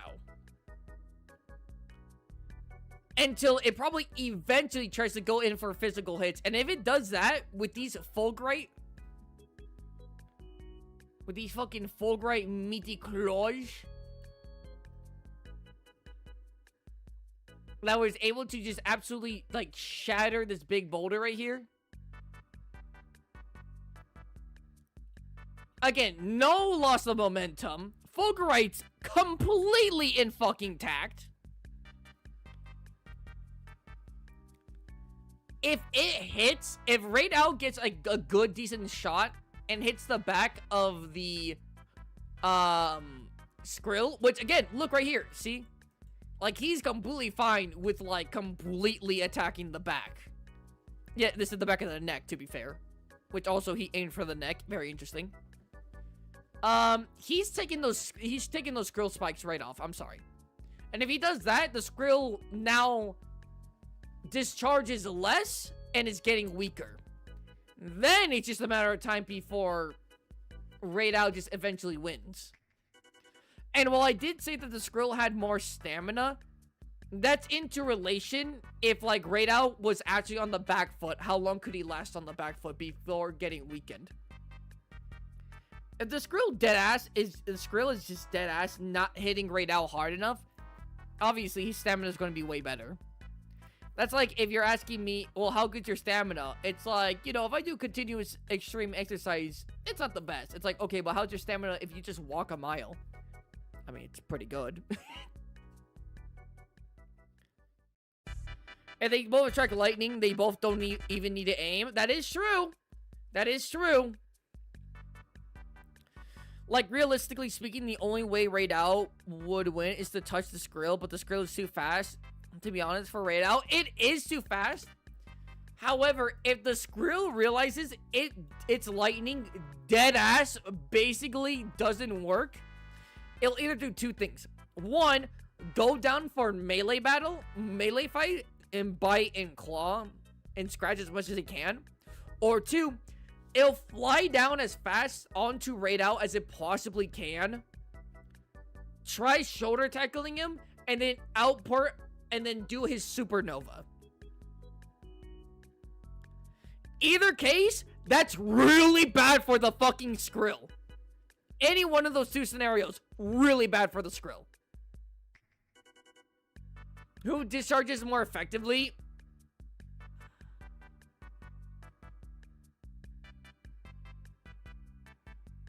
That's hard to say, because under any real circumstances... Okay, well, it's hard to say discharges effectively, because if the Skrill doesn't really have a limit, then there is almost no reason to discharge, right? Because if it almost doesn't have a limit to how much it can intake, there wouldn't be necessarily a reason to discharge. So I guess technically the Skrill, but under any normal circumstances, even in lightning storms, Rey Dau is like completely fine and can output more than the Skrill. So actually, in terms of like output, but its effectiveness, probably still the Skrill. But again, it's kind of weird because if we assume like that the Skrill basically has like an infinite amount of charge, there's no reason to discharge. I almost fell asleep. I didn't get enough sleep. You should sleep. Frozen, you should sleep. I think the Skrill would just leave. I don't think it's going to bother trying to melee. Skrill are smart despite their ferociousness. But would a Skrill's pride allow it to leave? Again, Skrill and Night Furies have a rivalry. And you don't think the Skrill would, like, take, like, complete, like, offense to, like, the fact that there's another flying Wyvern? There's another Wyvern monster that is doing its whole fucking thing? You don't think it would, like, take offense? You don't think it would feel some type of rivalry with Rey Dau?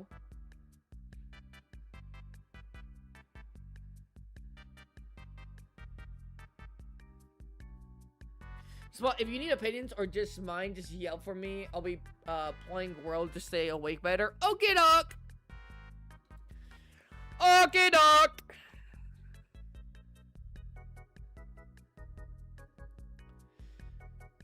Overall, okay.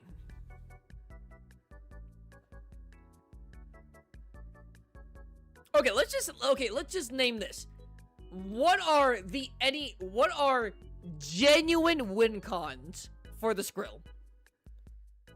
Like, genuine win cons. What are the win cons for the Skrill? I think the only fucking win con is that it hope to overcharge Rey Dau to the point of, like, basically paralyzing him and hurting him internally. And even then, that's not very reliable. But that's maybe, like, its only legitimate way. Because physically, even though we gave him the size up, he's not... He just isn't doing it with Rey Dau. He's not banging it with Rey Dau. And even then, actually, because we gave him the size buff, again, we made his flight slightly... we made his flight slower and his running speed slower.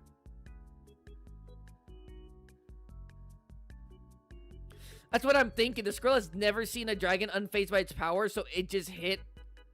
So he just hit a 180. Okay, for the sake of the argument that the Skrill wants this Rey Dau dead for, like, the pride of, like, having its lightning basically being nullified. What do you think?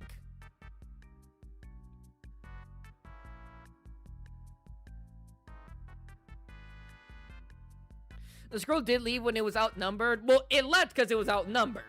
This is the 1v1 confrontation. And didn't fall toothless into the cave again? Well, it didn't fall toothless into the cave again. Because they knew they were going to trap his ass. So they didn't, so he didn't fall for the trap. Again, like, he's, like, again, the Skrill is intelligent, but it's also very emotionally motivated, too. It's like a girl when she hasn't eaten. She's very I've been advised by my lawyer to not finish that joke.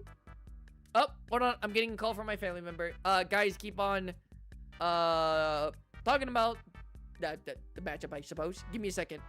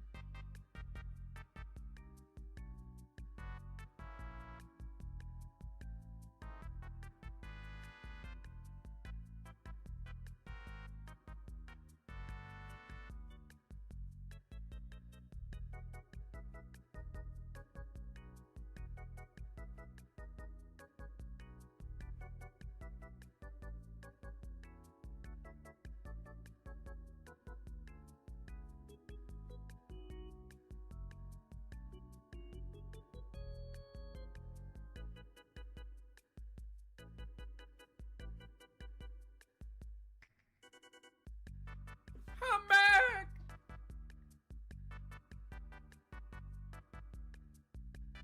Oh, snap. Hello, Art. Welcome in. I saw that you came in.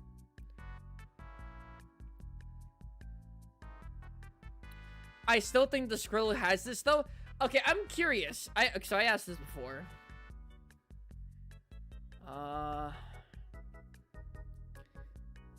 Again, I have to ask this again, right? Like, what are the win cons for the Skrill? What are the a genuine win con for the Skrill? Rey Dau's win con is to overpower him by just, like, shooting, like, his strongest attack into his body, making him stunned. Physically overpower him. I mean, you could maybe take out the whole, like, shooting him with his strongest attack. Physically overpowering, like, the Skrill is his win con.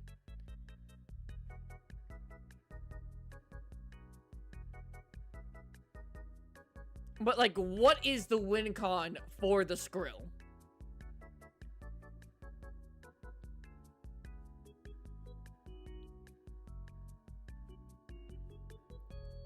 Again, I will say that even though he is basically immune to lightning, the Skrill is immune to lightning, doesn't mean that he still probably can't even get affected if the lightning is too much. Remember, there's no monster, or there's no dragon in the How to Train Your Dragon series that really is like the Skrill.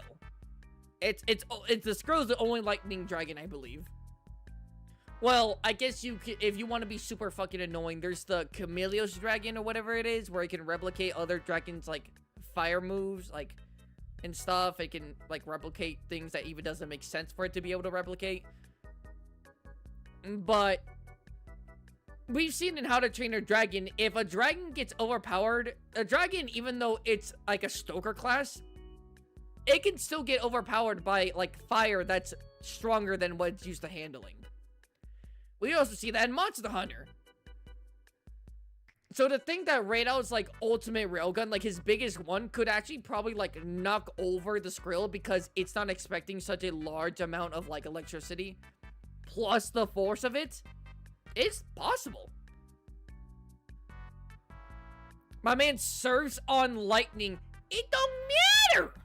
It literally doesn't matter. That's one lightning strike versus Rey Dau's biggest lightning attack.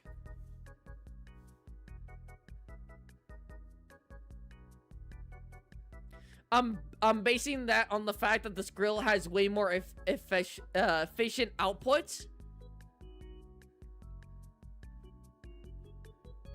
I mean, again, I guess if your thing, I guess, like, the biggest win con for the Skrill is literally just outlasting Rey Dau to the point where Rey Dau is, like, physically tired to, like, move.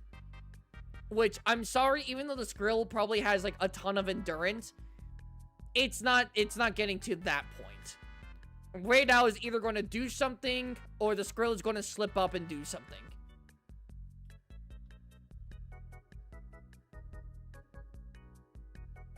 Count the lightning on the breath.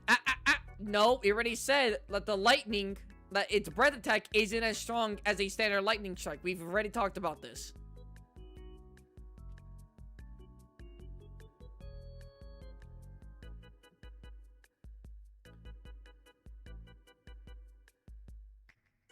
Because of the supernova, we don't even know if the supernova would realistically completely overcharge Rey Dau.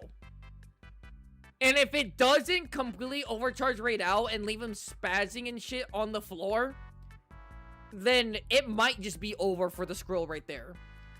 It's a gamble.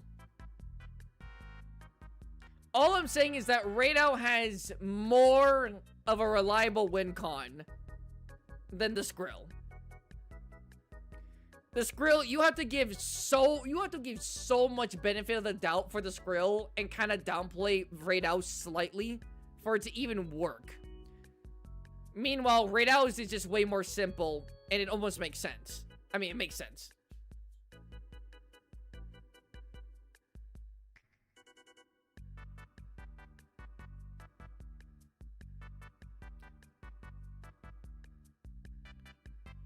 Then make the ifs. I can't see the goddamn video, Chaos, because my country apparently doesn't allow it. Apparently, the one that you sent. Or did it say state or country? What did it say? It said country. Hello, Red. Spotty, what are we talking about? We're talking about Rey Dau versus the Skrill from How to Train a Dragon.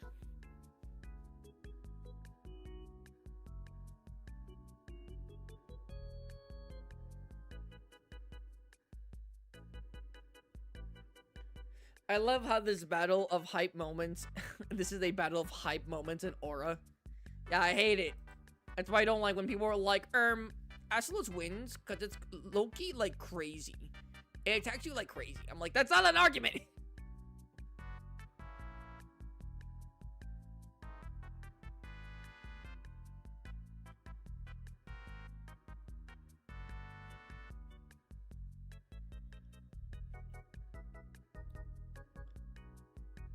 And here's the thing that I will say, I haven't taken this into account at all. While I do think that, like, the Skrill is more clever than Rey Dau isn't fucking stupid. Bro, if Rey Dau can't catch the Skrill, like, in open air, or, like, while he's on the ground or anything, he's not just going to keep on standing there and just keep on letting this shit happen. Rey Dau is an idiot. He's either going to go into a cave, he's going to go to a nearby wall, he's going to go where maybe there's some shrubs. And while the Skrill isn't an idiot, and maybe wouldn't exactly follow him, Rey Dau isn't just going to stand there and take it.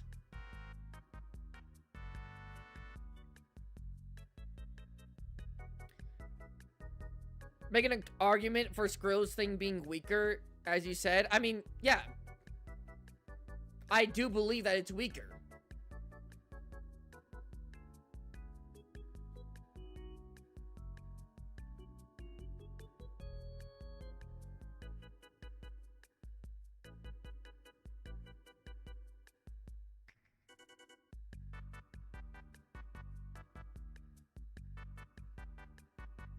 I mean, it's probably not like even half as weak, but it's definitely like at least weaker.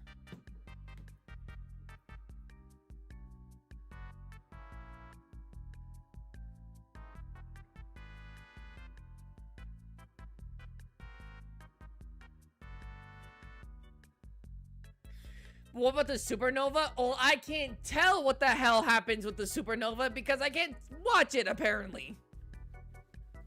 But again, you're basing the assumption that the supernova completely overcharges Rey Dau. Because if it doesn't, the Skrill is vulnerable and cooked.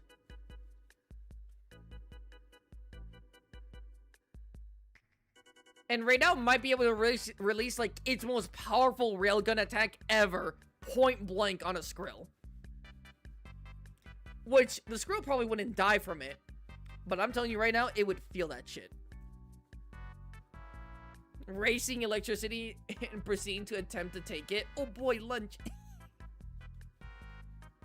I sent you another one. Go see. All right, let me see this chaos. Let me see this. Let me take a look-see here. Let me take a little look-see here.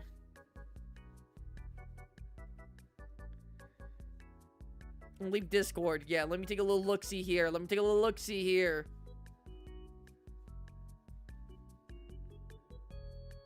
This video contains content from NBC Universal, who has blocked it in your country of copyright grounds.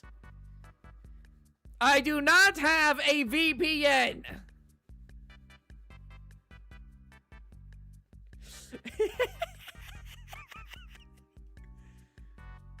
Bro, why don't you just, like, record it? Oh, you can't really record. Record it on your phone or something. Like, screen record it on your phone and then send the screen recording in Discord.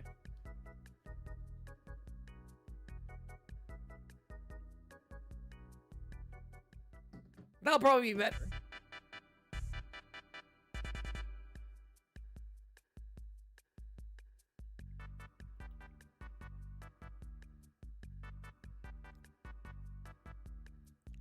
Also, I will say that I'll say this outright. The supernova, the whole argument for the supernova overcharging Rey Dau is only really an argument if we consider that he has Fulgurite on him. If there's no Fulgurite on Rey Dau, the supernova just probably would just barely not be able to overcharge him. he would probably want to, like, really get it out of his system. But it probably wouldn't hurt him if he doesn't have full Great. Of course, for the sake of argument, we're assuming he has full Great. Which then it's more contentious. But still. Again, I'm just saying that you have to argue a ton for the Skrill to win here. Meanwhile, like, Rey Dau, it's just like... One, it's either a matter of time. Two, he can completely out, like, bang the Skrill. He has better defense. He has better weaponry. He knows how to use his weaponry more. He isn't completely reliant on the thunder element. It's unrealistic for him to be overcharged because of how much he disperses.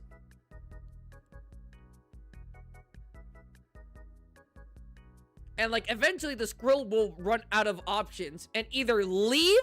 And if I want you to know this, if the Skrill leaves, which we talked about this with Abyssal Legicris and Nakarkos, if the Skrill leaves the battlefield, Rey Dau wins by definition. I'm sorry. No, what I said was correct. Like, if the Skrill leaves the area, Rey Dau just wins. However, if the Skrill just decides to go melee, because it does have the physical capacity to melee. Look what it did to Stormfly. Goddamn, that's just the funniest shit I've ever seen. That's the funniest shit I've seen, like, in the past few days. That just puts him in more trouble. The biggest thing that you have as a win con is the potential, like, outlasting of Rey Dau. Or completely overcharging him using the Supernova. Which also has a downside for the... I was about to say Nakarkos for some goddamn reason. The Skrill.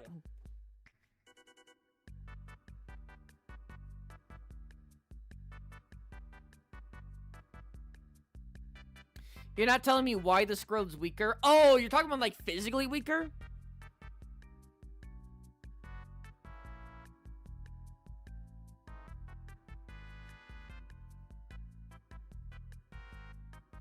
Oh, are you talking about the lightning? You're talking about the lightning?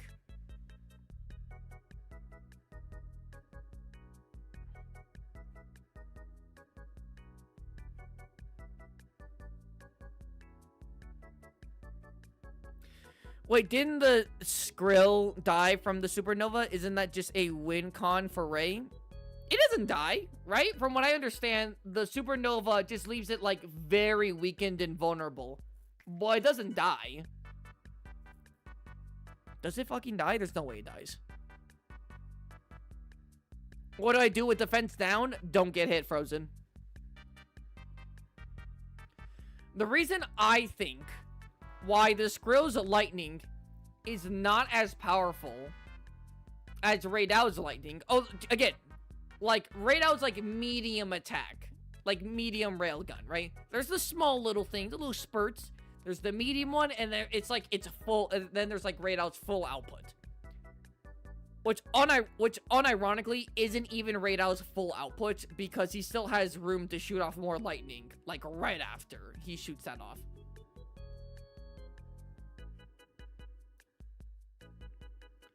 But the reason I say that is mainly the comparison to, like, Toothless's, like, standard plasma attack.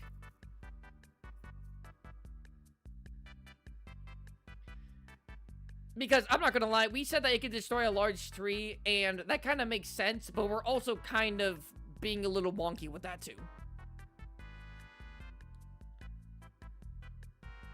Because, as I've said before, it has been inconsistent. It has been inconsistent.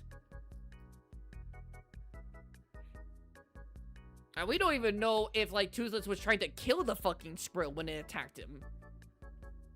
So the shot might even be weaker than even a standard shot. We just don't know. But being conservative, if it matches Toothless's thing, we're just assuming it can destroy a tree. Which, I'm not gonna lie, is kind of bad in terms of AP. Considering Rey Dau's attacks can either equal that or far exceed that. So you don't think that was a hype moment? Viper, what the fuck else do you want me to use? I'm using everything at the disposal. We looked at the wiki. We looked at some footage. We look at everything we have. What do you want from me? Also, Chaos sent me a thing. Or was it Chaos? I don't know. Someone sent me a thing. Let me see.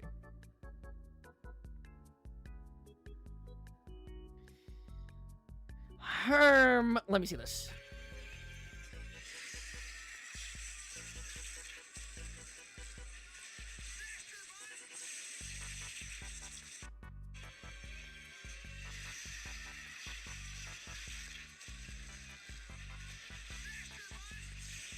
Can you guys hear that, by the way? I just realized I have my mic on.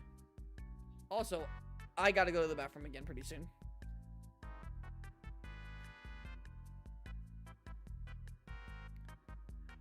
That is impressive. I will say that. That's definitely impressive.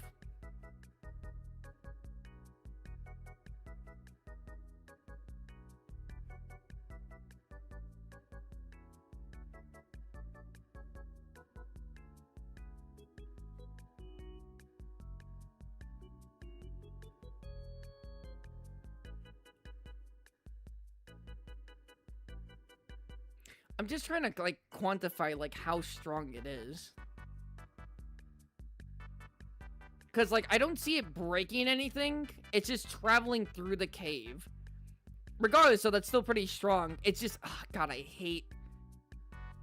Don't they know that I'm going to be power scaling these fucking dragons? You should have upped the animation quality. Fucking head ass. Can we see it? Oh, yeah. My fault. Yes. Because it actually shows something. I can show you it.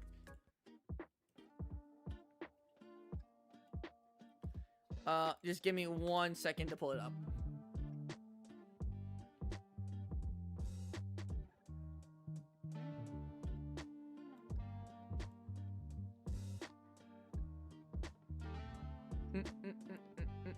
Oh, Crystal's streaming. I just saw that on the Discord. Which I didn't know it showed me on Discord that someone could be streaming. Neat. Alright, let me see here. Is it in general? Yes. This won't be the best. Go, holy pixel! Holy pixel! Can you guys tell what that is? What is that? It's copyrighted? Oh, shit, wait, hold on. Let me, Here, it shouldn't be copyrighted if I, like, slowly do this.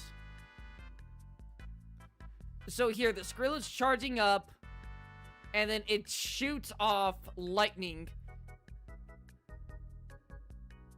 And then it's chasing him through the cavern. My only question is, how strong is this lightning?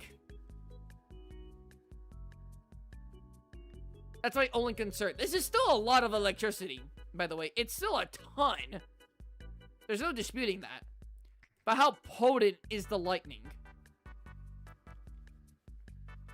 That's just something we don't know.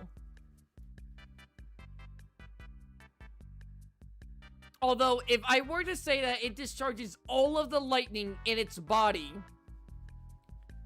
then that probably means potency.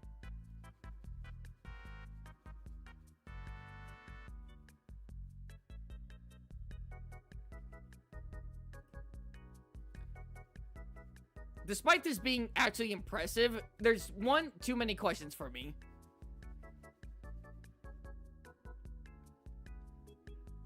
Shockwave knocked down the support beams. It did knock down the support beams, but it didn't destroy the support beams.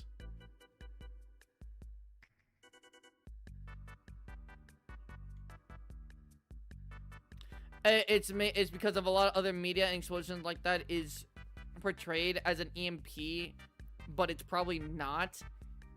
That is... Like, did the show just want to portray that it's big? Or no?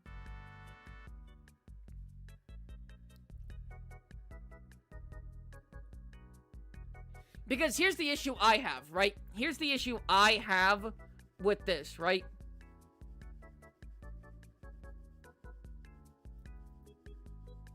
Here's the issue I have with this. This low-key still might not be enough for Rey Dau. If Rey Dau isn't using the Fulgurite. If he's using the Fulgurite, this actually might be just enough.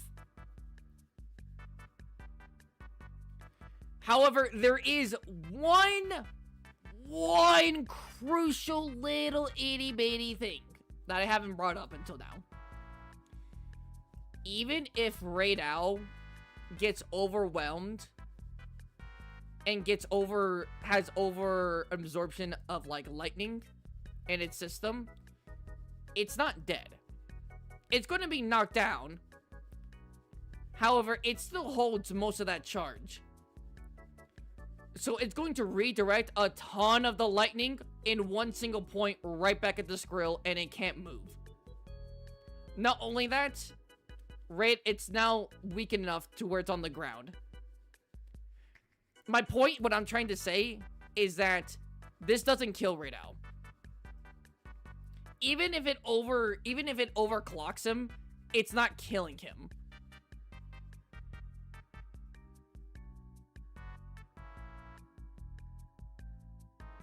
And if it's not killing him, then the Skrill is literally defenseless on the floor with 0 charge.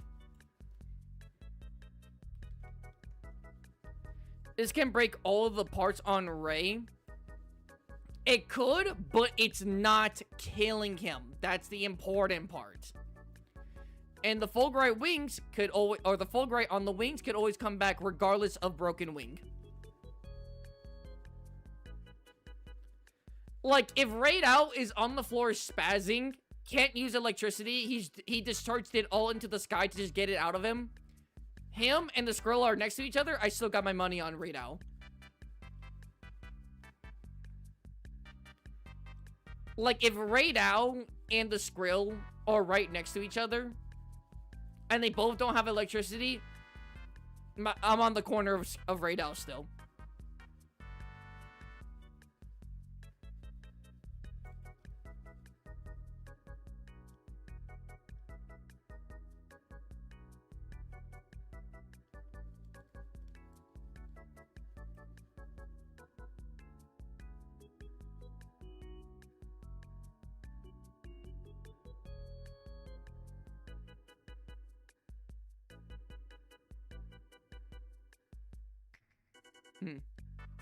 Interesting, though. This is definitely at least a contender.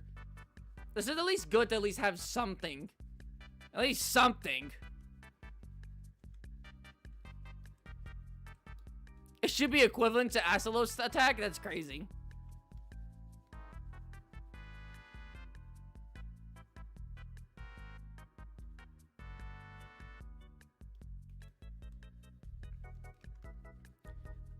Here, again, here's the thing. Even with this, I don't think it's unironically, this is still enough. Fuck you mean Skrill can't move? They're in a storm? Okay. I didn't think I would have to say this, but you said when Rey Dau gets overcharged, he loses all of his charge. Okay, good. If they're in a storm, he's gonna get that fucking charge right back! So it's either that they both bang it out while being not charged, or it goes back to square one.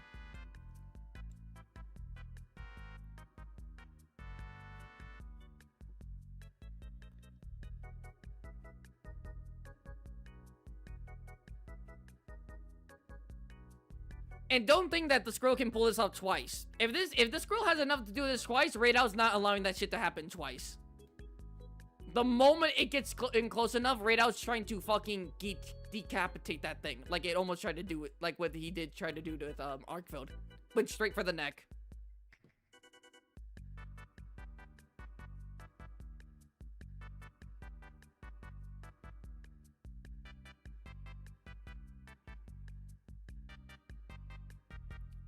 And this is all, again, assuming that when this goes off, Rey Dau has the Fulgurite on him.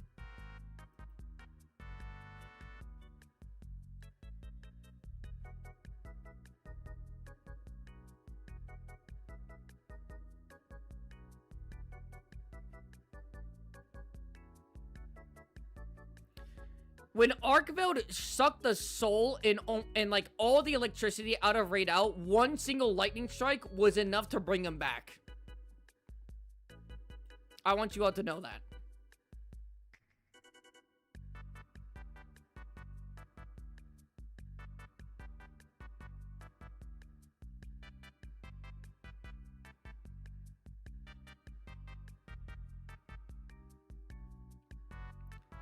And this is assuming Rey Dau allows the Skrill to pull this off. Although, to be fair, this actually does have a pretty decently short charge window. So it takes them like, what, like 1 second, like right here. And then it takes, about 2 seconds to pull it off. However, if he's standing still... Again, this is all assuming he does it right on Rey Dau. And Rey Dau is just like, oh, you want a hug? Sure, you know, we can just like hug it out, brother. Again, you have to do so much for the Skrill to make an argument. And even then, this doesn't kill Rey Dau. I'm sorry, am I crazy for still thinking that Rey Dau has this? Like, I just think you have to play him down so much. It almost fills a whole cave. The Skrill doesn't need to be into melee damage. Do you know how fucking, like, radius works? The epicenter of like, an explosion is the strongest point of the explosion. The further you're out away from it, the less damage it could potentially do. If Rey Dau was... So this is the Skrill right here. And if Rey Dau was about, like, right here. Or, like, maybe, like, right here. That's not overclocking him. Especially since it's more of, like, a sphere, in a sense. Only, like, half of it is getting into Rey Dau if he gets here. The Skrill, to overcharge Rey Dau, has to be next to him.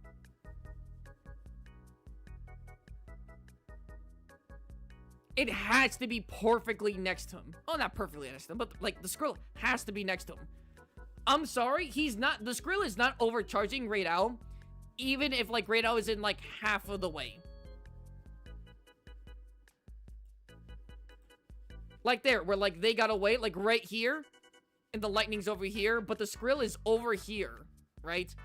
That's not enough to overclock Rey Dau. It will supercharge them. He's going to need to release soon. Pause. But it's not going to overclock him.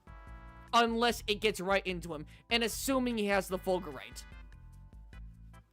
And assuming that he's dumb enough just to allow the Skrill to just be next to him and him not, like, physically attack him, trying to break his spines, his back, or bash his head in with his, like, wings.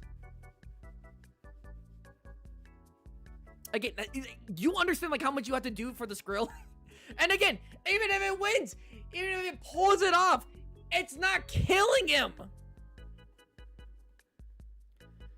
Also, the supernova uses all the Skrill electricity, so it would be stronger than this in the thunderstorm.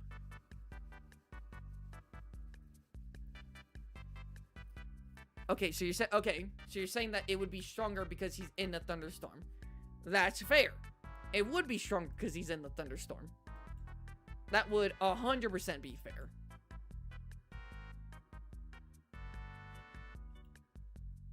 However, my point still stands.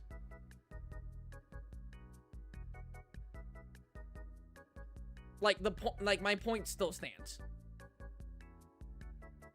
Because this is the electricity he kept inside him from not being in the storm.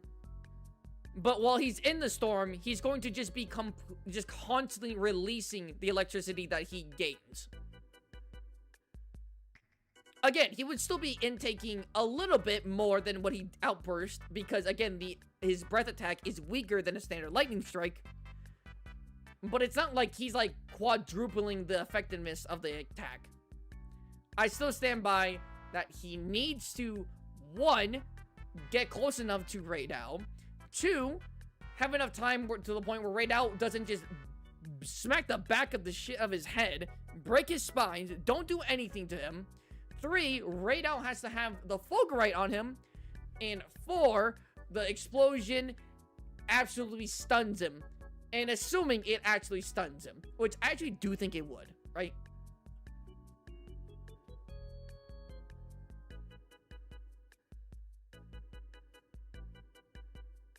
When he gets overcharged, does it make him stunned for a moment or something? Yeah, when he gets over, that's what happens when he gets struck by lightning and he falls over, right? At least that's what I'm assuming. I don't think we've ever seen like any cutscene of Rey Dau being overly charged, because damn.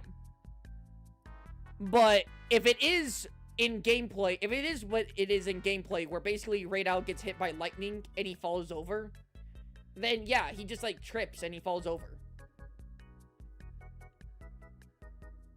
Should I get the clip? Yeah, sure, get the clip.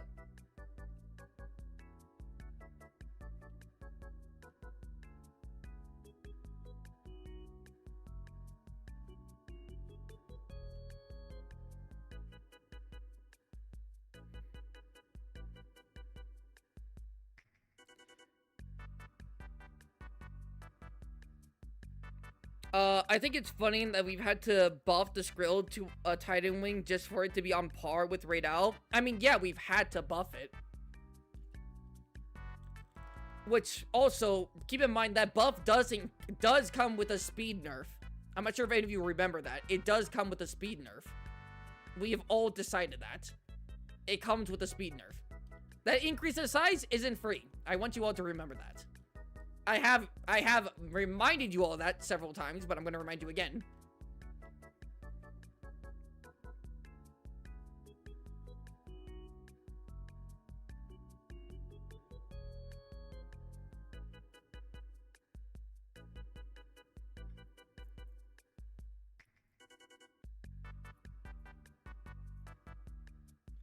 And again, this is like, if again, you have to do so much. Again, I have said, and I'll say it again, that I think the Skrill has the capacity to overcharge Rey Dau. Yes, 100%. Right?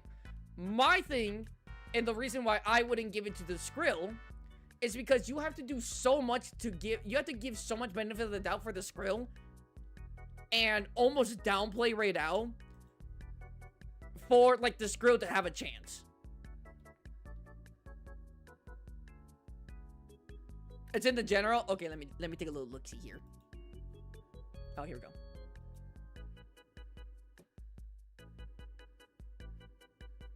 Yeah. Oh, wait.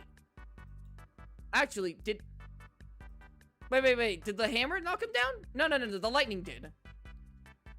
The hammer didn't stun him, right? No. The hammer didn't stun him. Okay. I was like, don't tell me the hammer. That was the hammer. No, because, like, the hammer hits him, it stops hitting him, the lightning strike happens, and then you see the stun effect. Yeah, okay.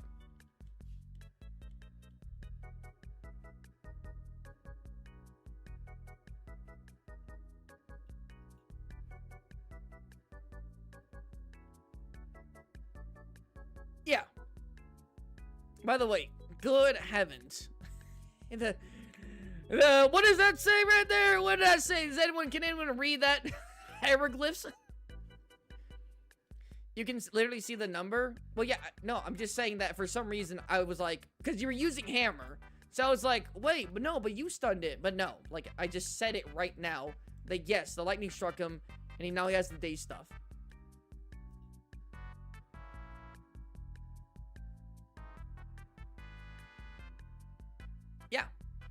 Yeah, he gets knocked over.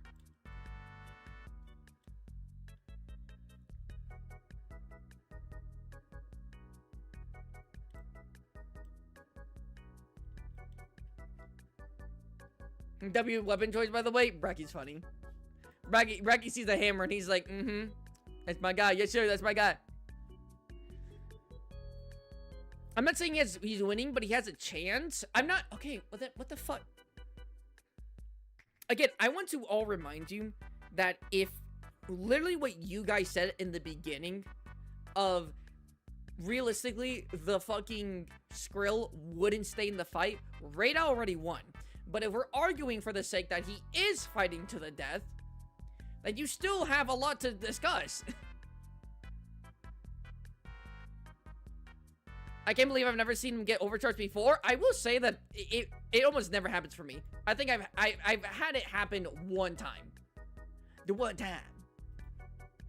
Like, throughout this entire fight right here, good God, the quality difference is crazy. Read the 2 messages above. God fucking damn it, you're so annoying. Just kidding. Alright, it's the best one I can. Wait, what? What?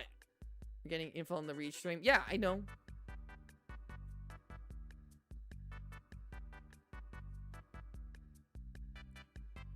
What?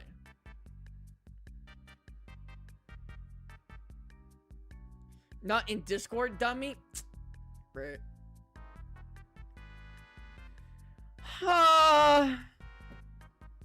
The lightning bolt injuring Rey Dau is more of a game mechanic than something that would actually happen, since in the cutscene he is revived. Quite the opposite. No, the reason why I say that is, the reason I'm saying the overcharge is a real thing is because he has literally like organs. Like, he has a mechanic in his body to like mitigate like the pressure of having the electricity like be out. So it does so there is reason to believe that he does have a limit. A pretty high limit, most likely, because again, he literally lives in storms. Can I ask a quick question? Yeah, sure.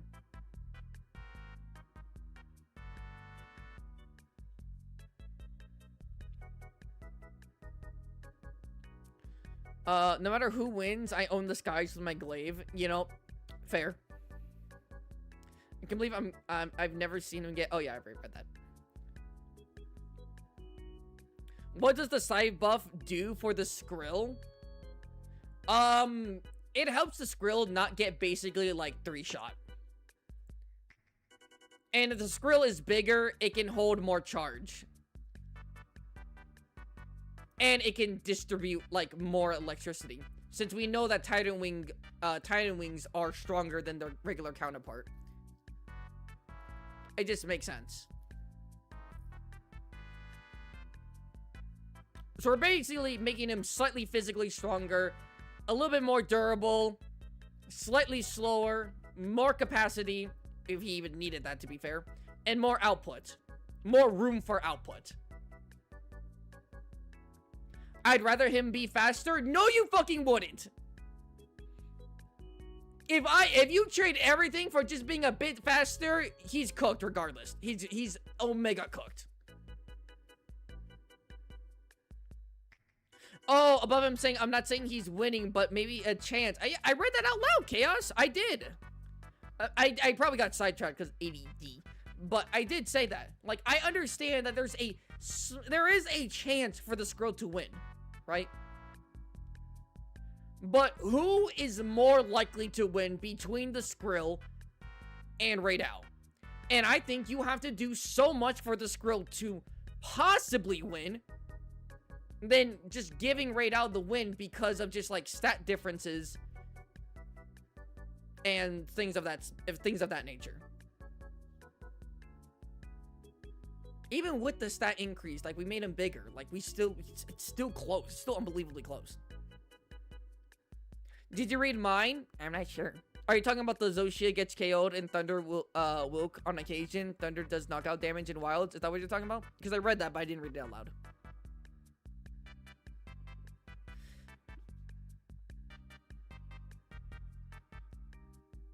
Skrill has range. Rey Dau has raw power.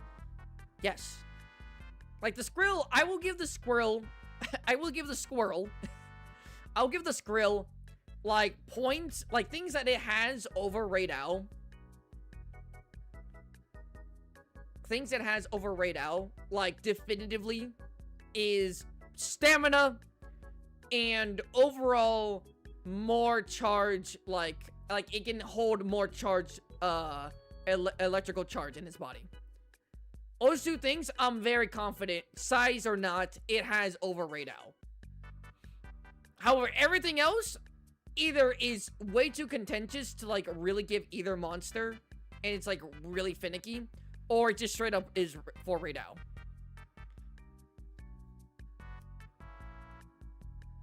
Oh god, I'm here now. Yo, what's up, Agent?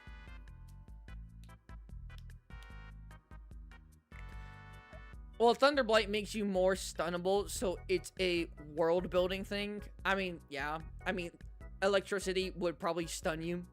I mean, look at a taser.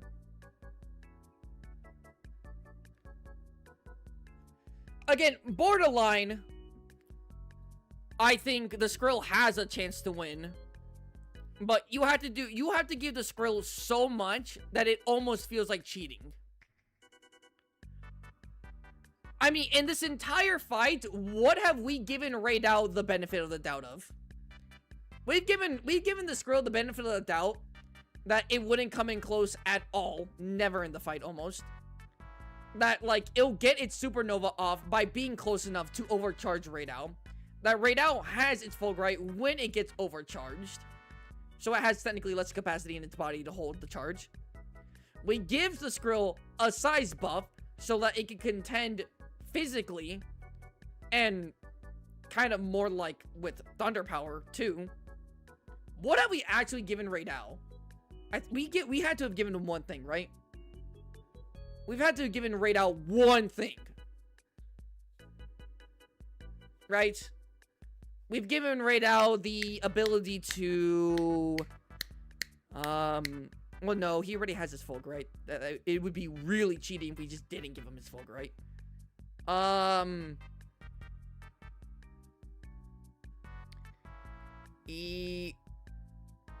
We've given him, again, it would feel weird to say that we gave him the raw power stat, but just like looking at it and the evidence that we've literally gone over, that's just how it is.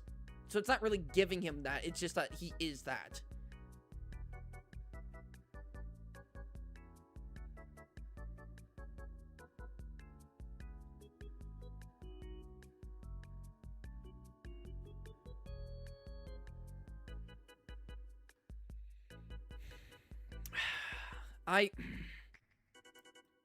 Okay, no, I'm genuinely curious.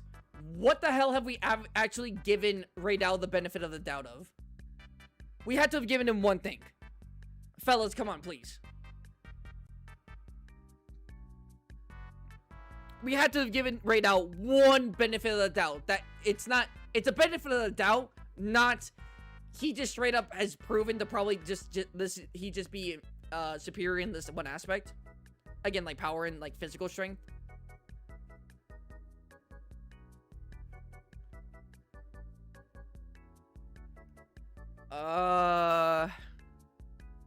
Rey Dau glaze? It's not even glaze. Like, I'm asking, where did we glaze him? Well, we have glazed him. But, like, where are we giving him the benefit of doubt? Where are we being like, no, Rey Dau most likely just wins this because of probably, right? Like we've been kind of doing with the Skrill.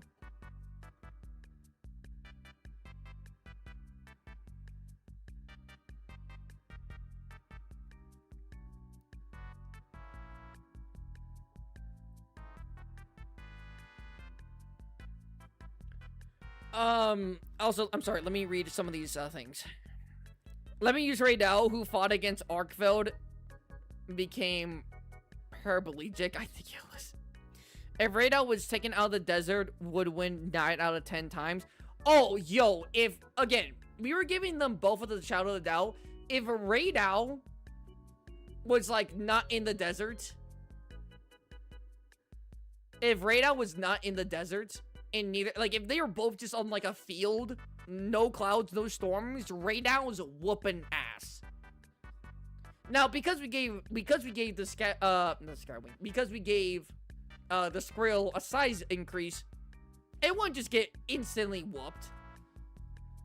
But it's losing that physical battle.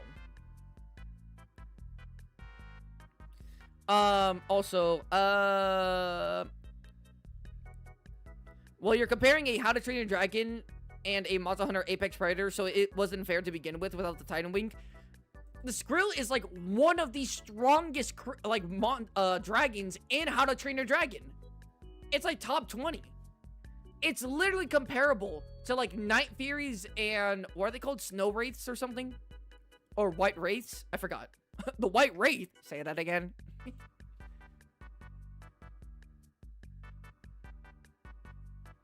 Again, that's what I'm saying.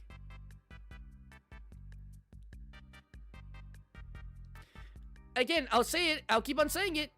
You have to do a ton of things for the Skrill for it to even have a chance. I like that name.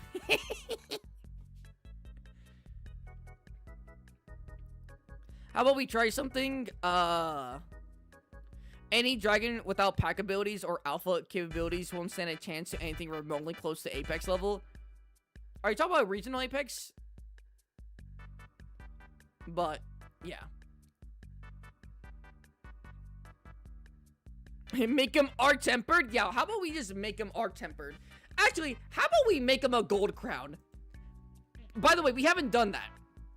I've still been having, like, even if we gave, even if we made both monsters the biggest they could be, Gold Crown Rey Dau still mogs a Titan Wing Skrill.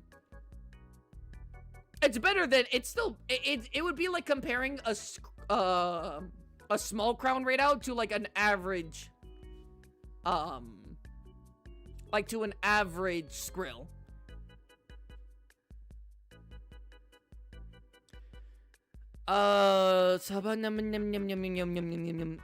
What y'all think in the scenario of Rey Dau winning and the scenario of the Skrill winning?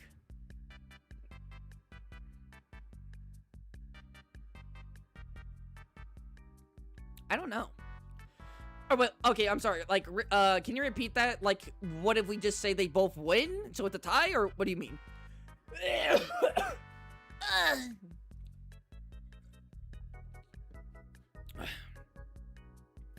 It's heavily environmental dependent.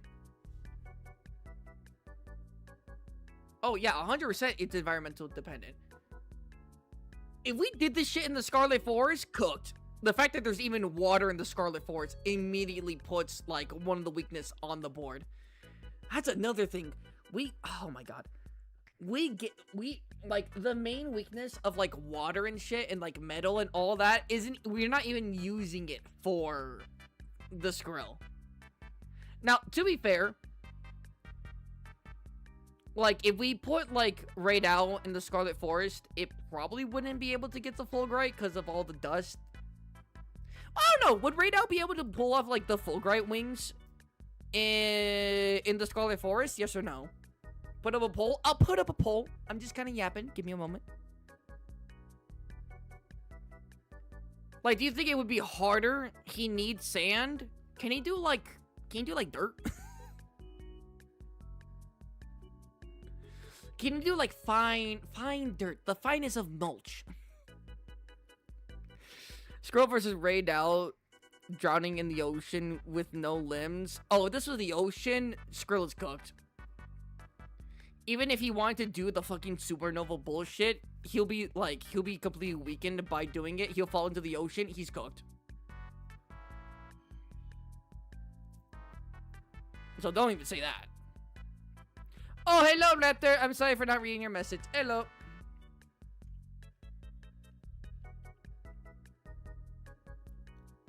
Laggy will save him. Don't worry. Bro, Laggy would fucking grape.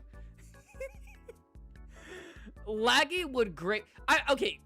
Laggy would grape, fucking, the Skrill in the ocean. Although he would do that to a lot of monsters, to be fair. The Skrill would probably do way better against, like, anything that wasn't Kirin or Rey Dau. Or Rajang. Or Rajang, realistically. But here, I'll put up a final poll. Who wins?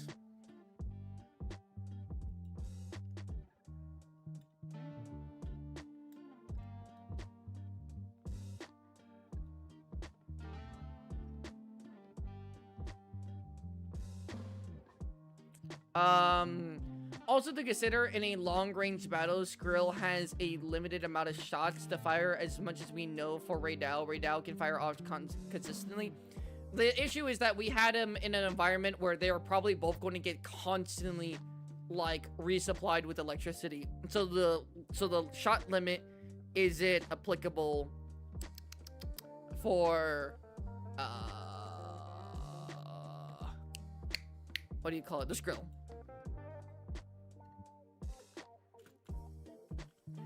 Who wins final poll? Rey Dau. Skrill. Putting up the poll.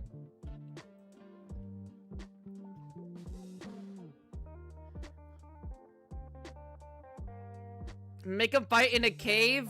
I got Rey Dau.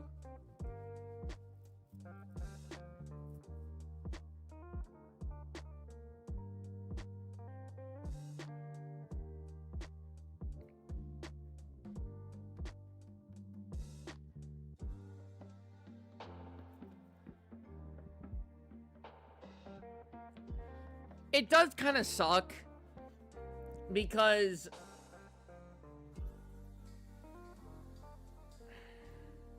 like on paper, I don't know what it is, but like Monster Hunter like monsters are just completely built different to the How to Train Your Dragon monsters. They're just fucking different. Bro, have the Skrill fight like Rajang, have the Skrill fight Lord forbid Arkveld. He's getting wringed out like a towel by both of those monsters. Lord forbid.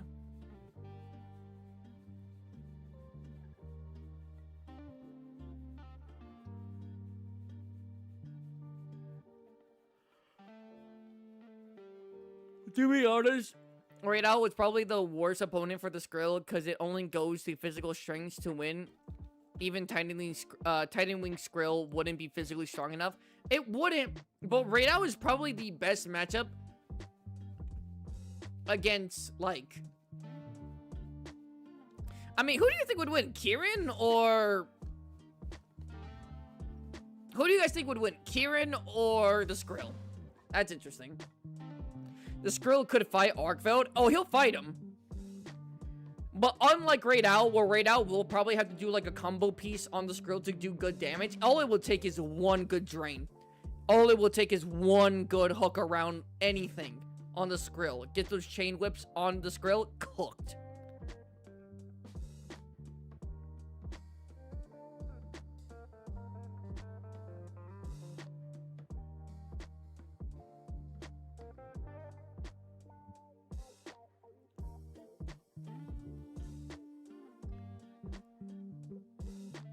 The advantage the Skrill has over Monster Hunter Dragons is speed.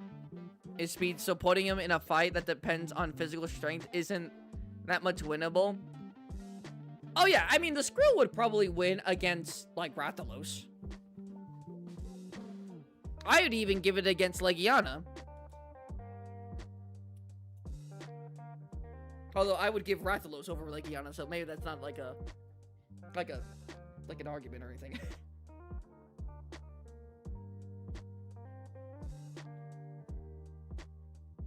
But, like, what other thunder monsters do I make him go up against? Right? I mean, I could make him go up against an ogre. The Skrill would probably actually be able to win against an ogre. Because an ogre has no way to fly. Doesn't have many good ranged options. Despite being a strong thunder monster, does not have the thunder lightning capacity that Rey Dau, Kieran, or the Skrill has. Tobi Kadachi. Okay, like, see, like, come on.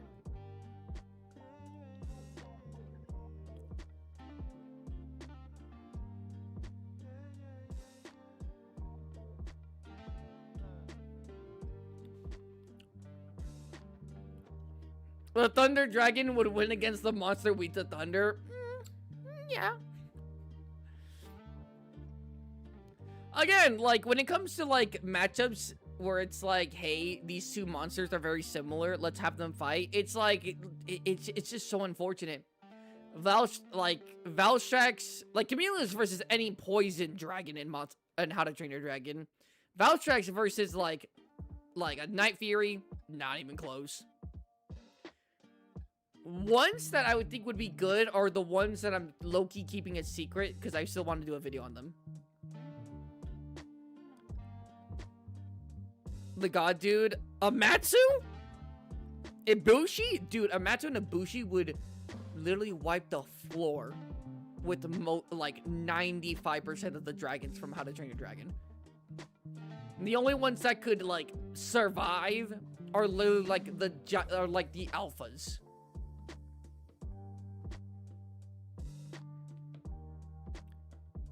With a built-in flashbang? Hold on. Art might be spitting. He might be spitting. Are we good on the time? It's been 5 minutes. Hey, motherfuckers, vote. We only have 11 votes. Some of y'all ain't voting. Against Elatrion, literally, other than like the Purple Death and Bewilderbeast, like nothing is fucking getting Elatrion. The only chance you have is like not the Slitherwing. What is it called? The one that can hypnotize you with its eyes.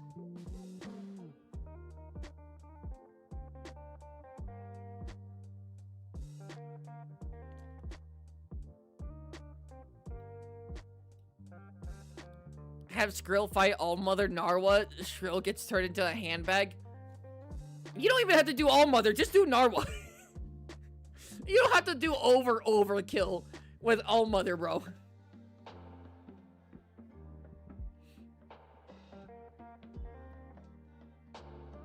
Oh my god, fucking Narwa and All Mother use electromagnetism.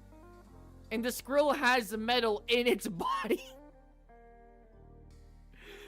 For the love of God, don't make the Skrill fight All Mother or Narwa, please. Have it fight Ibushi at least. Have it fight Kushala at least. Before ending, you should check how the new PC is doing. Good question. Let me check real quick.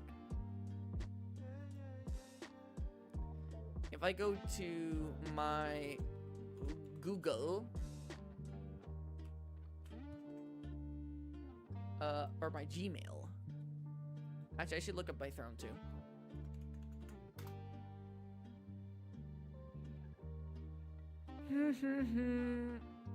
There was an issue with the order? Oh no, say you swear. Issue? What's the issue? There might be an issue with the item. Please resolve this issue. Oh my god, resolve the issue. What's the issue?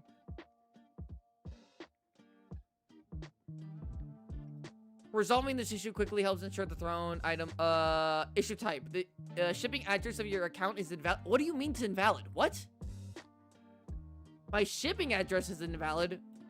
¿Qué pasó? What do you mean it's fucking invalid? What? I literally just checked yesterday. It's like, hey, all good. We'll send you a notification. I literally just got that. Address. Make sure I'm not showing anything. So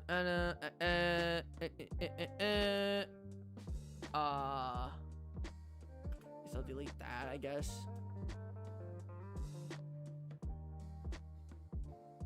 Yes.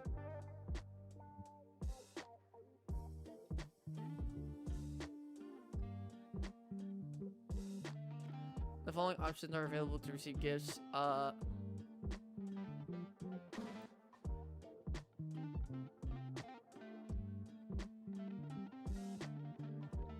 What? Was I in the United Kingdom? No, this is the United States, yes.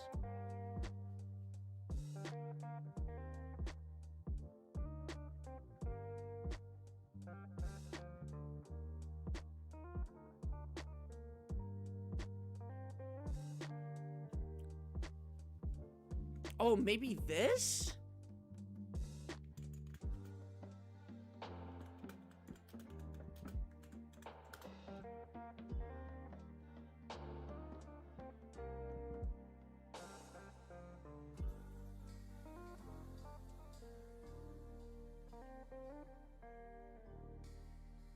No, it's not that.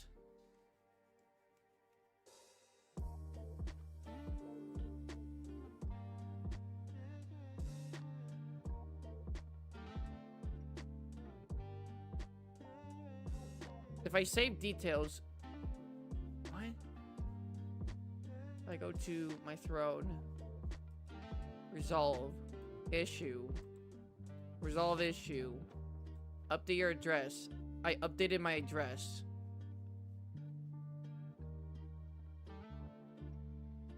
So now it's good. What? Okay. I'm gonna have to check tomorrow. Because if it pulls it again, I'm gonna have to, like, try to call someone or something. Alright, well, it says it's cute. It says there's no more an issue. There's not an issue anymore. That's what it says. Did I get an email that something happened? Let me see this. Oh, I did. I did get an email. I got it 6 hours ago. Unable to order your item. Unfortunately, the merchant encountered an issue when trying to order one of your items. You can find it more in the store. Oh, no. Okay, so this was just telling me that, like, there's an issue. But I just saw the issue, so it shouldn't be an issue anymore. Okay. By the way, how's the poll looking? 80 Rey Dau, something Skrill? Okay, W.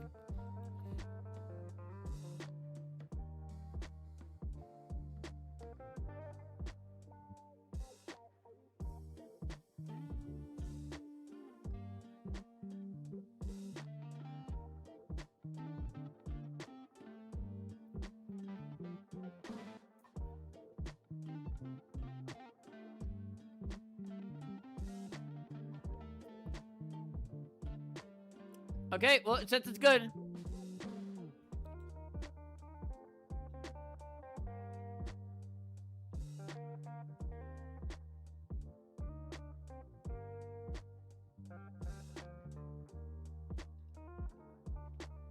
It says it's good. And unfortunately, we did not make the goal today. Well, we actually did make a goal, but we didn't make the extra hour goal. I'm just gonna put this here because the thing's already done. Okie doke. And poll.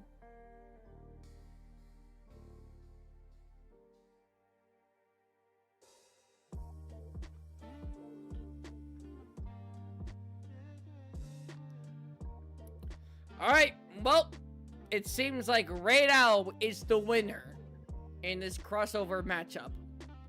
So between the Rey Dau and the Skrill, Rey Dau is the one true Lord of Lightning in the sky. Now counting Narwa, or Allmother, or Ibushi. Rey Dau is.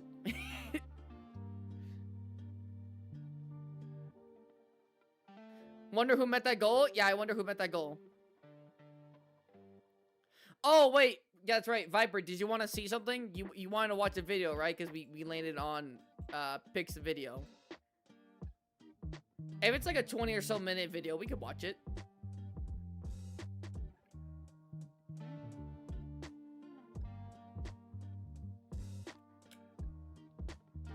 Save it for Friday? Why? Also, I might not be able to do Friday. Oh my goodness. Hey, yo, Art with the $10. Oops, extra hour. Oops, I suppose an extra hour. We got an extra hour. Wow, it really does make a difference when you've already covered one monster for a long time. Imagine if we didn't understand Rey Dau power scaling, we would be here like another 2 hours. What the fuck do we do? You know what?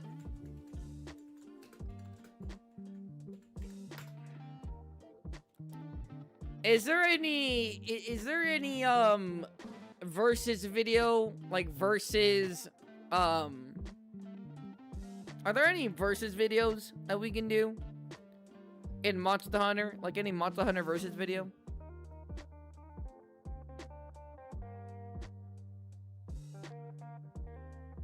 UDY? We could do a UDY.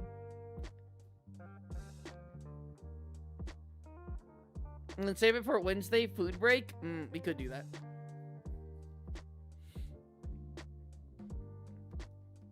Okay, not to glaze myself, but to also glaze myself, but also to not glaze myself. Who's doing, like, power scaling videos in Monster Hunter like I am? Who's doing it? Not me. Me? Not me. I'm not doing it. What's up, I'm back? Hello, lady! We got an extra hour because Art got the goal last minute. Oh, Art with the buzzer! Trust, Ultra Kill is easy. I have 100 plus hours in Ultra Kill and more than 150 in Monster Hunter World or Monster Hunter Wilds. I don't fucking know which one.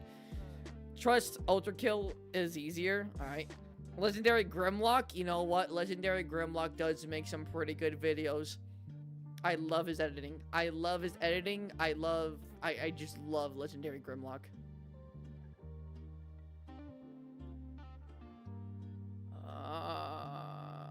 You know what? I'm really curious about this. Rathalos.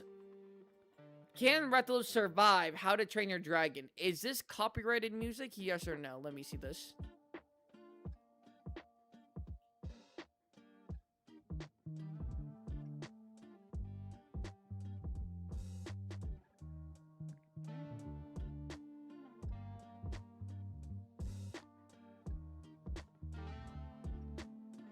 I have no idea if this shit is copyrighted. I'm gonna be so dead ass. I think it is.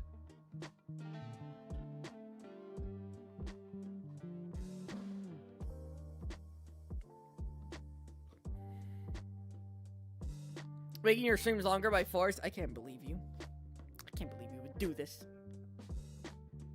What if I do Monster Hunter versus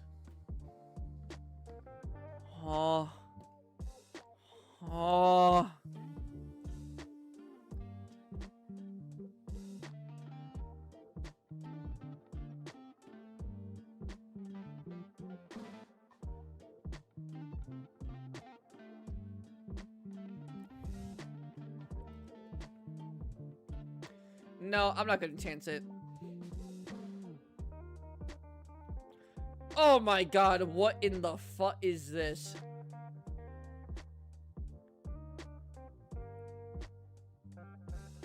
Do you guys want to potentially get mad? Do you guys want to feel emotions, whether negative or positive? Yes or no? Because I'm not gonna lie, this video right here, I'm looking at this and I'm scared to even click it. I'm scared to even click it. You say yes, but I'm not sure if you want to watch it, I'll be honest. Oh, you know what? Here, I'll just show you what it is. I looked up Monster Hunter Versus, right? I looked it up. Me personally, I looked it up. It's a video on Asmund. Monster Hunter World versus Rise with 1.4 million views. It was done in 2024. This was 2 years ago. I'm not gonna lie, this shit looks scary. This shit looks like it's gonna be completely rage bait. I don't trust a single thing this man says, let alone for Monster Hunter. I do not trust that shit. But do we watch like 10 minutes of it, see if it's actually bad? I'm curious on the app. I'm genuinely curious actually on the comments at the very least.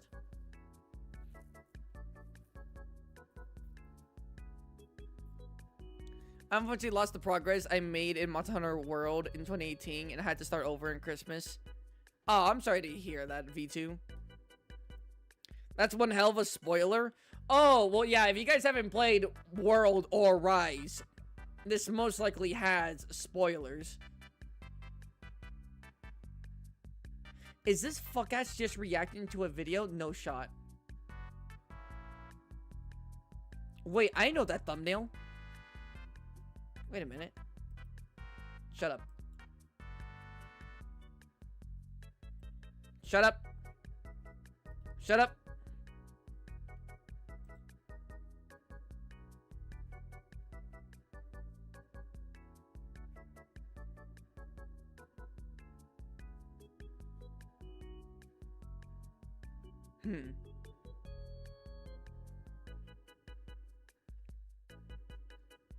Spottable, what's up, Reddy?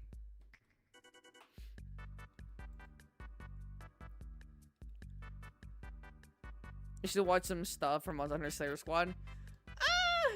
I mean, nah, I'm okay. Oh my god, do I fucking listen to what the cave dweller has to talk about? I say cave dweller because he literally looks like the cave dweller in that Minecraft add-on. You know what? I'm curious. Let's watch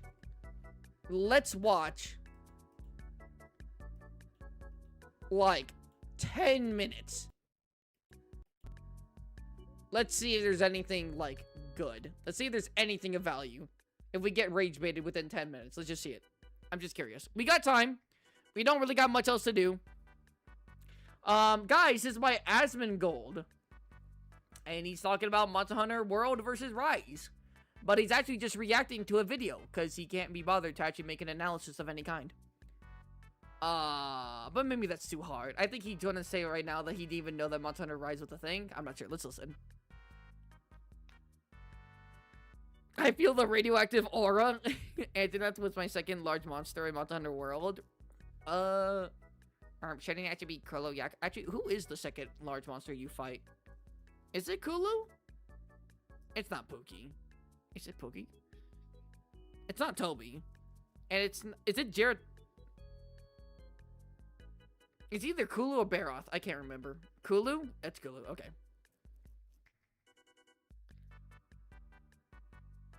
Alright, we're gonna watch this for 10 seconds or 10 minutes. I'm curious. Let's just see. Even know that Monster Hunter Rise actually came out after Monster Hunter World, but it was only on the Switch.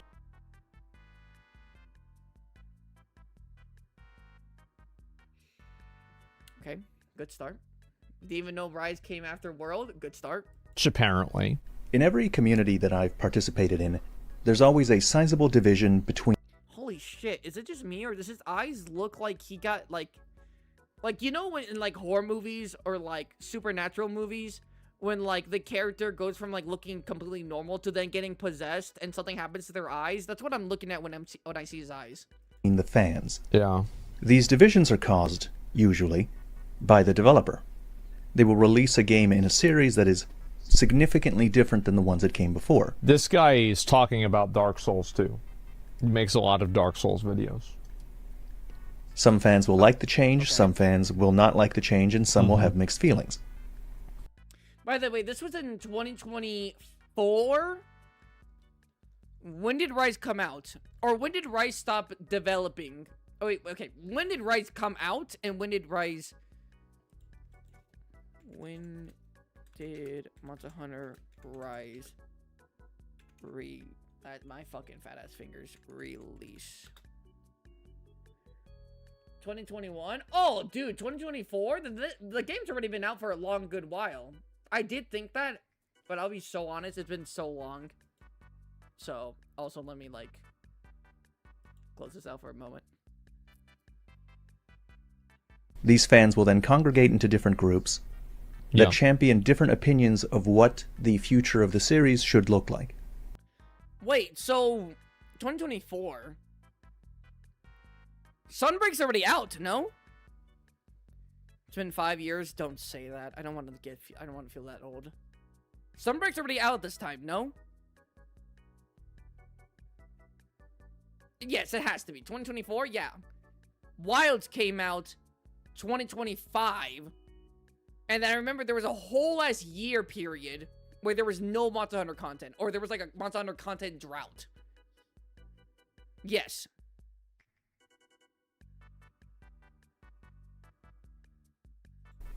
Now, in the Monster Hunter community, it is often the case that Monster Hunter fans don't agree with each other on what the next title should look like.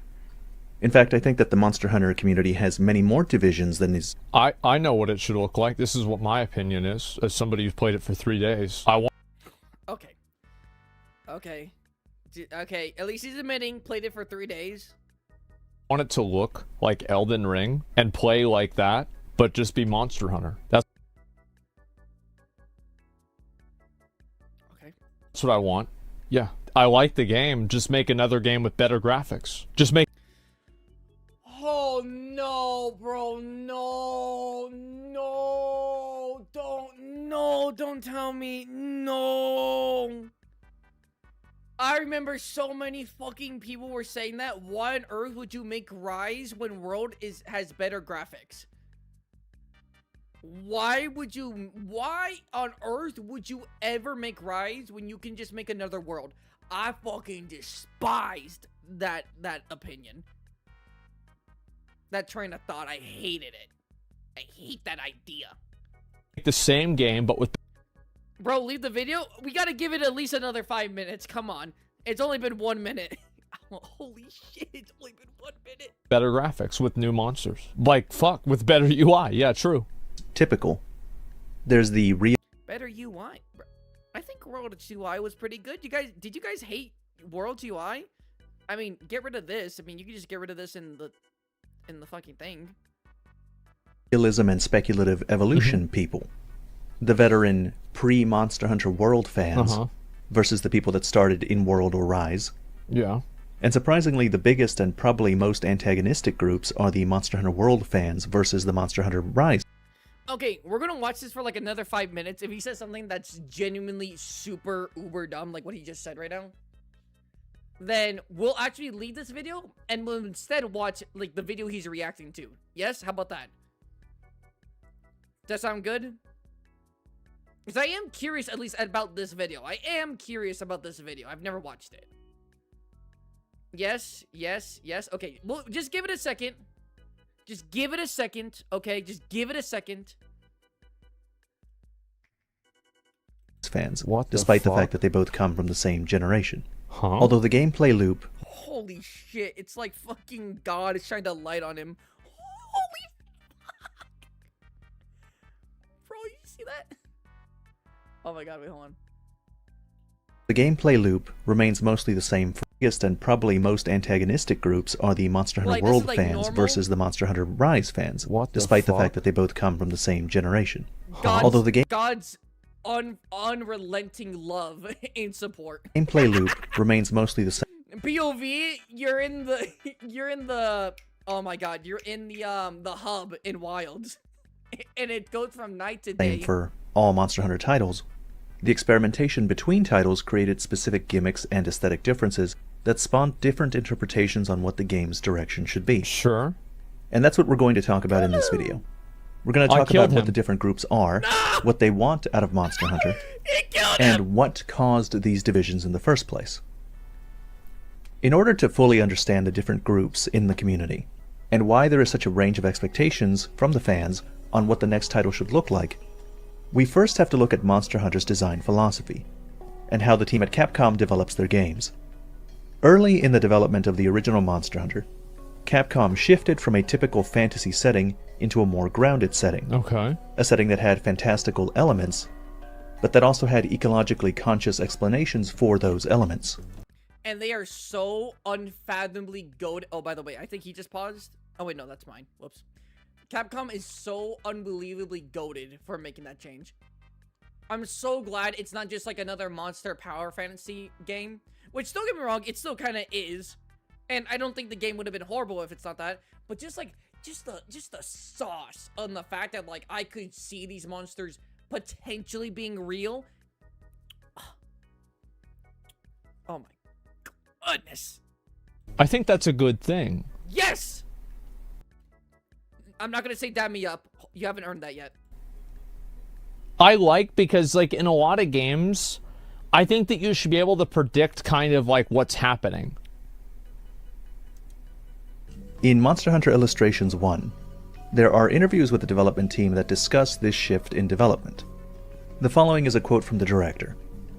"We had it in our heads that this was going to be a fantasy game, so our ideas tended to gear towards magic and the like. Sure. The world as a whole was much more fantastical as well.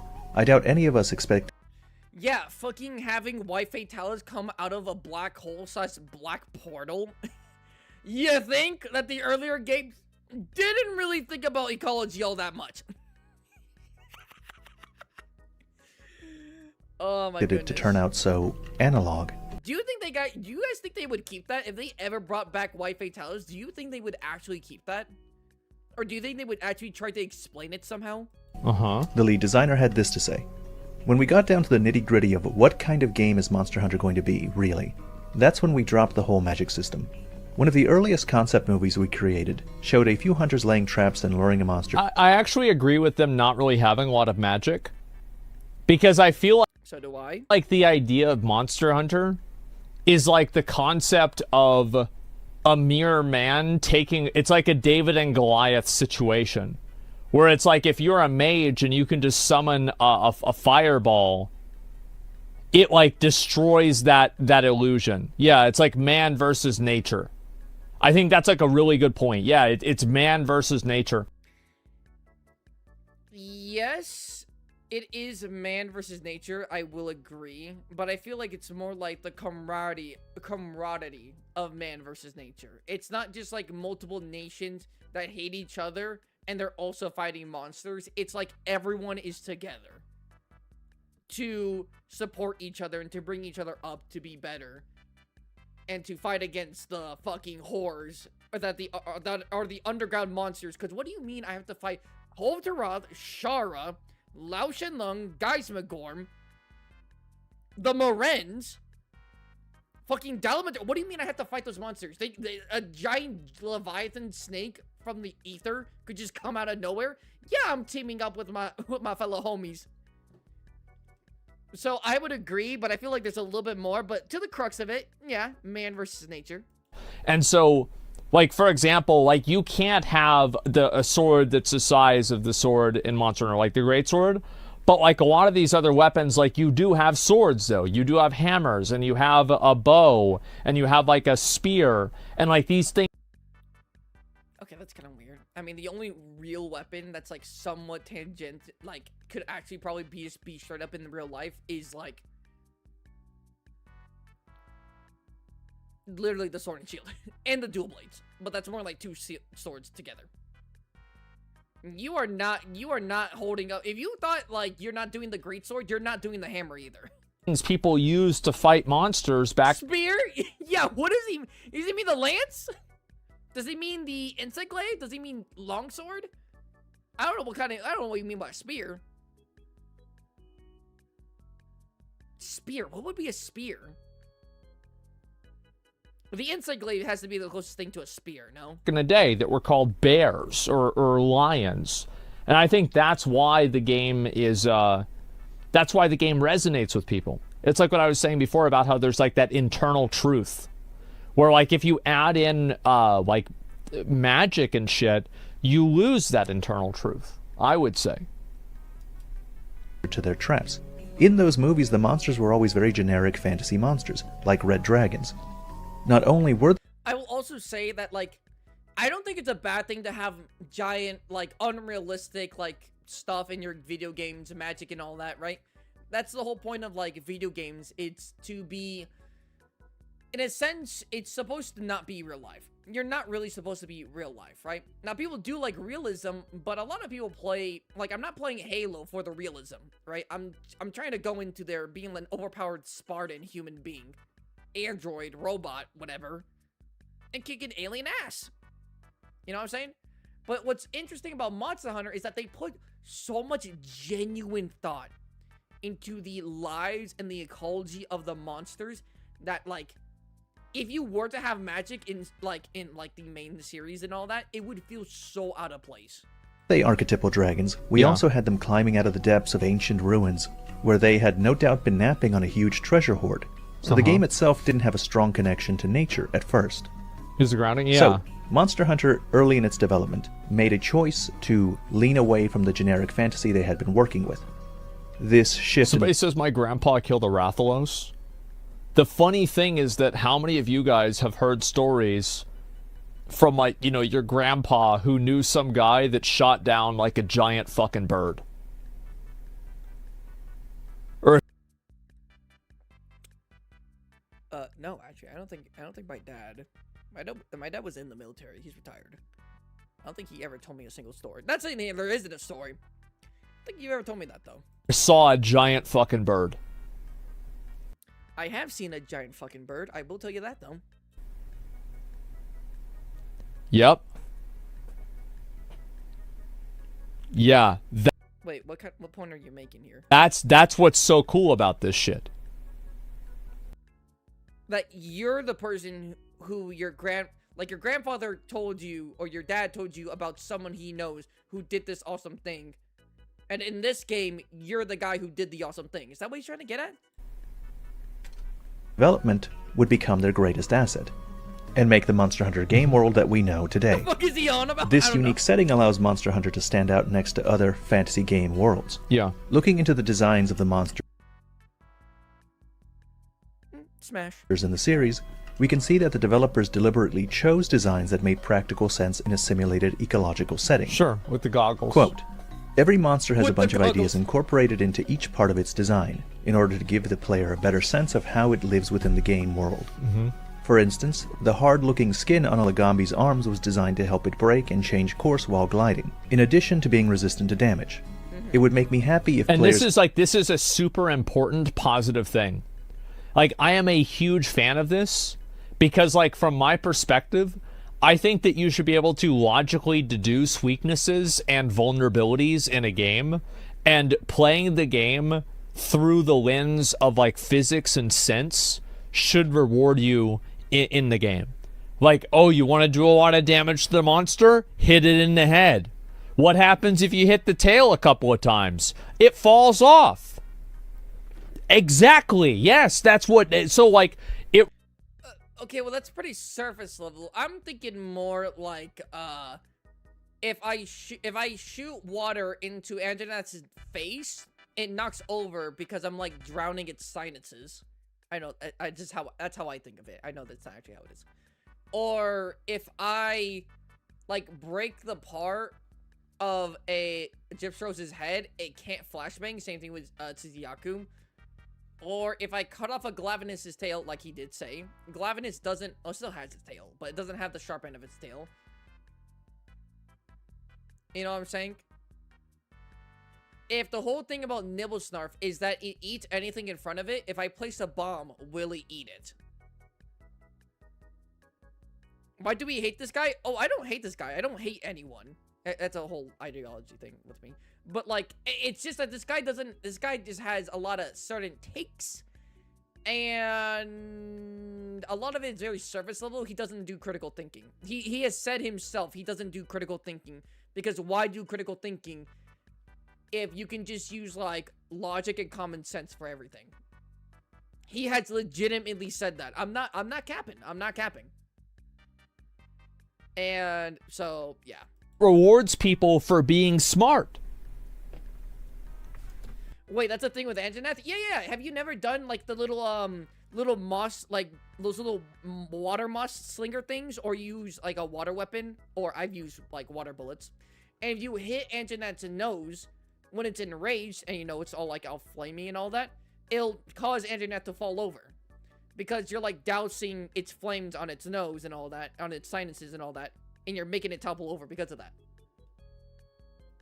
Had fun, wondering why the monster's various parts are designed the way they are. Yeah. He's an expert saying a whole lot of nothing. Hey, you know what? I take a little bit of offense to that. I'm the same way. But I do try to at least bring value. It's supposed to be playing the like game. that. No shit. So, yeah. as you can see, the monsters are designed to attempt to be realistic. Exactly. The developers are trying to take their natural environment into account, and how that environment might have fueled their evolution. This focus on speculative evolution was always a priority. Can I just say that there's no monster I love this more than Barioth. I love that Barioth is a genuinely challenging monster in the when you just start the fight. And then as you start to break its tail, its face, its arms, it gets weaker and weaker and weaker by like a significant amount. I love Barioth's fight. If I break Narikuga's face, his arms doesn't do shit. If I break Tigrex face and arms, it doesn't do shit. Well, I don't think breaking Tigrex's arms does really much of anything. I could be wrong about that one, actually. But, like, Barioth, you really feel it. You really feel it. I love it.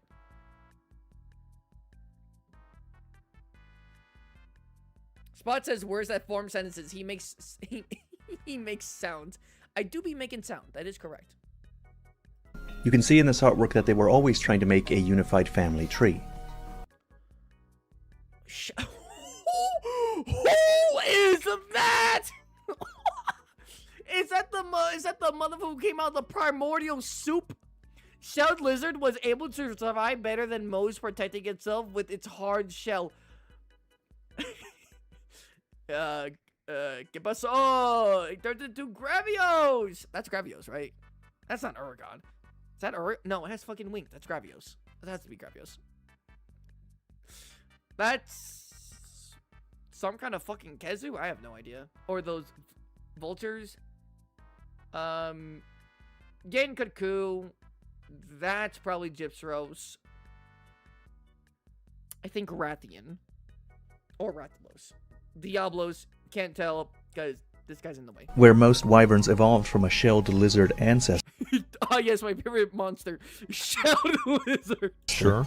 That adapted to various different environments and became those wyverns over time. I think Now this is great. Like, I'm a huge fan of this. World of Warcraft did this with the ogres and the Gron, and I really liked it in WoW too. Who the fuck said fake? This motherfucker does not believe in evolution. Yeah, I think that having like an Meh? What do you mean, like meh? an evolutionary tree for something like this, and also like what this does is it creates context for future bosses, and also for like a prehistoric boss that's even before this one. Like this, it's super important, and like it's something that the reason why something like this is really good too is that an average player can play the game and not know anything about this, and it doesn't have any impact or meaning to them. But I will say that I love it. I love that you don't have to play Monster Hunter 1, 2, 3, Generation, Stories. You don't have to. You can start wherever you want, baby boy. You can start wherever you want.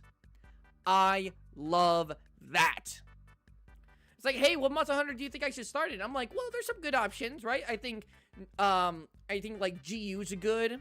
If you want to go like way more hardcore, you know, there's like For You. If you want more modern, you can start with World. If you want just like crazy goofiness and like fun overall, you can do Rise. If you want a little bit of experience of all of it, you can do Rise, or you can do Wilds. I love it. And like it's not mandatory lore is my point, but a person who does understand it might have like some other degree of information, right? So like for example, like this one you might not think the tail would be vulnerable, but with this one you would. But if you knew that they were evolved from each other, you would probably have an idea, well, maybe I'll try to hit the tail with this one too.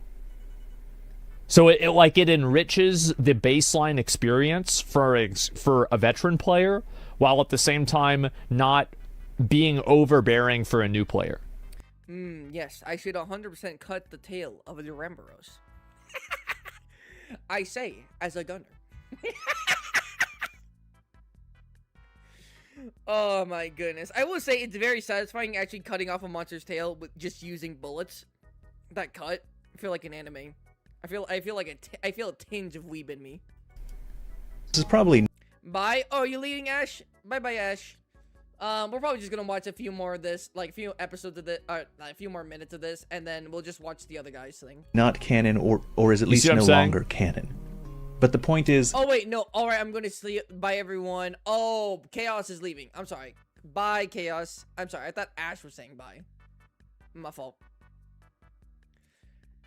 My fault. Bye, Chaos. Bye-bye.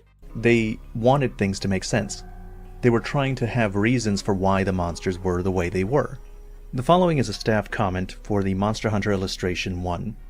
Even those who do not draw have a set of preconceived notions regarding how a given creature moves. This is, bro. Fucking exactly. Like, I did. This is why. See, like, this is the thing. Like, the monsters behave intuitively. It's like, yeah, of course he's gonna move like this. Well, of course he's gonna move his tail like this. Like, this was, for example, this was one thing that I really complained about a lot with Lies of P. Is that I feel like a lot of the movement in that game sounds familiar. I don't remember it though. game did not follow the logically preconceived notions that I would have of how something would move in this situation. And I think that like having that intuition makes people feel good about succeeding. That's why we can't really fudge any major point with regards of a monster's physical structure and movements. Yeah. If we do, the players are more likely to reject the reality of the monster in question. Well, it breaks the immersion. You're no longer farming, you're no longer fighting a monster. You're hunting a monster, you're playing a game. Yeah? Yeah? I think you're playing a game regardless. Yeah?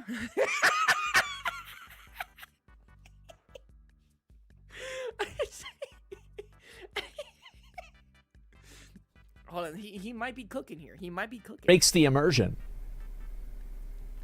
You're no longer farming, you're no longer fighting a monster. You're hunting a monster, you're playing a game. That's why we spend a lot of time not only on the skeletal structure, but also the meat and skin that we I'm put so curious. Does his chat say anything? on any given monster. It can be pretty difficult to try and imagine how the skin And should like that's the thing is like whenever I first started watching videos of this game, the reason why I didn't play Monster Hunter at the beginning was because I looked at the videos of the game and the gameplay looked like shit. Huh? Also, no one's questioning what he just said. No shot. No one's questioning what. Oh, okay, this guy probably did. Question mark. Okay, most people aren't questioning what he just said. I still don't think it looks that good. But like there's a certain level of like intuitive like it looked way jankier than it was. Like if I just watched the clip of Monster Hunter, I'd be like, wait, what the fuck? Like I don't know if this makes sense. But then I play the game and it wasn't like that at all. It was weird because usually it's like the opposite, right? I will say this is a general thing for games in general. I can't like listen, right? Here's the thing, right? Here's the thing. If you look at a game and you go, I don't think this game's really for me, right? It doesn't seem all that interesting to me, right? I don't think you need to cough up $40, $60 to then try and give it a chance, right? If you don't think it's going to be your type of jelly, it's not going to be your type of jelly, right? However, don't look at a game and go, this game is shit just by the look of it, right? Now, again, sometimes you can just immediately tell. You can, right?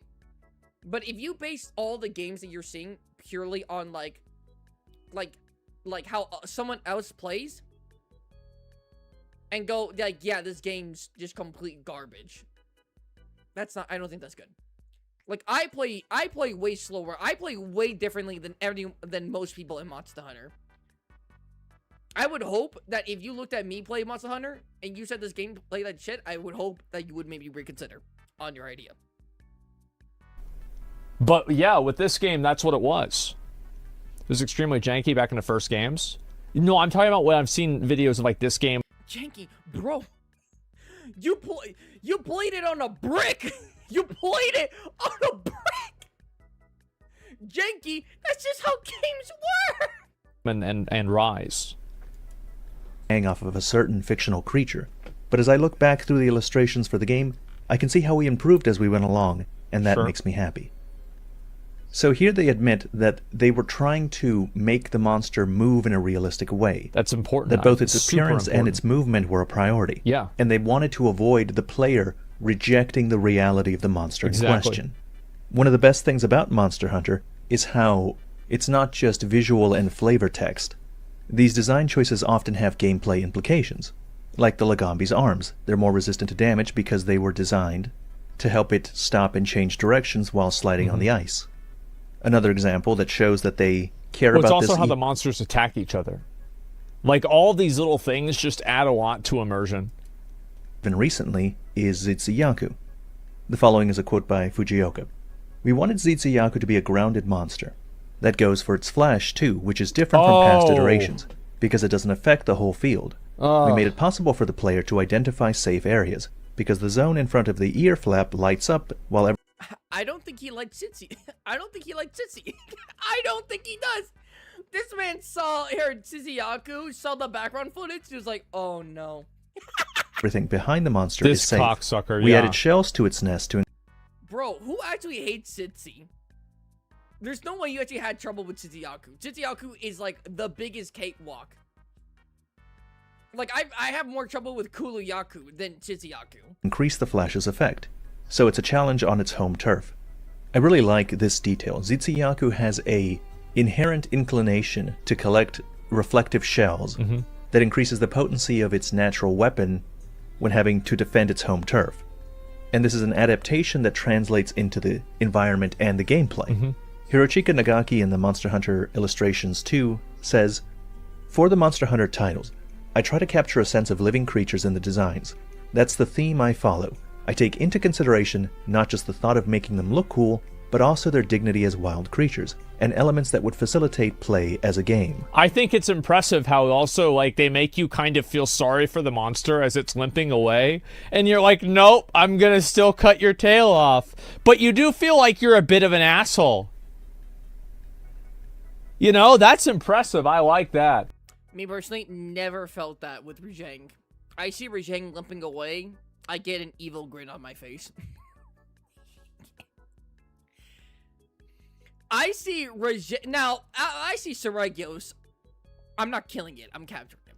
But if I see Rajang limping, I get visibly joy out of seeing that motherfucker die. To many players, this aspect of the game is so critical that it should be kept consistent and at the forefront at all times. Using Baroth as an Oh, I example, didn't know you could do that. that monster was designed entirely around its relationship with the environment. Oh, let's go with the helmet. It uses the murky, muddy waters to hide from other creatures, but it also uses the mud to protect itself from the heat of the sun. Capcom even went out of their way to provide a pre-rendered cutscene of Baroth's behaviors outside of the limitations of their in-game engine. In the Spoilers? No, I Baroth already did ecology this one. video, we can see the developer's vision of this fictional animal. And these concepts What weapon do you think Asmongold uses? If I say any weapon, it's going to be an insult on the people who use that weapon. But he's got to be dual blades. He has to be dual blades. translate into gameplay. The behaviors that assist Baroth in survival suddenly become combat gimmicks in the player's battle against the monster. Yeah. The mud isn't just a fancy visual in a Greatsword? You cutscene, think and it's it's not Greatsword? I feel like he would want... Maybe Greatsword. Greatsword was my initial thoughts. But I feel like dual blades. not just flavor text in a description. It's integrated into the fight. It coats the Baroth in a protective layer. He slings it around at the hunter to inconvenience him. Quote, "For Baroth's design, I thought of a bulldozer clearing away sand and dirt, and combined it with the motif of a caterpillar's carapace. It was decided that this creature lives in bogs, so I figured that it would approach its prey covered in dirt and mud to hide its body. That's when I put the nostrils on the top of its head so that it could still breathe even when submerged in mud." Holy shit. They So, really put a lot the into point this. is, Monster Yes, they do, because they're fucking goated. Monster Hunter is such an absolute gem of, like, a game series. And the thought of, like, me never actually picking up this game is atrocious in my eyes. Or in my mind. Hunter has always cared about realism in their design. Is his mouth open? Good question. Yeah. They want the Yeah, monster I think that this is like a core important thing. And like it shouldn't be like this is a big problem that a lot of games have. They think that because you're making a fantasy monster, the fantasy monster doesn't have to behave through like common sense like physical expectations. But I think that everything should behave that way. Bro, if that was the case, Elden Ring and Dark Souls would be a joke. But it's not. Again, it's good to have like fantasy that doesn't make sense. It's fantasy after all, right? But that's what makes like Monster Hunter such a neat game, because it is, you know, it's fantasy, but it's not like in the sense of I'm flying throughout the world and I'm cranking 90s, right? I'm over here next to Ninja, I'm cranking 90s, right? But and building a fort. But it's in realism, right? It's good to have both.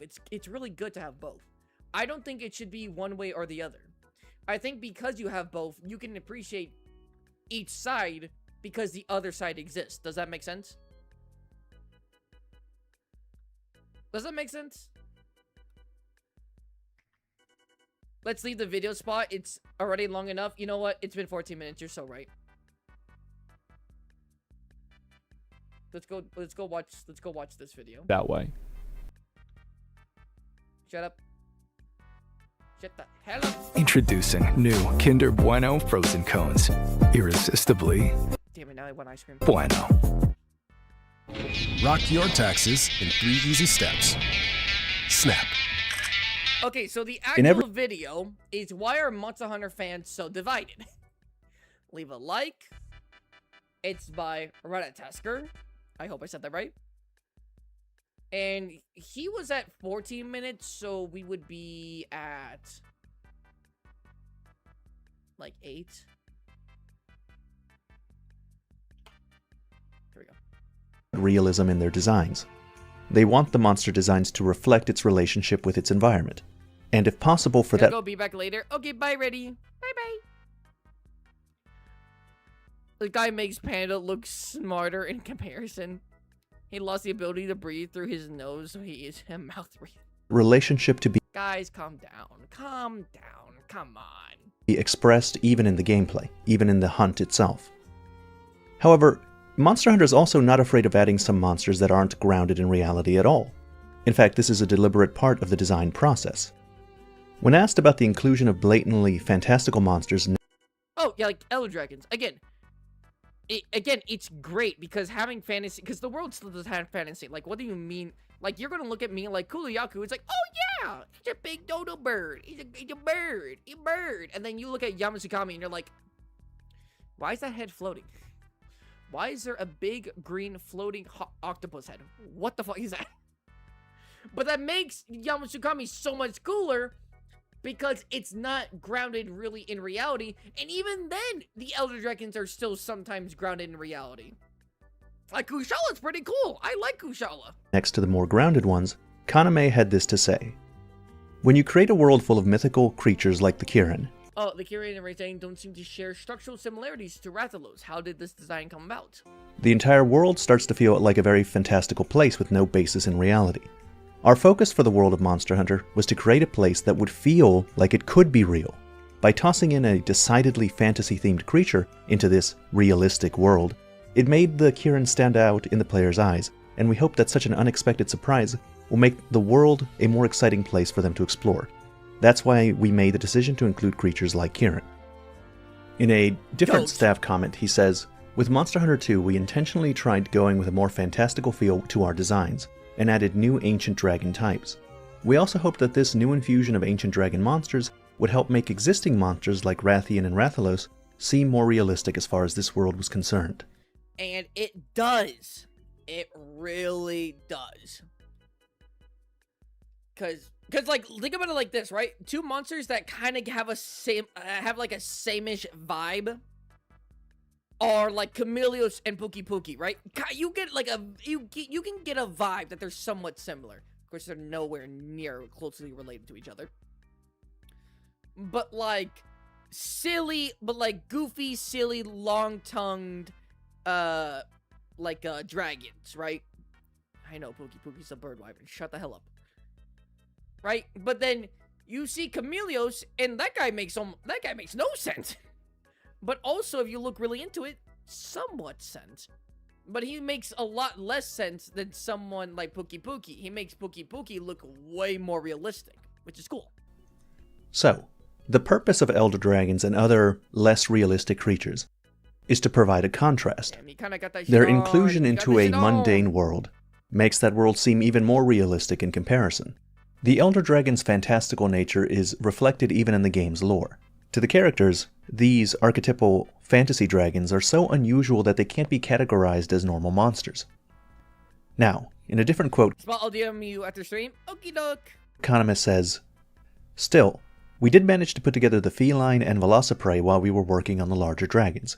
When you are dealing with nature and the creation of a natural environment, you can't help but fill the empty spaces with smaller critters. You can't create a full, vibrant world with just a bunch of boss monsters. So, it's clear that developers had always intended for these monsters to function in a simulated ecosystem with each other. They wanted the world to feel as real as possible. That's why the monsters in Monster Hunter will eat, drink, sleep, and communicate to one another in ways real-life animals do. They aren't mindless evil monsters out to destroy humanity. Shout out to my Great Azuchi gang. Shout out to Great Azuchi. Shout out to the Zuchis. They are deliberately crafted animals that live and prey on each other in a fictional ecosystem. And it isn't the case that this is just something that they used to care about and now no longer do. Because in Monster Hunter World, they doubled down on the simulated ecosystem angle, and the developers pushed to take that concept to a new level. In an interview for World, Tsujimoto said the following: "Once you've decided on a new concept for the next title, which in this case is a living, breathing ecosystem full of rich interactions between predator and prey monsters and little creatures, the hunters are jumping into this world, but even without you, it's kind of getting on with its own business being a realistic ecosystem." Now, for the speculative ecology fans, this is the heart of Monster Hunter. This is what differentiates it from its peers. They hyperfixate on these aspects, and they object when a monster design strays too far from that ideal and becomes unrealistic. And so they tend to... Are they going to talk about the whole, like, what are they called? Yonko? Or what was it? Rise was Eastern mythology. No, Eastern, like cryptids and shit like that, right? Like Eastern monsters, and Sunbreak was Western, right? Yokai? Yes. Wasn't that it? Is this what he's getting at? Where it's like, Rise, instead of making like realistic monsters that felt like you could potentially encounter them, they're more like superstitious. Like they look way more like way more in line what you would expect like a fantasy monster to look like. Butt heads with players that don't care at all about that. I said Yonko. And are just in Monster Hunter for the fun gameplay. After all, it doesn't matter how a Barot's body or habits work within the context of a video game, where the objective is to administer damage to the monster. Even after all the work that went into making the ecosystems and world feel living and dynamic, those aspects are mostly irrelevant when you're grinding the same monster a dozen times. The process of creating a fantastical animal is helpful in creating a unique creature design and combat experience, but the details of this process are not important to the player once they're actually playing the game. Or rather, noticing these details and caring about them is optional. Go ahead. Crank the volume. Crank my knob, why don't you? What? Who said that? Alright, let's move on and talk about the Monster Hunter World versus the Monster Hunter Rise fans. I already miss Rocky. I miss Damio. I miss Rocky. I miss Damio. I miss Astalos. And to do that, we need to talk about the differences between mainline and portable Monster Hunter games. Luckily, what we've already discussed with the speculative evolution fans... They're still there. They are. I just missed them. ...will be useful because these groups tend to overlap in some places. In broad strokes, a mainline title is a numbered entry. Monster Hunter 1, 2, 3, 4... Oh my god. You all remember seeing this trailer? When this trailer was like the only thing we had? Holy shit. Holy crap. And Monster Hunter World. This brings back so many memories. We know that Monster Hunter World is Monster Hunter 5 because it was... Oh, did we leave Asmongold? Yes, we did. He didn't say anything like crazy, but he was saying like a whole lot of nothing. A whole lot of nonsensical shit. I woke up to this and thought I was being pranked. Good. Yeah. We were 14 minutes in. He only said like one thing that I just completely disagreed with. The other stuff was just like incoherent. It was funny because what did he say? He was like, when you're fighting, it's not because like when you're not fighting a monster, you're not hunting the monster anymore. You're playing a video game. And then he unpaused it. Some shit like that. It was like, what is man's yapping about? Confirmed by Ryozo Tsujimoto. And he also explains that they changed the naming convention... What? Exactly. If it didn't make sense, it didn't make sense when we watched it. Because they didn't want people to see Monster Hunter 5 and think, well, do I have to play the other 4? What if I'm lost? It was to prevent new players from being discouraged. But though they've dropped the numbering, the system hasn't gone away. Who here low-key wishes we had an armor from these little pangolin guys? I say little, they're literally bigger than Sacred. Like how we get like bull drum stuff, moss swine head. We could have had like the fucking rhino, not rhino, but they're like the triceratop armored guys. Nibblesnarf ate them in one cutscene. I'm low-key blanking on the names, but we got armor for them. I low-key really wish that we had armor for these pangolin guys. They still release a mainline Like the shoulder pads on the chest piece would be like the big game and a portable. the big spikes would be like three big spikes, but like big plates on like the shoulder pads. It'd be cool. Game, I think it'd be cool. and you can determine which is a mainline title by counting the number of dragon heads in the logo. Because Monster Hunter Y. Yeah, there's been herbivore armor. Yeah, there has. Yeah, sure, yeah. No, there has. Right? Again, there's moss swine. There's bull drum. Which, bull drum is a herbivore, no? I'm sorry, not bull drum, bullfango. There was those, what do you call it? Those guys who like to ram into you a bunch.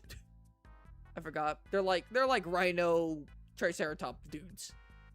Wilds has 6 serpent heads in the logo. They're fanged beasts don't annoy me. Monster Hunter 6. They're small animals, and they're herbivores. And as further evidence, a while ago there was a leak in Capcom.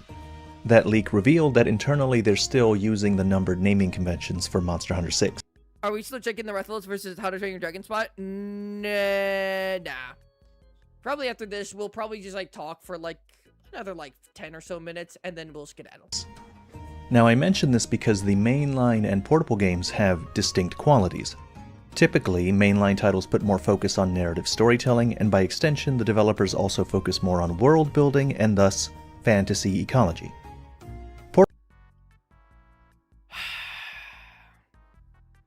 COVID, man. I know it wasn't like peak COVID, but like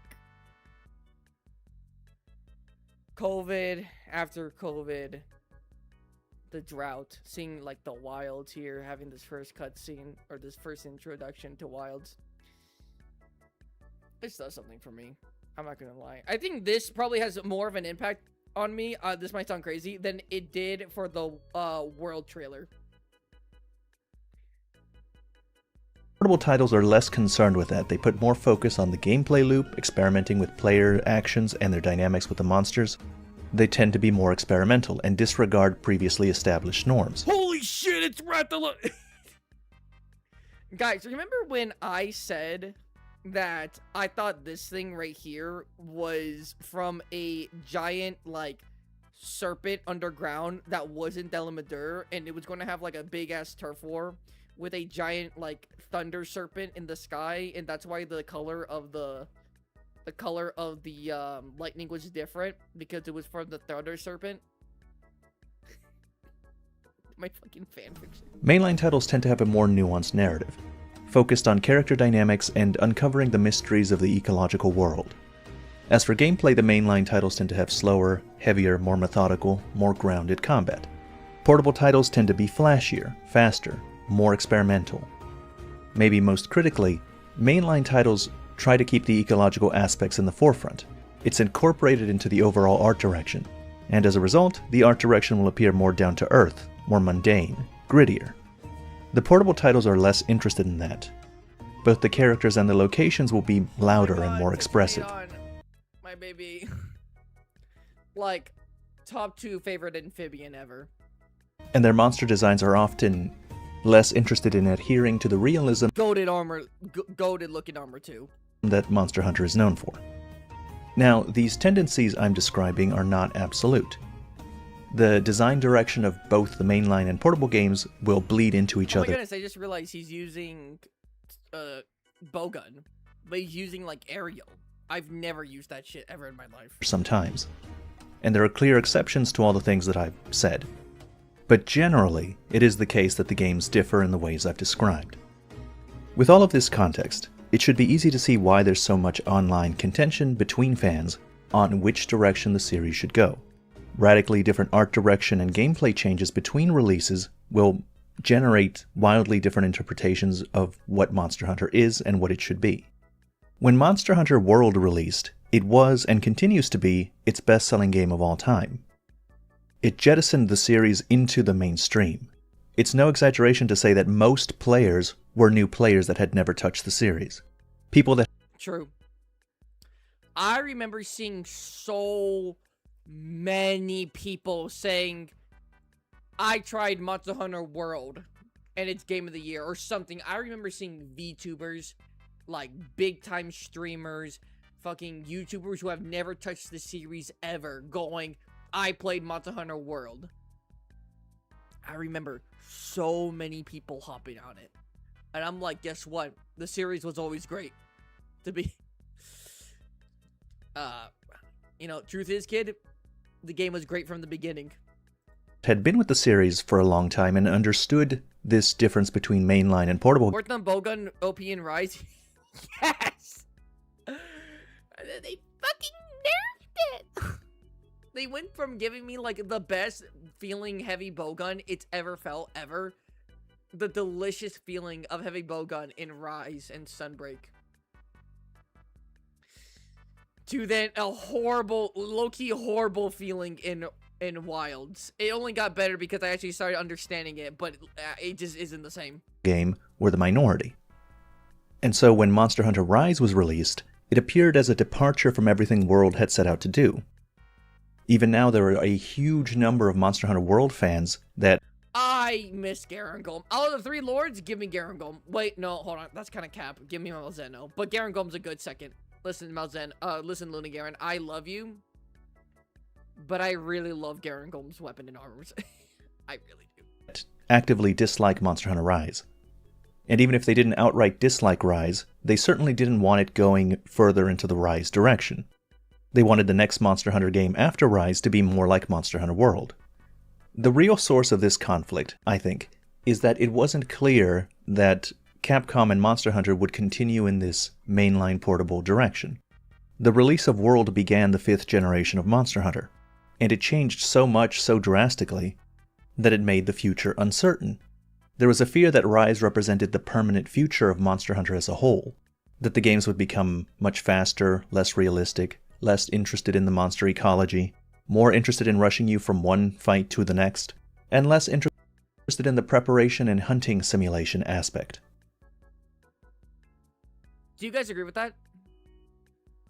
That, like, people genuinely thought that, like, Rise was going to be, like, how Monster Hunter World, or how Monster Hunter was going to be going forward? Like, every game after Rise was basically just going to be Rise. In terms of, like, how it felt. I don't think people... I'm not gonna lie, this might sound petty, this might sound low IQ. I think people were just legitimately mad that the game was portable, was on, like, a portable console, and it looked worse than, like, Iceborne and, World. But it's still, like, a beautiful game.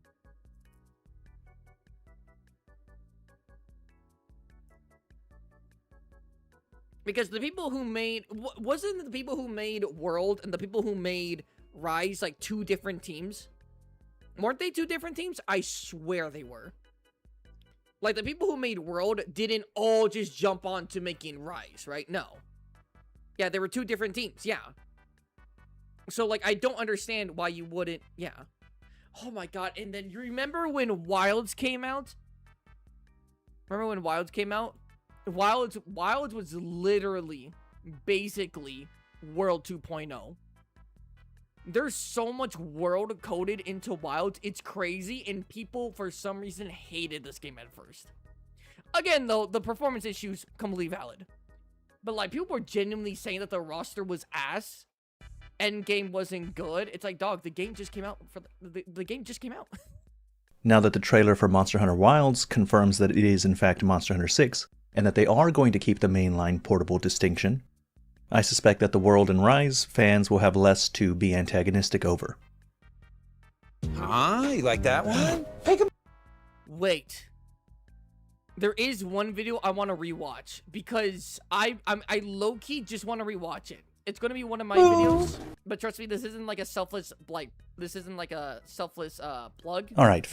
but because a lot of people didn't watch the video, I'm not saying that you should go, I mean, you should go watch it, but like, I'm just curious on like how that video stands up currently. I'm just curious. Finally, the last You all might know what video I'm talking about. group is the old Monster Hunter fans, the veteran fans, versus the new fans, which they consider to be people that started in Monster Hunter World and Monster Hunter Rise. Ugh, God, the whole, it's getting too easy. I mean, it is getting easier, 100%. It's getting easier. I should literally be able to flex and not be able to move. The quality of life changes are at. No, shut up. Monster Hunter has been around for 20 Shut up. I love restocking mid-hunt. Don't take it away from me. Please, for the love of God, don't take it away from me. I was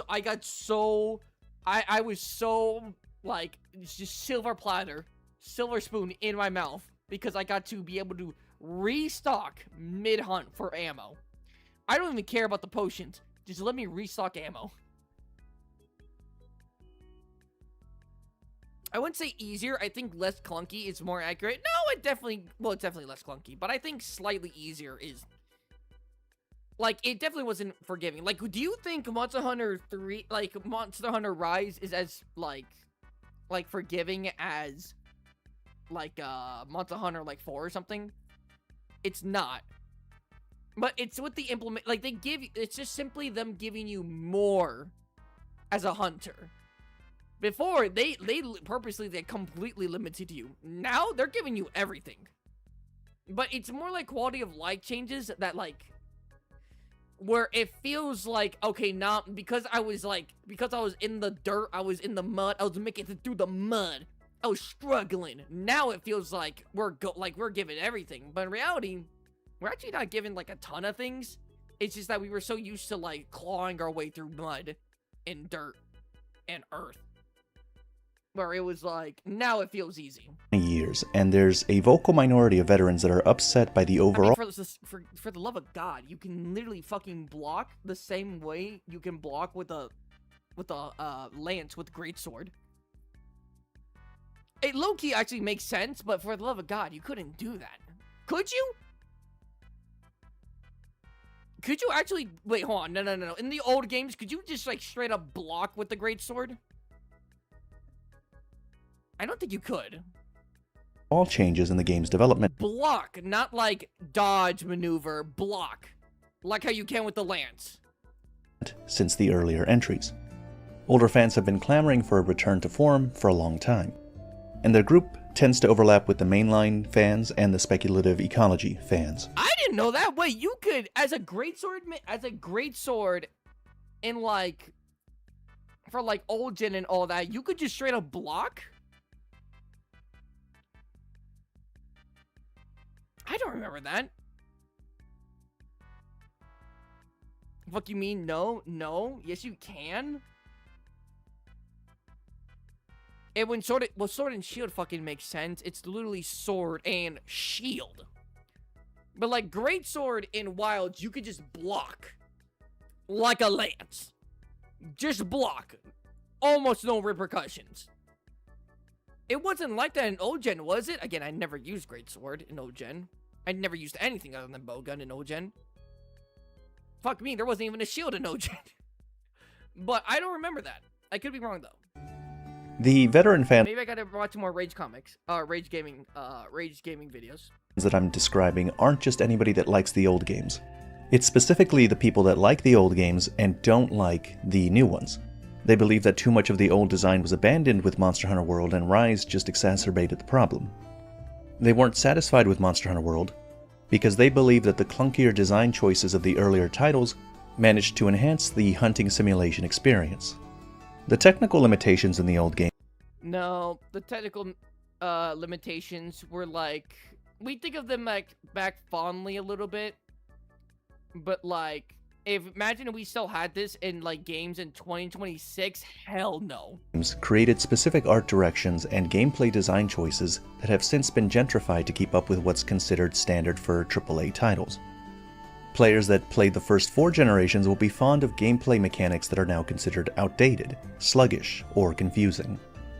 They are unhappy with things like the changing or removal of the tracking systems, bug nets and pickaxes being streamlined, the removal of hot and cold drinks, the ability to access your camp to manage your entire inventory after you've departed from a quest. They resent these changes being considered quality of life changes. They don't see them as quality of life changes, they see them as gameplay mechanics that incentivized careful preparation and play, which in turn complemented the monster hunting simulation. Their main complaint is that Monster Hunter strays further and further into a pure action game. And I could imagine Asmongold. I just remembered that I forgot we started watching Asmongold. Thank God. more things are streamlined, the more they push you into going to the monster quickly, then the less room there is for the hunting simulation aspect, which these players value so highly. I do miss him. I want him back. Monster Hunter's original tracking system involved either wandering around the map when you're new, or understanding the monster spawn locations when you're experienced, and then locating the monster and hitting it with a paintball. The paintball then tracks its position on the map. In World, they replaced this system with the Scoutfly system. Gonna go have a great stream. Bye, Speed. Bye. Bye-bye. Which still Have a required great day. some level of tracking, but was much less demanding on the player.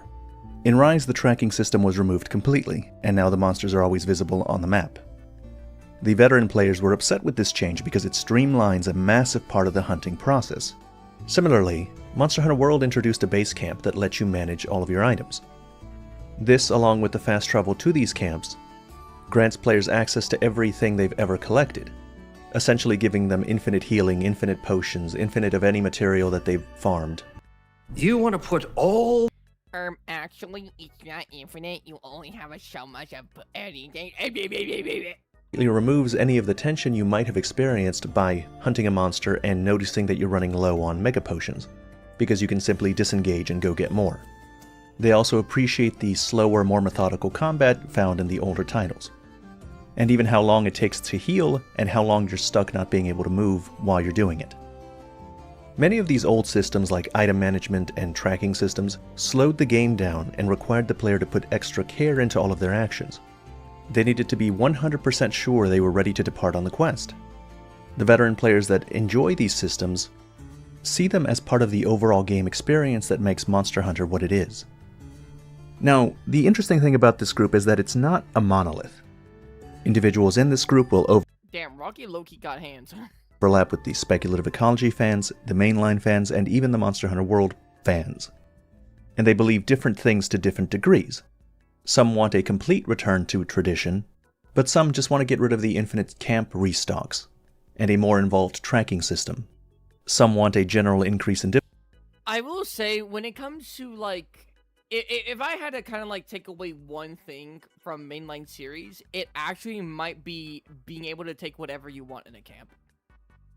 Now, I think it would be cool if in the camps, like, around that you have, keep those and keep fast travel. However, you can, in, like, the hub or in, like, the main area, right? You can put, like, stuff in those camps for the quest. So, like, you could put, like, 10 mega potions, 10 potions, 10 well-done steaks, right? So that you can restock, but you can't, like, infinitely restock, right? Like, once you go in there, that's it. Like, that is it. difficulty, and for that Of course, there's flaws to what I just said, but you know what I'm saying? Like, I do like the idea of just restocking, Gunner, but I, low-key, like, maybe don't allow me to do, like, infinite restocking. that difficulty to be scattered across the low rank and high rank and not just centered around the endgame experience. Some want the combat to be slower, more methodical. Didn't you just say the supply box? Yeah, but like a custom supply box. Like a custom supply box. Less reliant on counters like Monster Hunter Rise. But many that want that don't necessarily want to go back to Monster Hunter 4 Ultimate, they mean Monster Hunter World level of speed. Yeah, because, I mean, like, what can I use? Like, level 2 Pierce ammo, level 2 normal ammo? Like, no, I would want to be able to put, like, elemental ammo, put maybe a flash bomb, put, like, a trapper, put, like, shock trap, one pitfall trap, right? Like, I can customize it, but I can only have a limited amount of stuff in there, so I have to really choose what I want to bring into this quest. right? There's even people like me who started in Monster Hunter World, but went back to the older titles and can see that they did, in fact, have things of value that could be maybe introduced in the newer game. Hey, Spottable, who got you into Monster Hunter? For me, it was Crow Media. It was my older cousin. He was playing, he was watching Monster Hunter 4 or 4U, I can't remember, on the TV in the living room, and a YouTuber was playing it, and I think it was either Gormagala or Quetzalwacha that was on the screen. I know those are two completely different monsters. I just remember those two monsters in two different scenarios. I just can't remember which one I saw first. But both times I walked into him, like, same guy, same game. It was Monster Hunter, and I got interested in it. And then he got me a 2DS, which I still have, and he got himself a 2DS, and then we played Generations together. And I was like, yo, this is awesome. Games. Alright, that covers all of the different groups pretty well. My personal opinion is that we're in a very good place when it comes to... Good. Damn, get your big ass nose on my face. I'll be honest, good video? Not as polarizing as I thought. He just kind of yapped. I get nothing wrong with that. He did just kind of yap. Like, a lot of the stuff was, like, why we knew. But obviously, if you didn't really know too much like Asmongold did, or Asmongold didn't, this is actually a pretty good video. I mean, it's a good video in general. But, like, a lot of the stuff I already knew. How Capcom is running Monster Hunter. The fact that they're keeping the mainline and portable distinction, and that they're alternating releases between them, is a very good thing. The biggest division right now in Monster Hunter is between the Monster Hunter World fans and the Monster Hunter Rise fans, and they also tend to be the most antagonistic to one another. Now that Monster Hunter Wilds is coming out, and it's obvious that it's going to be more like Monster Hunter World, just like the World fans hoped, they, and any fans that overlap with them, no longer need to be afraid that the franchise is moving in a direction that they didn't understand. Okay, hold on, let me read these comments. At least let me back on World Style Combat instead of Rise, but then I'm excited. World, Iceborne gave me over 2,000 hours of enjoyment. It's so reassuring to see that they seem to be away with the nonsense in Rise. Did people genuinely think this way? Maybe I just wasn't tapped in enough. But were people genuinely concerned that, like, Monster Hunter was just going to be like Rise and Sunbreak forever?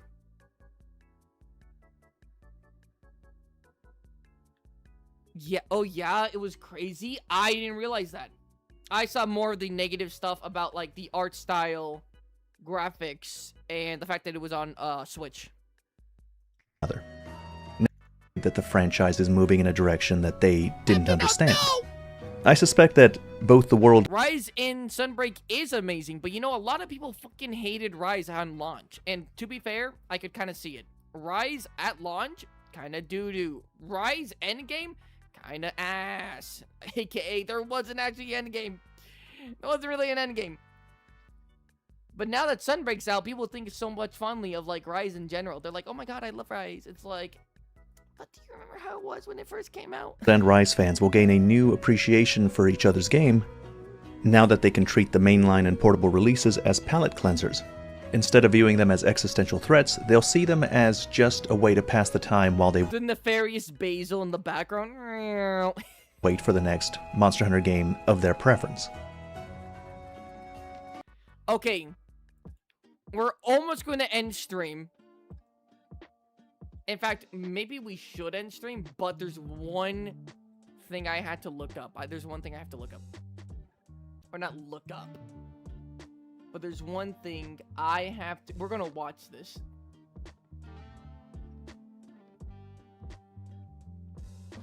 Because, quite frankly, I just want to... Hey, Hunters! I just want to see... This was 3 months ago. I want to see if this video... hasn't aged at all, like it's pretty much still in the air, if it aged poorly, if it's aging good. I'm really curious.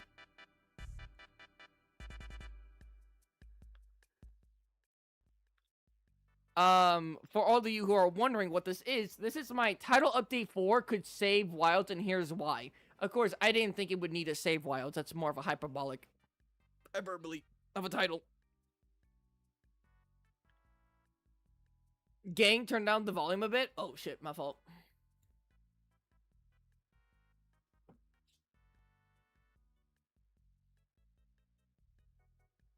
But remember, at this point, people were like, Gogmazios hasn't happened yet.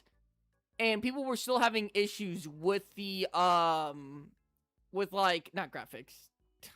It's me, your favorite. I was like, again. It was like, by the way, this is like a crazy frame to stop. It's literally the first thing. Oh my god, the performance. There you go. Hey hunters, it's me, your favorite gunner, and with the announcement of Title Update 4 coming out in just a couple of days from when I'm recording this video. It's out now as I'm recording. Yeah, I hate when that happens.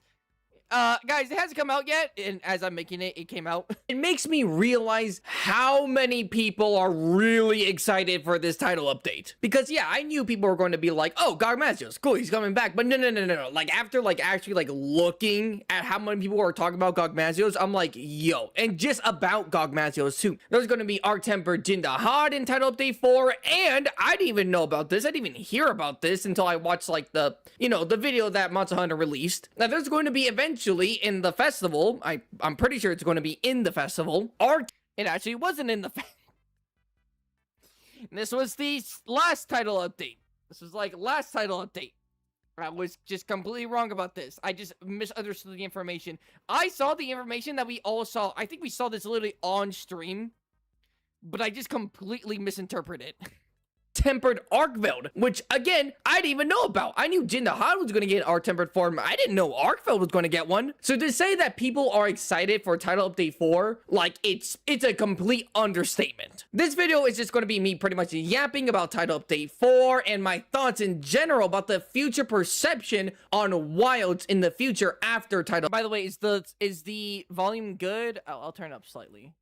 Update 4. Because in my opinion, I think what people see with Wilds is way more negative than it is positive, but I think it's actually closer to 50-50, being like everyone's opinion on it is either really good or really bad, or it's kind of like it's good, but there's some pretty bad stuff. You know what I'm saying? I think it's good where it is, not like how it is right now, but I'm saying like the perceived notion of Wilds isn't anything new. Yes, there's a lot of people saying it's horrible, and yes, there's a lot of people saying it's good, but I kind of want to focus on the bad things what people are saying, and the major bad thing that everyone is still talking about, which again is valid, is the PC issues. It's the fact that it doesn't run good at all on PC, despite the game being out for almost a year now, which, man, time flies by really fast. The PC performance issues have not been fixed. Now, they've tried to fix it. I know they have. I'm not going to sit here and be like, oh, what was that, the wind? Oh, yeah, they definitely haven't tried to at least fix it. No, they have tried to, but it hasn't worked out. The issues are still issues. But in Title Update 4, supposedly they're going to be fixing a lot of those issues. Supposedly. That's what I heard, and that's what I seen on like the little roadmap thing for Wild Title Update 4. That's what I saw. And assuming that they really do fix all of it, or even just like most of the issues, right? Maybe some stuttering, maybe some lag, maybe you might find a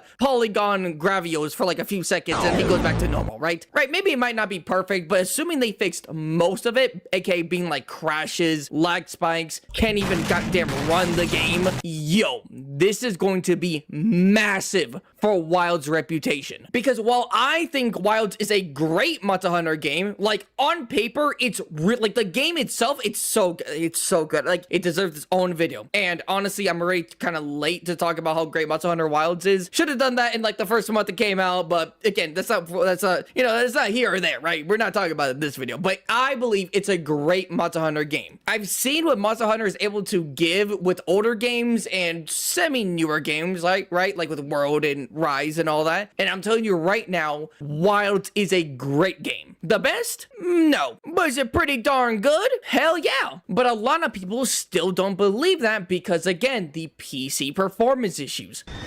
My PC! I have a house payment. I have a car payment. I didn't know. Yo, that ad placement's crazy.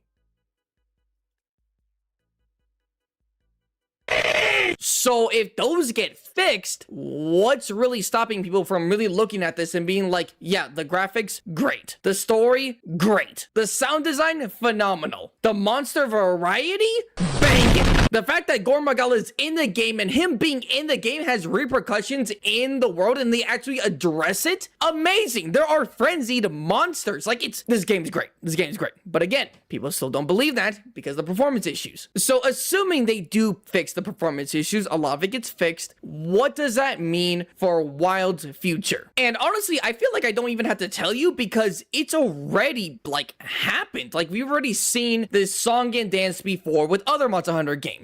The example I'm going to use is Rise. I'm going to say this right now, and it's going to be an understatement. People dogged Rise when it first came out. Arguably way worse than they did with Wilds. They said Rise killed the game. It doesn't even have the final boss in the base game. At least until, All Mother came into, like, title updates. The rampages suck. There's no end game. The Apex monsters don't even give you unique armor and weapons. All fair criticisms, and it makes sense why people really didn't like it when it first came out. I liked it, but it just didn't have enough staying power because the end game was pretty much non-existent. But then something happened to Rise that pretty much changed everyone's opinions on Rise. Sunbreak. Sunbreak is the thing that made everyone go, hold up, wait a minute.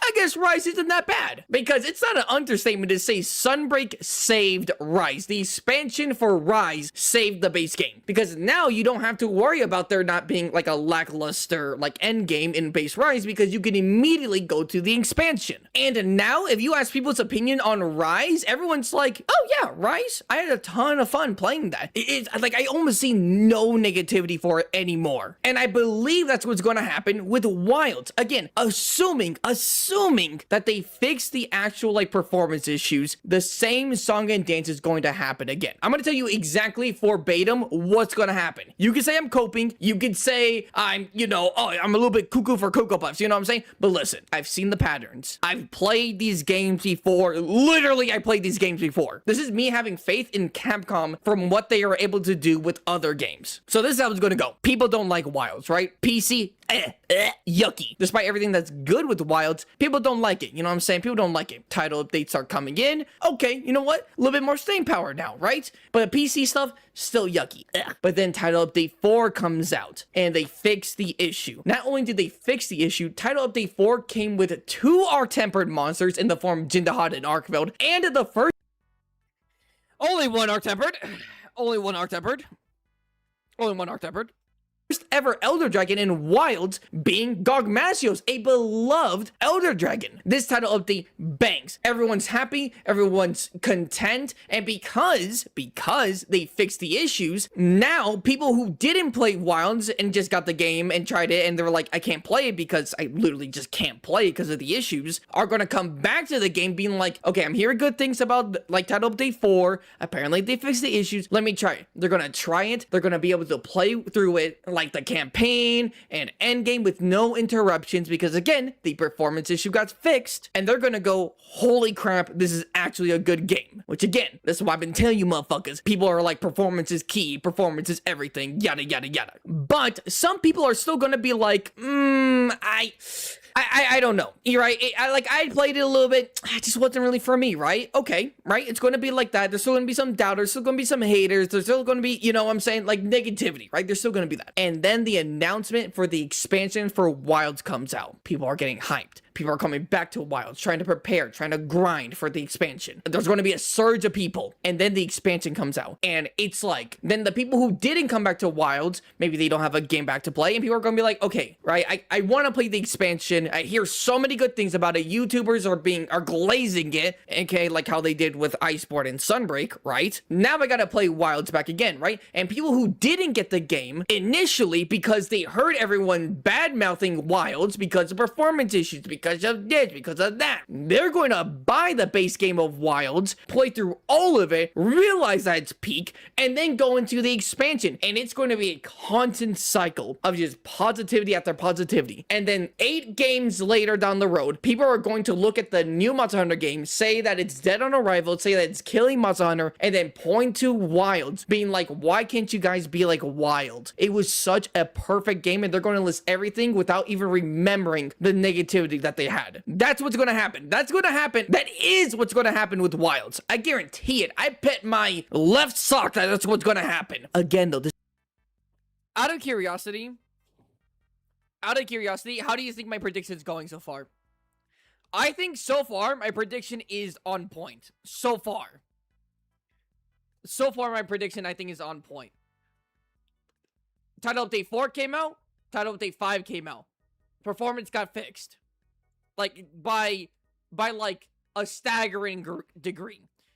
Steam reviews go up. People start coming back. Now people don't really have anything complaining about Wilds. Not really anymore. Other than potential RNG with the GOG Massacre system and arching weapons, right? But that's a little bit subjective, right? And now that it's good, I feel like when the announcement for the expansion comes out, people are going to come back into the base game or get the base game because they heard that the performance issues got fixed. And they're going to be like, hey, this game's actually really good. I don't know why people were dogging it. You're not really spitting no hot takes? I know I'm not spitting hot takes because we've seen the pattern. We've seen the pattern. Alright, people are extremely reactionary. Nobody thinks back or forward. Yeah. I know. I know I'm right. I know I'm not speaking hard. I know I'm speaking facts.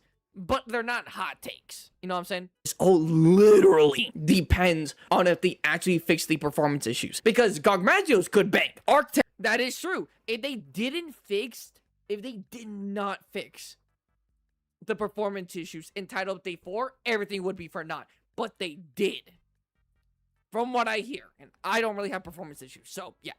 Emperor Jindahad and Arkveld could bang. But if you can't play the game, then you can't play the game because of the performance issues, right? It's going to leave people with a sour taste in their mouth. It's like, yes, it's all good, but it could have been way smoother and better because the performance issues, right? So they have to make this. They have to make this. And then freaking the first time ever, 10-star monsters, which was awesome. Succeed. They have to fix the issues in Title Update 4. But like I said before, assuming they do fix it, everything that I just said is going to come to fruition. Again, I've played these games before. I know this is what's going to happen because what was Jin doing there? I love WoW. Come to fruition. Again, I've played these games before. I know this is what's going to happen. Because again, I know Wilds is a good game, but people are still hesitant about it. So when Title Update 4 comes out and they fix it like they said they're going to fix it with PC, Wilds' reputation is going to take like a complete 180 in the positive way. Like, people really want me to dislike Wilds, and I'm sorry, I'm just not going to. Like, I've played other Monster Hunter games, and I've liked them less, I've liked them more than some other games, right? But then I play Wilds and I'm like, yo, I've been having a blast every single time I hop on. And I've been...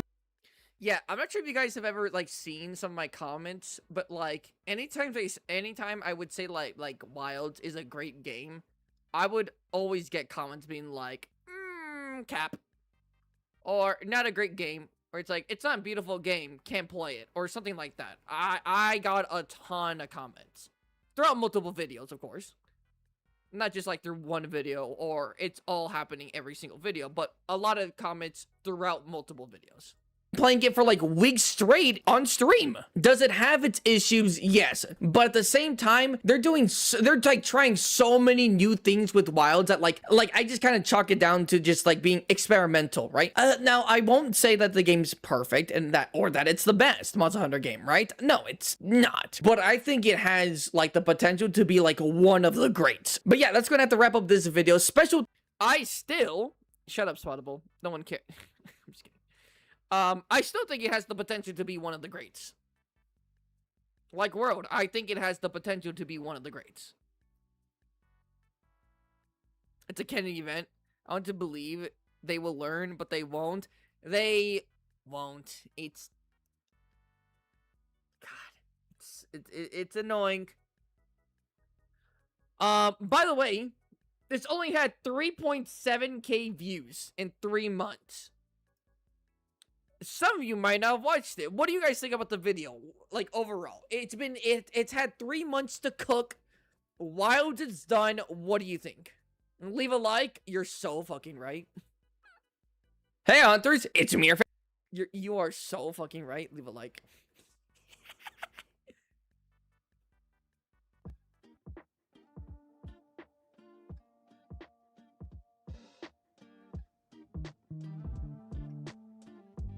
What do you guys think? Like, I thought I wasn't saying anything crazy. I think it makes sense, everything I was saying, but still. I've let the video cook for 3 months. Title update 4, and the last title update with Arc Tempered Arkfeld and like the 10-star monsters and all that. Everything's done. How do we think it was? I watched it the week that video released. Thank you, Frozen. Thank you. Kind of surprised it has so little views. I'm not. When it comes to videos, when it comes to videos where you talk about like actual like state of games or something, and it's not like super entertaining, like an entertaining topic, it gets less views. Like, who was that guy who we were talking about in the I forgot what it was, but it was like the Monster Hunter like end of the year thing on Twitter and stuff. It was like a big event, and I was like, hey, this guy like doesn't have a lot of views, but he talks about like a bunch of things that like other people don't want to talk about.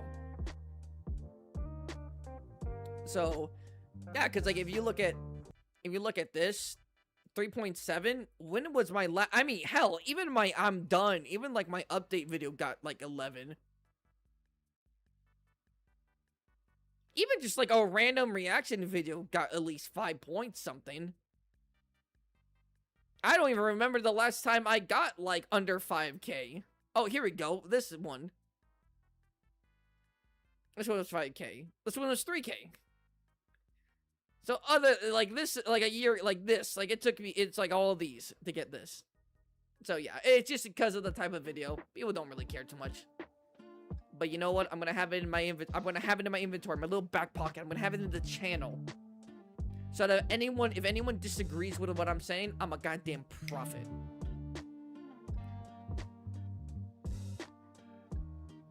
Nobody's going to think, huh, this same exact thing happened with Rise and Wilds. Maybe this same thing is happening again.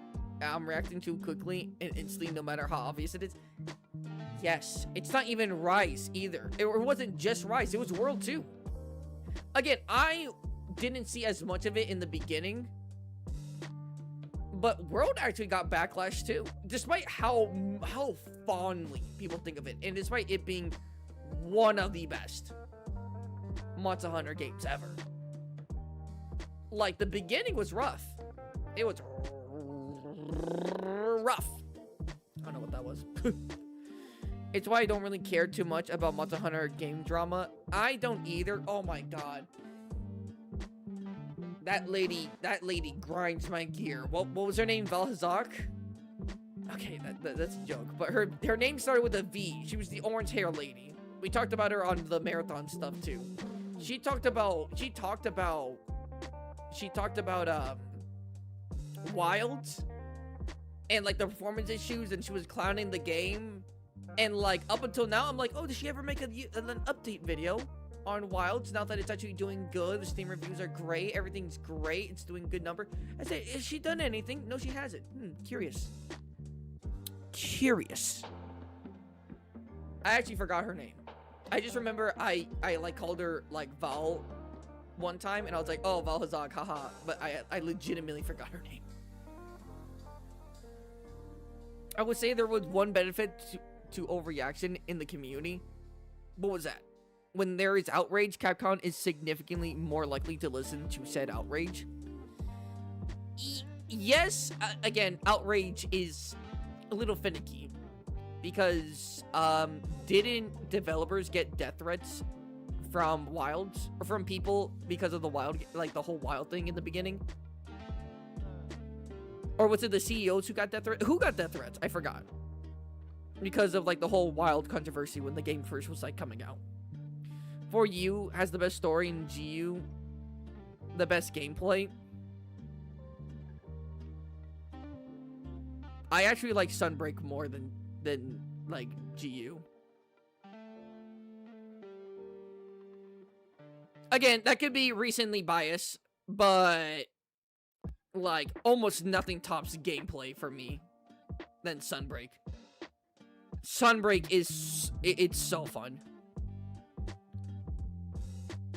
I saw someone who criticized them for fixing the performance issues. Yes.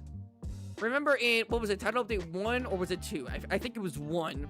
They tried to fix like issues, performance issues, and they did with certain things, but then there were now other new performance issues, and people were hating them. Yeah, but I also count the monster roster in there. Fair.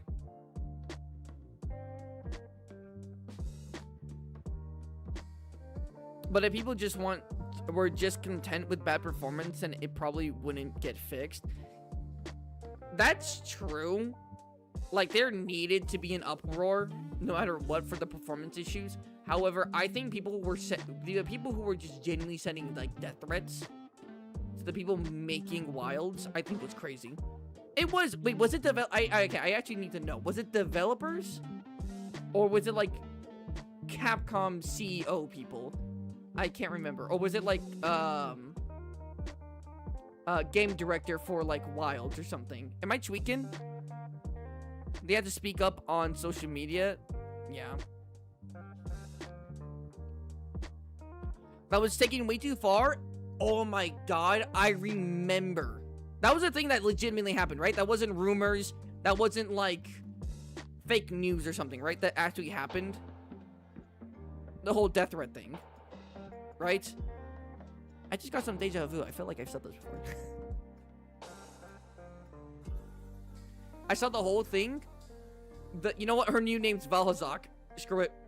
That one girl, Valhazak. I remember she covered that drama about the whole death threat thing. And she said, and supposedly, they're getting death threats. Supposedly. We have no real proof of this ever happening, and it's more like, stop bullying us. We're just a multi-million-dollar company. I got so heated. I'm like, there's no way. I'm like, there's no shot. This person has like 200,000 subscribers. Well, at the time, she actually didn't. She had like, I think like 150, 160. But I was like, there's no shot. And people were praising her in the comments. I'm like, it makes me want to lose faith in humanity. But I'm not, because I'm a part of humanity. And I haven't lost faith in myself. Or you guys, for a matter of fact. You guys give me hope in humanity. Also, being loud about one issue drowns out the other criticism. That's true. Find a new name. Val is too goated for a person's name like that. Oh, that is true.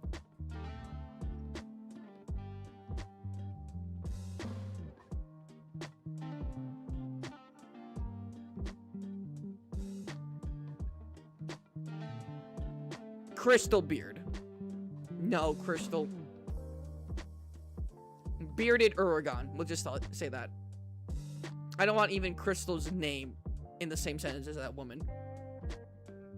So what we'll be doing this week, I need to check in with something, because I need to check in with my fucking taxes. I'm not gonna lie. Something is going on with YouTube, and it's really concerning me. And I should have done this like weeks or even a month or so ago, but I've been not putting it off, but more like I'm just forgetting. If nothing changes, then tomorrow we will be playing. Tomorrow we will be streaming, and we'll be playing with Tiger. we'll be doing some marathon. And then Wednesday, we'll do Minecraft.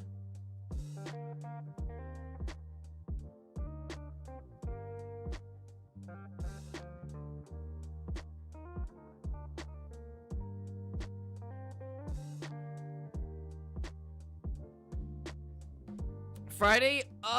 Good question.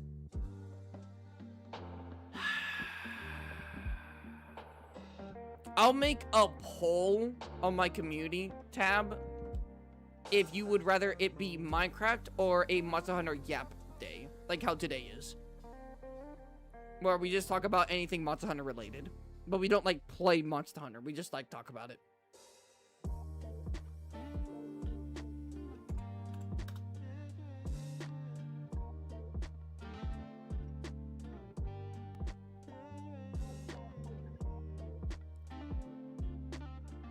What time? 11 a.m. Mountain Daylight Time. That's the time zone. Mountain Daylight Time.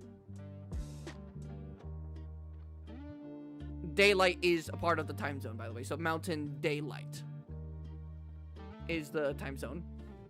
At 11 in the morning. I have a long video to dedicate the stream to. Bro, if it's don't make it, don't have it be like, don't make it be like 49 minutes long. I got a good question. What's your question, Gomez?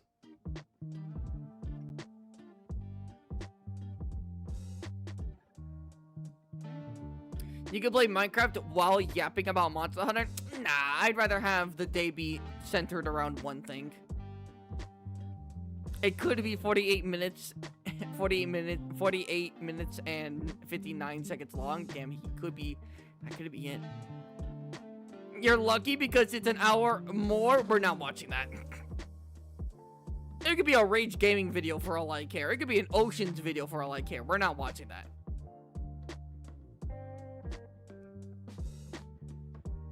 I'm not going to be able to get there. Oh, I'm sorry.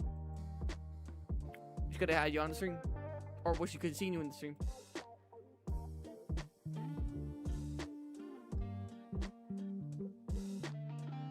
Crystal, I just checked right now. Crystal is alive. But if I'm being honest, I'm gonna let her do her own thing. I'm gonna pull a Miles Morales. Nah, I'm gonna let her do her own thing.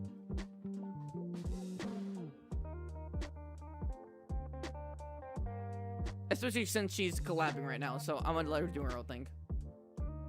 But she's live, and you guys should go check her out.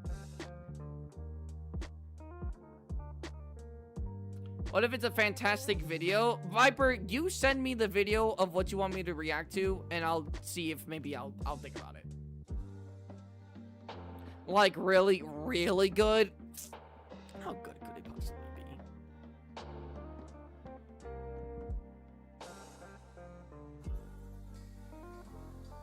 It's from Oceans? Fuck me. Maybe. Depending if the topic is something I like. How Monster Hunter was made? Would an alpha from How to Train Your Dragon survive for a week? And would a pack of Death Grippers survive for a week in Monster Hunter? Well, okay, when you say alpha, in what context? Toothless is an alpha. Technically, the Screaming Death is... I think it's the Screaming Death. Is technically an alpha. The Forever Ring is Red Death, Green Death, Purple Death, Bewildebeest. What kind of alpha are we talking about? And if you talk about Death Grippers, I'm not sure what environment you're talking about. But they could, I guess, survive. I suppose, probably.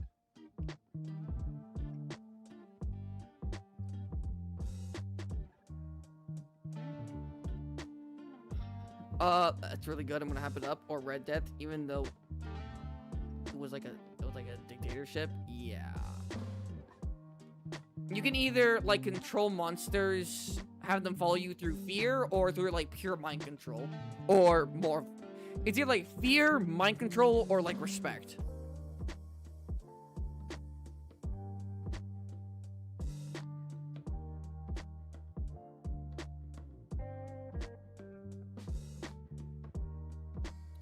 You should say hi still.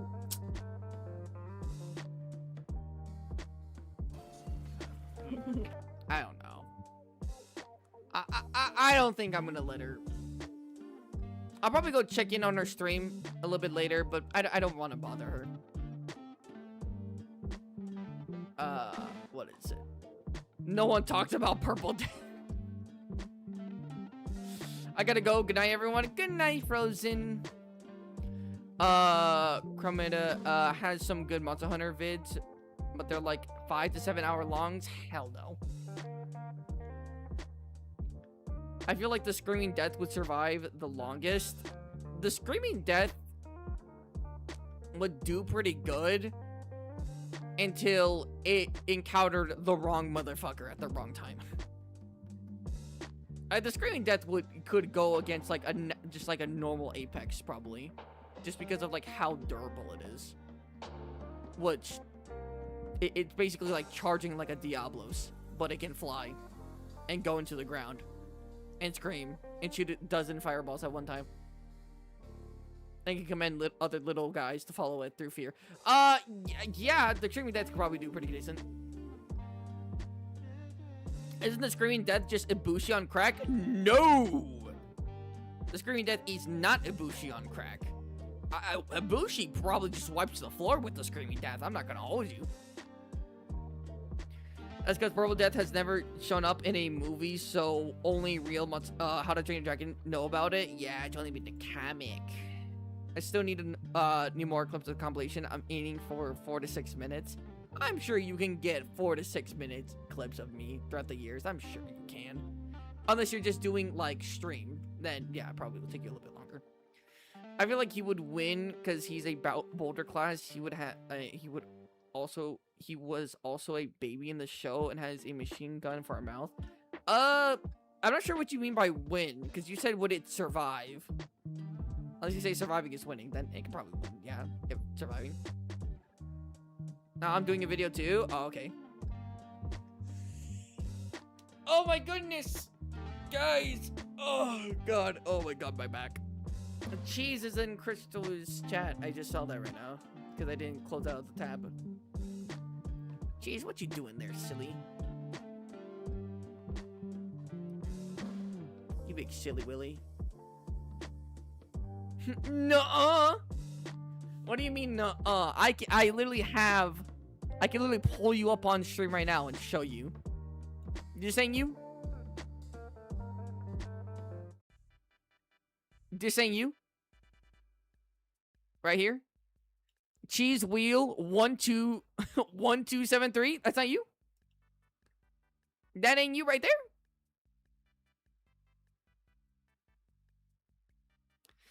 Hey, speaking of Crystal, Crystal chat, I saw you after Crystal chat. I saw you after stream ended last time.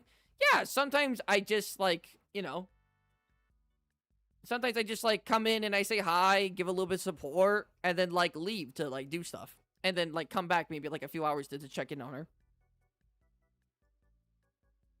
Yeah. She is grinding even more.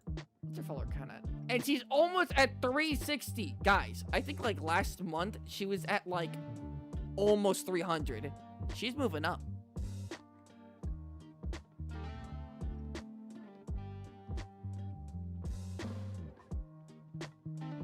Motherfucker, what do you mean? Nuh-uh, I just saw you. I see you typing. What the cheese doing? He in the big titty dragon layer over here. She's over there. He's over there. I'm sorry. What do y'all think about the Hunter World Wilds expansion will be about? Good question. No idea. I want it to be all about gigantic monsters. Just all about gigantic monsters. Like Dogmazio, it's just all gigantic monsters.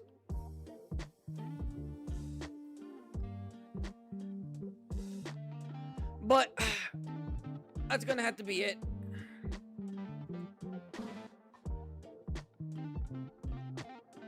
We're gonna have to skedaddle. I have made the stream longer than it really should be. Well, that's because I care about you guys and what you guys have. I don't want to just like, oh, stream's ending, bye bye. No, I want to, you know, talk about topics, give you guys a chance. We did have to watch a video because we got it on the wheel. So, just one crash at the beginning. Yay, just one crash. The stream has been going on for about 8 hours. Day 15. Give it up for day 15.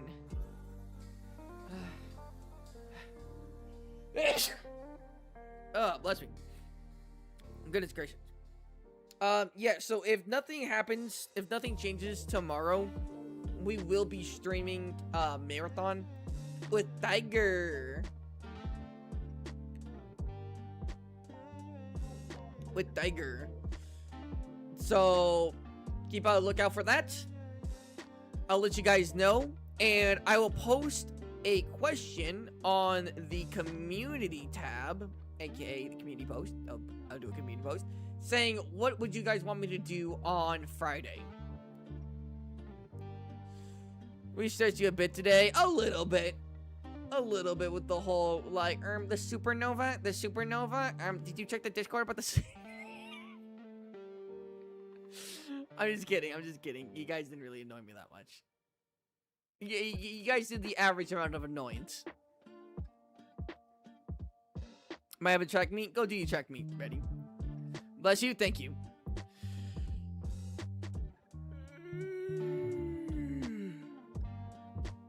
Do I even want to know about that? Nah. If you really want to, you can watch the VOD. Alright. And with that being said, that'll be the end of today's stream. If you made it all the way to the end of the stream, please, for me, Rey Dau, and Skrill. And Skrill really needs some help here today. Hit the subscribe and the like button. This week is going to be a good week. I can feel it, hunters. I can feel it. I can feel it. Change. It's on the horizon. Good change. I can feel it. I'm grinding. I'm doing stuff. Trust me, hunters. You're not gonna. I know you're in a bit of a drought right now, but trust me, it's about to turn up. The heat is about to turn up right now. And with that being said, I will see you all in the next stream, which is tomorrow, which again will be Marathon.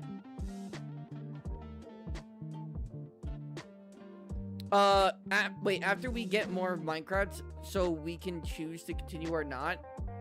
Yes. So, I guess we will do Minecraft on Wednesday again, unless something changes. And if something changes, we're not even streaming on Wednesday, if that's the case. But I'll let you guys choose if we want to do God damn it, Minecraft on Friday. God damn. I'm tired.